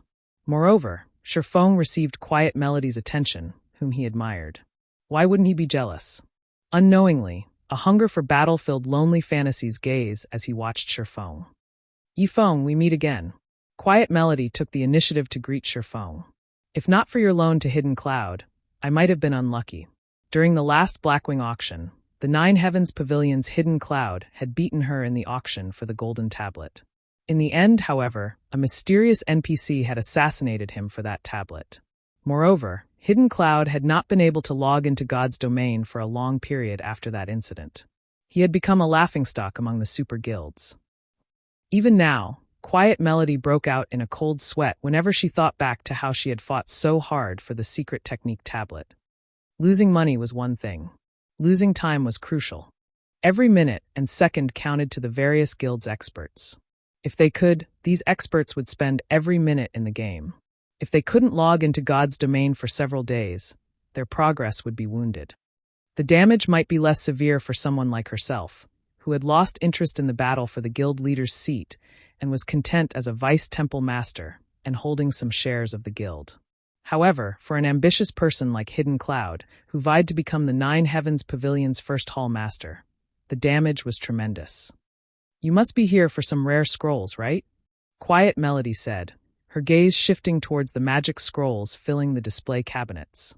Smiling faintly, she continued, Unfortunately, I have purchased all of the rare scrolls here. If you wish to buy some, you will have to wait until tomorrow. Temple Master Melody is quite impressive. I'm surprised that you found this place, Shifeng said as he swept a glance over the display cabinets. Indeed, just as Quiet Melody had said, the rare scrolls were gone. Even the monster-repellent scrolls, which had no apparent use at this stage of the game, were sold out. It's nothing. I just stumbled upon this shop, Quiet Melody replied casually. She then revealed a few of the rare scrolls she had purchased. Looking at Shifeng, she said softly, Which scroll are you looking for? If you are in a hurry, I can sell a few to you at cost. The Sacred Temple members were shocked. They thought that they were hallucinating. Quiet Melody was the Sacred Temple's vice-temple master. Even if one disregarded her status, her appearance was enough to make countless men and women swoon. Aside from the required respect for the guild leader and the guild's older generation, she almost never expressed goodwill towards anyone. Yet, she was doing exactly that for Shifeng. Even if Shifeng was a particularly skilled fighter with astonishing strength, that shouldn't warrant Quiet Melody's warmth. After all, they belonged to different guilds. Moreover, their guild possessed many experts who were stronger than Shifeng. Sister Melody, we need these scrolls urgently. If we sell them to someone else, Lonely Fantasy quickly interjected. It's fine. We purchased a few extra as a precaution. Quiet Melody smiled, responding to the summoner youth's advice with indifference. However, Lonely Fantasy knew that these rare magic scrolls were crucial to complete their quest. On the off chance that they ran out during the quest, they may fall on the very edge of success. If that happened, their previous efforts would go to waste. He could not understand why Quiet Melody wanted to befriend Shifeng. What was so good about this swordsman? Many thanks. I only need 4 monster-repellent scrolls. Shifeng stated, not beating around the bush. His agreement with Bloodfang was extremely important. If the monsters raided the town before he was prepared, without the monster-repellent scroll, he would have to pay 30,000 gold. Moreover, a person of Quiet Melody's status had no reason to trick him and no need to use this opportunity to learn why he had come to this shop. Since the woman wanted to befriend him and there was no enmity between him and the Sacred Temple, he saw no reason to reject her offer. Afterward, Quiet Melody gave Shifeng 4 monster-repellent scrolls in exchange for 20 gold. After receiving the scrolls, Shifeng turned to look at Quiet Melody, who had been smiling all this time. Sighing, he said, Temple Master Melody, just state your business. I'm assuming that you didn't waste so much time talking to a nobody like me just to sell a few unprofitable scrolls.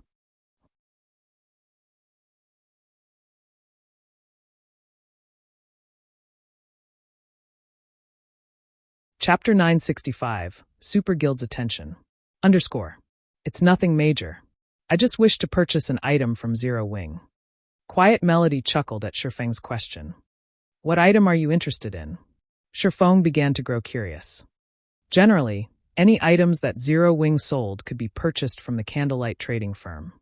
With the Sacred Temple's capabilities, Quiet Melody could even easily afford the limited intermediate mana armor kits. Rather than seeking him out personally, she could simply issue a command, and her subordinates would fetch the items and deliver them to her doorstep. The slots to the Holy City, Quiet Melody responded seriously. How do you know about that? Shifeng's expression immediately darkened. Very few people knew of his acquisition of the Titan City entrance tokens. He highly doubted that Yolan's people would have leaked anything. However, based on Quiet Melody's tone, it was clear that she was certain that he had the entrance tokens. There's no need for surprise. In reality, this news has spread throughout the various super guilds. Quiet Melody smiled. I believe you remember Peerless, right? As a result of his major loss at your hands, Peerless advertised your deeds. He even revealed the secret about Titan City. Moreover, he is very certain that you obtained slots to the Holy City. Before this incident, I never knew that God's domain had such a holy land. Many super guilds are now watching Zero Wing. It is only a matter of time before they contact your guild. I had intended to visit White River City after I had finished shopping here. However, it seems that won't be necessary.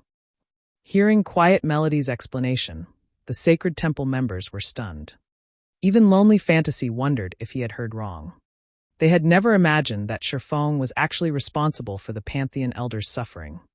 Even newbies knew about Pantheon's Peerless. He was a big shot on the same level as Quiet Melody, yet Shifeng had killed such a powerful character. It was unbelievable. Field battles were different from the PvP battles in the Dark Arena. Although Peerless was not as powerful as Sirius, one could use various tools in a field battle. Many powerful experts had also accompanied Peerless, making it even more difficult to kill him. Moreover, from listening to Quiet Melody's words, the item in Shifeng's hands was even tempting to the various super guilds, so much so that a vice temple master like Quiet Melody deemed it necessary to make a personal visit. This was a first in Sacred Temple's history. Generally, when dealing with a guild like Zero Wing, it was a miracle if the Sacred Temple even sent someone from middle management. Yet the guild had delegated the negotiations with Zero Wing to a core upper echelon. Lonely Fantasy was confused. Zero Wing was merely an upstart guild in God's domain, yet it warranted treatment that first-rate guilds dreamed of. How did it manage this? So, he's the one who let it leak. Shifeng smiled bitterly as a realization struck him. It seems that had been his final chance. He now, more or less, understood Peerless' actions during the entrance trial. It was no wonder why the high and mighty Peerless of Pantheon had tried to negotiate halfway through the battle. Without a doubt, that had been his last chance to challenge the entrance trial. After losing that chance, he would have to wait a long time before he could try to enter the Holy City again. He might not even get another chance. Since he had lost this opportunity, he wouldn't let the culprit behind his failure get off scot-free. Hence, he had spread the news and pointed the various super guilds towards Zero Wing. Our Sacred Temple also knows how valuable the slots are, so we won't ask for too many. 10 will be enough. I believe that with how many slots Zero Wing obtained, trading 10 shouldn't be an issue. Moreover, we are more than willing to pay a sufficient fee in either money or items. Quiet Melody unhurriedly explained her offer. In an ordinary guild, the Holy City's slots would, at most, add a few advanced lifestyle players. However, it was a different story for super guilds. Super guilds like the Sacred Temple had many lifestyle players who were masters in other virtual reality games. Unfortunately, as these masters were still unfamiliar with God's domain's lifestyle classes, they could only utilize a small fraction of their true abilities. However, with access to the Holy City of Titan, these past masters would rapidly become true lifestyle masters in God's domain. Once these masters could exert their true abilities, rather than just generating limited profits, the Sacred Temple's network of shops could finally be put to good use. Hence, to obtain the slots to the Holy City, the Sacred Temple was willing to pay a massive price. If Zero Wing is willing to sell the slots, the Sacred Temple is willing to trade epic items or golden lands in major cities for them. Since Shifeng had remained silent, Quiet Melody decided to use the Sacred Temple's trump card. One needed more than just money to afford epic items and major cities' golden lands. It was especially true for the lands. Even a fool knew that these lands' value had room to grow. If not for how important lifestyle masters were to the sacred temple, the temple would never have considered these bargaining chips. Although I want to agree to your offer, the Holy City's slots are too precious. I believe that you know just how important they are. Moreover, to tell you the truth, Zero Wing has already used many of our slots. Even if I wanted to trade them to you, Zero Wing doesn't have many left. If you wish to buy them, I'll have to discuss your offer with my guild leader. Shifeng did not openly reject Quiet Melody's request. After all, the sacred temple offered an impressive price. Moreover, based on Quiet Melody had said, it seemed that multiple super guilds were very interested in the Holy City's entrance tokens. Even if he told the truth and claimed that Zero Wing had used all of its slots, none of the super guilds would believe him. At which point, Zero Wing would have earned many new enemies for no reason at all. This was all a part of Peerless' sinister plan. I understand. I'll have to request that you speak with Guild Leader Black Flame, then. If he is willing to trade, our offer will not disappoint. Quiet Melody nodded, not surprised in the least about this outcome. Updated by Novelful.com.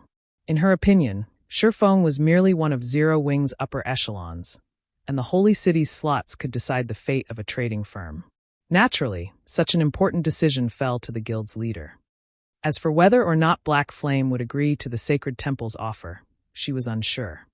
However, she didn't believe that it was likely that he would refuse the offer. After all, golden lands in major cities were too valuable. They were also something that Zero Wing needed urgently.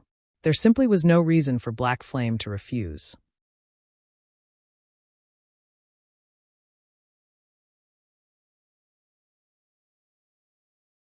Chapter 966, Candlelight Auction. After Shifeng finished his conversation with Quiet Melody, he pretended to contact Black Flame. In reality, though, he contacted Fire Dance. After all, he was Black Flame. How could he possibly contact himself? He had only said something about it to hide his identity. Had he made the decision as Yifeng, he would have roused Quiet Melody's suspicions. Shifeng had to admit that the Sacred Temple's offer was tempting. At the same time, it served as a reminder. Zero Wing's number of lands couldn't even compare to a first-rate guild's, not to mention super guilds. It had fewer than an ordinary second-rate guild. However, this could not be helped. These guilds had far stronger foundations than Zero Wing. These guilds had joined God's domain with plenty of starting capital. Their members also spanned across many cities. Moreover, these guilds had invested almost all of the coins they earned from their money-farming teams into purchasing various cities' lands. Now players had been developing in God's domain for quite some time. These guilds' advantages were beginning to manifest. In stark contrast to these guilds, Zero Wing had started in God's domain with absolutely nothing. Its possession of lands in so many cities was already impressive. Now that God's domain had been operating for so long, even if Zero Wing had a lot of money, the various large guilds had already bought out the lands in the various NPC cities. These guilds treated their lands like their babies. It was practically impossible for Zero Wing to purchase these lands at a reasonable price without presenting something that these guilds hungered for. The Holy City slots provided a golden opportunity. Currently, the Candlelight trading firm had only spread its influence to a few major cities. By the time the lifestyle players in Titan City reached the advanced rank, the firm's small corner of the market wouldn't be enough to display its true prowess. If the trading firm obtained a few plots of land in Empire's top 10 major cities, it would secure a far larger customer base. If he took into account the strengthening device and the designs unique to Titan City, Candlelight trading firm's profits would make the income from Stone Forest Town look pitiful. At the moment, however, Shifeng did not have any Titan City entrance tokens on hand. Even if he did, he had no intentions of selling them to Quiet Melody right now. Since there were so many super guilds craving their own slots to the Holy City, he had to auction them and obtain the best price. Moreover, by doing so, he wouldn't invoke these super guilds' ire, preventing Peerless' plans from coming to fruition. Currently, his only method of entering Titan City was the Holy City's emblem. However, the emblem had a 7-day cooldown. He had used the emblem recently, so if he wanted to enter the Holy City, he'd have to wait. He could use these 7 days to prepare. After all, purchasing lands was a significant expenditure. Even if the Holy City's slots were more valuable, He could not trade a single slot for a major city's golden land unless the Super Guild had lost its mind. In the past, a single Holy City slot only sold for several hundred gold. Even if it sold for more than that at the moment, the most anyone would pay was roughly 1,000 gold. On the other hand, major cities' golden lands were worth over 10,000 gold. With the slots he had on hand, he could afford, at most, one plot of land. This was not the desired outcome.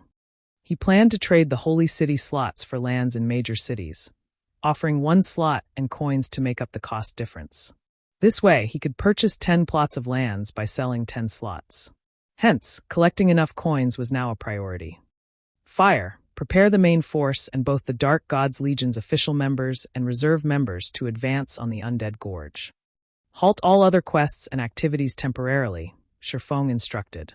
Don't forget to collect extra strengthening devices and magic scrolls from Candlelight as well.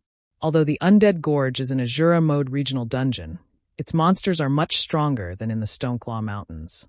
Don't carelessly lose your lives in there. Shifeng had never heard of the Undead Gorge before. However, as it was related to the new expansion pack, it was definitely not an ordinary regional dungeon. It should offer an abundance of resources, particularly magic crystals. Currently, there were too many players in the Stoneclaw Mountains. There weren't enough monsters to go around. On the other hand, not only was the Undead Gorge a new regional dungeon, but it also required more to enter than the Stoneclaw Mountains. Guilds wouldn't be able to dispatch as many members to the dungeon. With this, Zero Wing could farm magic crystals far more efficiently. As long as he had enough magic crystals, he could use the teleportation house to turn them into mountains of glittering gold coins. With this, he could earn what he needed to purchase lands during the next 7 days. Understood. Fire Dance nodded. After Shifeng finished issuing his orders, he smiled as he turned back to Quiet Melody. Communication between players could be set to private mode. This way, unrelated parties would not overhear the conversation. Naturally, the surrounding Sacred Temple members had heard nothing Shifeng had said, so these people assumed that he had been speaking with Black Flame. Temple Master Melody, I have told our guild leader about your offer. Our guild leader has considered this problem. Hence, he is already prepared and decided to auction off the slots. In 7 days, the Candlelight trading firm will hold its first auction. Not only will the Holy City's slots be available, but many other unimaginable items will also be for sale, Shifeng said. To participate in the Candlelight auction, you will need to hold at least one deed to a major city's golden land. These lands will be used to bid for the Holy City slots. Of course, Zero Wing will supplement the cost for each land with coins. However, Zero Wing will only announce the auction to the public in 3 days. This is all I can say for the moment. As for who obtains the Holy City slots, that will depend on the strength and capital of the various guilds attending. Updated by Novel Full. Come. The moment Shifeng finished talking, Lonely Fantasy, who stood beside Quiet Melody, flew into a rage, growling, "What do you guys take those Holy City slots for? Do you really think our sacred temple can't obtain our own?" "Fantasy, that's enough." Quiet Melody reproached her subordinate. Although Lonely Fantasy tried to continue, when he saw the fury in Quiet Melody's eyes, he snapped his mouth closed. Since Zero Wing intends to sell the Holy City slots, we are lucky. The Sacred Temple will certainly attend the auction, Quiet Melody said, her eyes carrying a silent apology. She then departed from the shop with Lonely Fantasy and the others. Lonely Fantasy still wanted to say something after leaving the shop, but Quiet Melody's glare silenced him. "Fantasy, you have just officially joined the Sacred Temple, so there is much about God's domain that you do not know. Zero Wing is not as simple as you think. It was bold enough to provoke the super first-rate Guild Dragon Phoenix Pavilion and the Super Guild King's return. Do you really think Zero Wing will think much of the Sacred Temple's threats?" Quiet Melody scolded Lonely Fantasy, shaking her head ruefully. "While we wait, rather than following me around, head to the intelligence department and learn about the game's various guilds. God's domain is not the shallow game you think it is." Lonely Fantasy was taken aback by Quiet Melody's words. He had not realized that Zero Wing was powerful enough to provoke King's return. Just what kind of guild was it? As for Shifeng, after obtaining the monster repellent scrolls, he returned to White River City. As soon as he returned, he headed for his warehouse in the bank. Previously, too many things had demanded his attention. He hadn't yet had a chance to use the damaged god crystal he had obtained during the entrance trial. The Holy Grail already possessed immense power. If he could upgrade it further, the thought alone excited him.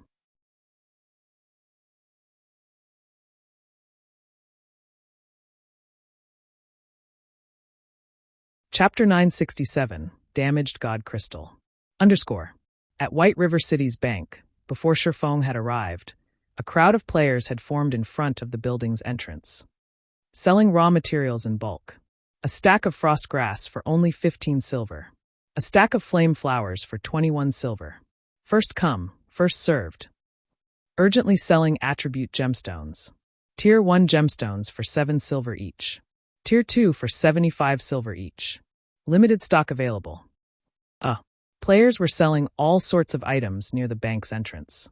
Level 30 dark gold equipment was even available for purchase. Current mainstream players were only level 33, while elite players were generally level 36. Even guild elite players dreamed of owning level 30 dark gold equipment. Very few people were willing to sell these items on the market. Generally, only players from small but powerful workshops sold equipment of such caliber. After all, ordinary teams could not obtain dark gold equipment. However, rather than sell dark gold equipment for in-game currency, these small-scale workshops generally sold their items to guilds for credits, which they used to maintain their workshops' operations. After all, such workshops usually didn't have the financial support of a corporation. These are so cheap. I want 3 Tier 1 Strength gemstones and 1 Tier 2 Agility gemstone. Get lost. I want 2 Tier 2 Strength gemstones. I want 3 stacks of flame flowers. Aside from the group of peddling players, another crowd fought desperately to purchase the items for sale. A majority of these players were merchant players and guild logistic members. Are these people insane? Shifeng could not help his surprise when he heard the various prices. Regardless of the herbs and ores, the gemstone prices alone were astounding. The current market value for Tier 1 gemstones was 9 silver, which was slightly lower than its initial price. He could easily turn a profit of 2 silver if he bought them for 7 silver. As for the Tier 2 gemstone, its prices had not fallen, but had risen instead. Currently, each sold for between 95 silver and 1 gold on the market. Moreover, Tier 2 gemstones were still in high demand. Even after many players had obtained their Tier 2 classes in the past, the majority of their gemstones had been Tier 1. Only guild members or wealthy experts could afford a full set of Tier 2 gemstones at this stage of the game. Moreover, many of the herbs and ores sold were relatively rare. They were still extremely difficult to purchase from the market, yet so many players hawked them here. Shifeng even wondered if some large guild had lost its mind. Regardless, Shifeng had no intentions of missing this rare opportunity. He might have just walked away if only the attribute gemstones were available for a low price. After all, he could obtain much cheaper attribute gemstones from the Dark Denver. Moreover, he normally sold these gemstones through the Candlelight trading firm. However, it was a different story for rare herbs and ores. He had no shortcuts to obtain these items. He had to rely on his guild members to collect them gradually. Now that someone sold them for 20% below market price, he would be doing the Candlelight trading firm a disservice if he didn't purchase them all. Hence, Shifeng joined the line of customers. Most of the players in the queue only purchased 1 or 2 stacks of materials. Only merchant players and guild players could afford a little more. However, these players focused on hard currencies such as the attribute gemstone. Although they would require some time to resell, they were certain to make a profit with such a low cost. How many rare herbs and ores do you have? When it was finally Shifeng's turn, he examined the middle-aged vendor. The man was only a little over level 10. He was obviously a guild player, as only guilds had such logistic players. Yet neither the man nor the players helping him wore a guild emblem. Dear guest, let me assure you that we have an abundant supply. We have as much as you could possibly want. The middle-aged man revealed a businessman's smile as he glanced at the cloaked Shifeng. I see. All right then. I want 3,000 stacks of ice dew flower, 3,000 stacks of moonlight grass. Shifeng listed various herbs and ores, requesting 3,000 stacks of each. Ice dew flowers and moonlight grass were both main materials for producing the ice resistance potion. In addition, Shifeng had asked for the main materials necessary to craft the fire resistance potion. As long as he had these materials, he could produce ice resistance and fire resistance potions in bulk. By the time White River City grew and the city's players could travel to the Eclipse Gate, these 2 potions would sell like hotcakes. Surefeng clearly remembered that, shortly after the flying ship feature launched, these potions' prices had skyrocketed. The raw materials also became incredibly popular. White River City's current development speed far outstripped that of the past. Based on Surefeng's estimation, it wouldn't be long before the flying ships were available in White River City. If he stockpiled ice resistance and fire resistance potions now, by the time players could travel to the Eclipse Gate, he would make a fortune. Dear customer, are you sure you want so many materials? Shock lit up the middle-aged man's face as he listened to Surefeng's request. The bag space of 1 or 2 people won't be enough to hold so many. If you really want them, we'll need some time to transfer the materials over from other cities. Even if he emptied his warehouse in White River City, he wouldn't come close to fulfilling Surefeng's order. Sure, I can wait, Surefeng said, looking nonchalant. In any case, he had something to do in the bank. If there was money to be made, he could be patient. Hearing Surefeng's confidence, the middle-aged man smiled brightly.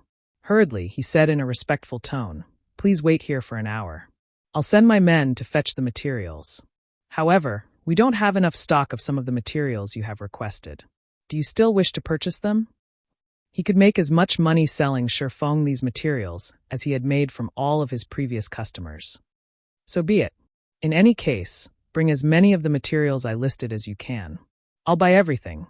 As a precaution, let's sign a contract. I'll return in an hour to find you. If you prepare the items early, you can meet me in the bank's main hall, Surefeng said. He then produced a contract and handed it to the middle-aged man. Please rest assured, I'll have my men bring the materials immediately. After the middle-aged man read through the contract, he signed it without hesitation. He then began to contact his subordinates. As for Surefeng, he entered the bank's main hall. Hello, sir. How may I be of service to you today? The female NPC behind the front counter smiled as she asked Surefeng politely. I want to enter my personal warehouse. Here is the key, Surefeng said. He then passed a bronze key to the female NPC. Please follow me, sir. After the NPC received the key, her attitude towards Surefeng shifted, showing more respect. The key Surefeng had produced was paired to a large private warehouse. This made him one of the bank's VIP guests. No player could steal information about a private warehouse's contents. This was the reason that Surefeng had rented one for himself. Upon arrival, Surefeng carefully opened one of the warehouse's safes.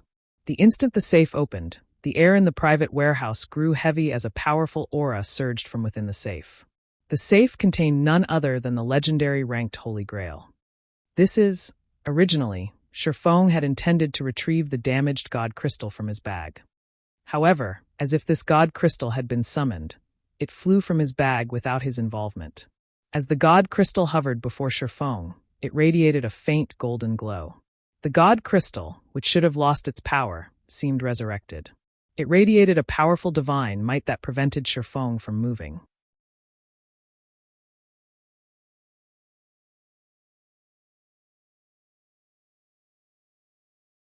Chapter 968, Evolving the Emblem. How is this divine might be so powerful? Surefeng could only look at the damaged God Crystal. He could not even move a finger. The powerful divine might could even overpower Tier 5 NPCs.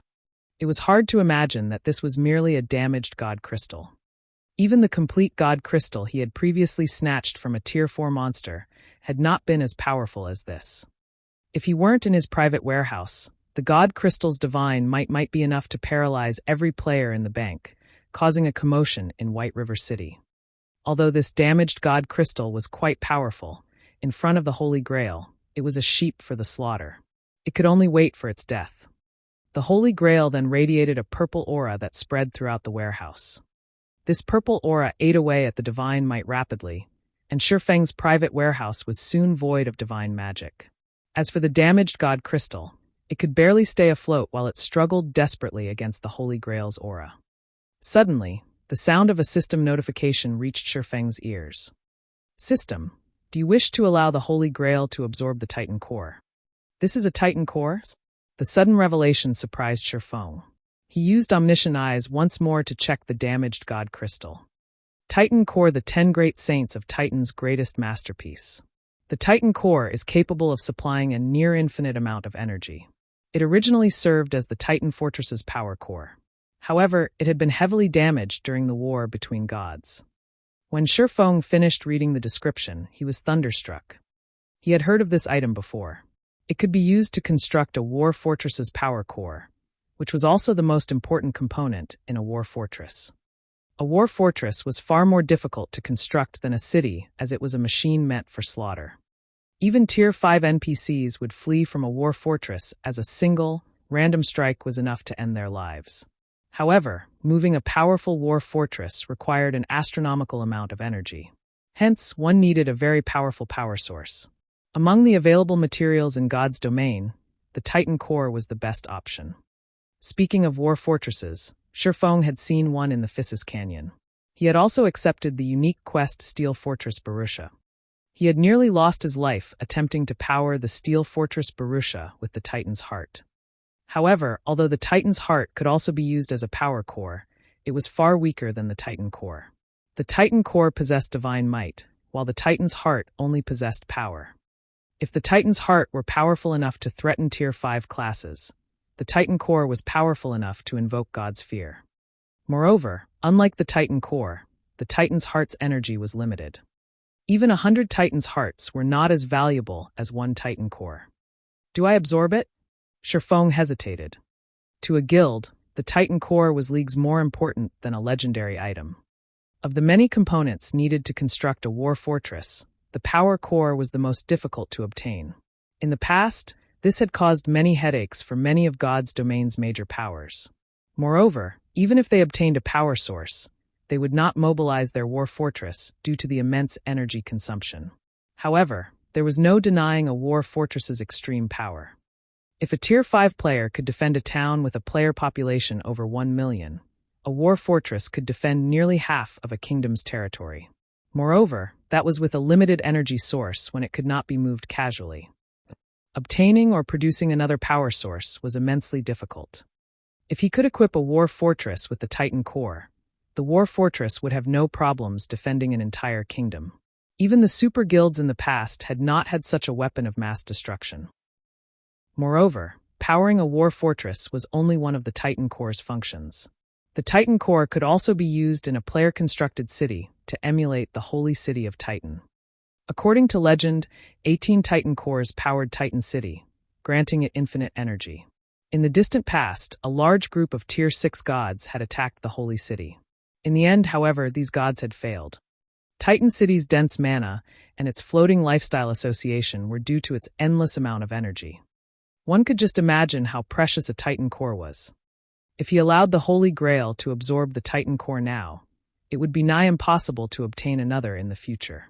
After all, Titan City's 10 saints were long gone. There was no one around who was capable of producing another Titan Core. In the end, after giving it some thought, Shifeng decided to withhold the Titan Core from the Holy Grail. Although the Titan Core was damaged and could not be used, there was hope of repairing it. After all, he had the Holy City's emblem. He could enter Titan City any time he wanted. As the Titan Core's birthplace, he should be able to learn how to repair it in Titan City. To stop the Holy Grail from craving the Titan Core, Shifeng stored the core in another safe. No one was allowed to open the saves in a private warehouse without the user's approval. The items in these safes would also be disconnected from the outside world. Sure enough, after Shifeng stored the Titan Core inside a safe, the Holy Grail receded its aura and fell dormant. It seems I'll have to look for other god crystals to restore the Holy Grail. Shifeng sighed as he looked at the Holy Grail, which emitted a purple hue. He suddenly had a realization. Since the Grail can evolve an item, I wonder if it can evolve the Holy City's emblem. Although there was no indication of the Holy City's emblem having a rank, the Titan City entrance tokens were divided into ranks. His Black Iron entrance tokens allowed wielders to enter the Holy City for 3 days. If players possessed sufficient reputation, they could extend their stay. Silver was the next rank. Wielders of the Silver entrance token could stay in the Holy City for 6 days. Similarly, they could extend their stay with sufficient reputation. The highest ranking entrance token was the Gold entrance token. It allowed players to stay in the Holy City for up to 10 days. Which token players acquired depended on which difficulty they chose when challenging the entrance trial. Titan City's entrance trial was not limited to one difficulty setting. Only, as Shifeng's team was still too low level and only consisted of Tier 1 players, they had not had any other options. When the team had Tier 2 players, the entrance trial would provide a hard mode difficulty. As long as players cleared the hard mode trial, they could obtain silver tokens. When Tier 3 players were present in the team, Hell mode would be made available, from which players could obtain the golden tokens. The normal mode of Titan City's entrance trial was already as difficult, or more, as the Hell mode difficulty of a 100-man large-scale team dungeon, not to mention hard mode and Hell mode. Even in the past, Shifeng had never heard of a team obtaining the gold tokens, and extremely few teams had managed to obtain the silver tokens. Most had settled for black iron. /novel full. Since the entrance tokens were divided by ranks, the Holy City's emblems should have ranks as well. After all, he had obtained his Holy City's emblem from normal mode. What about those obtained from hard mode and Hell mode? Thinking up to this point, Shifeng could not help but click on the Holy Grail and select its Power of Evolution skill. He chose the Holy City's emblem as the evolution's target. You're tuning in to the Blee Maze Sword of Destiny YouTube channel. We're so grateful for your support, and don't forget to subscribe to join us on this incredible journey through captivating stories. Your generosity through donations truly makes a world of difference, as it's the primary source of revenue that allows me to expand and enhance this channel for you. Thank you from the bottom of my heart for being a part of this adventure.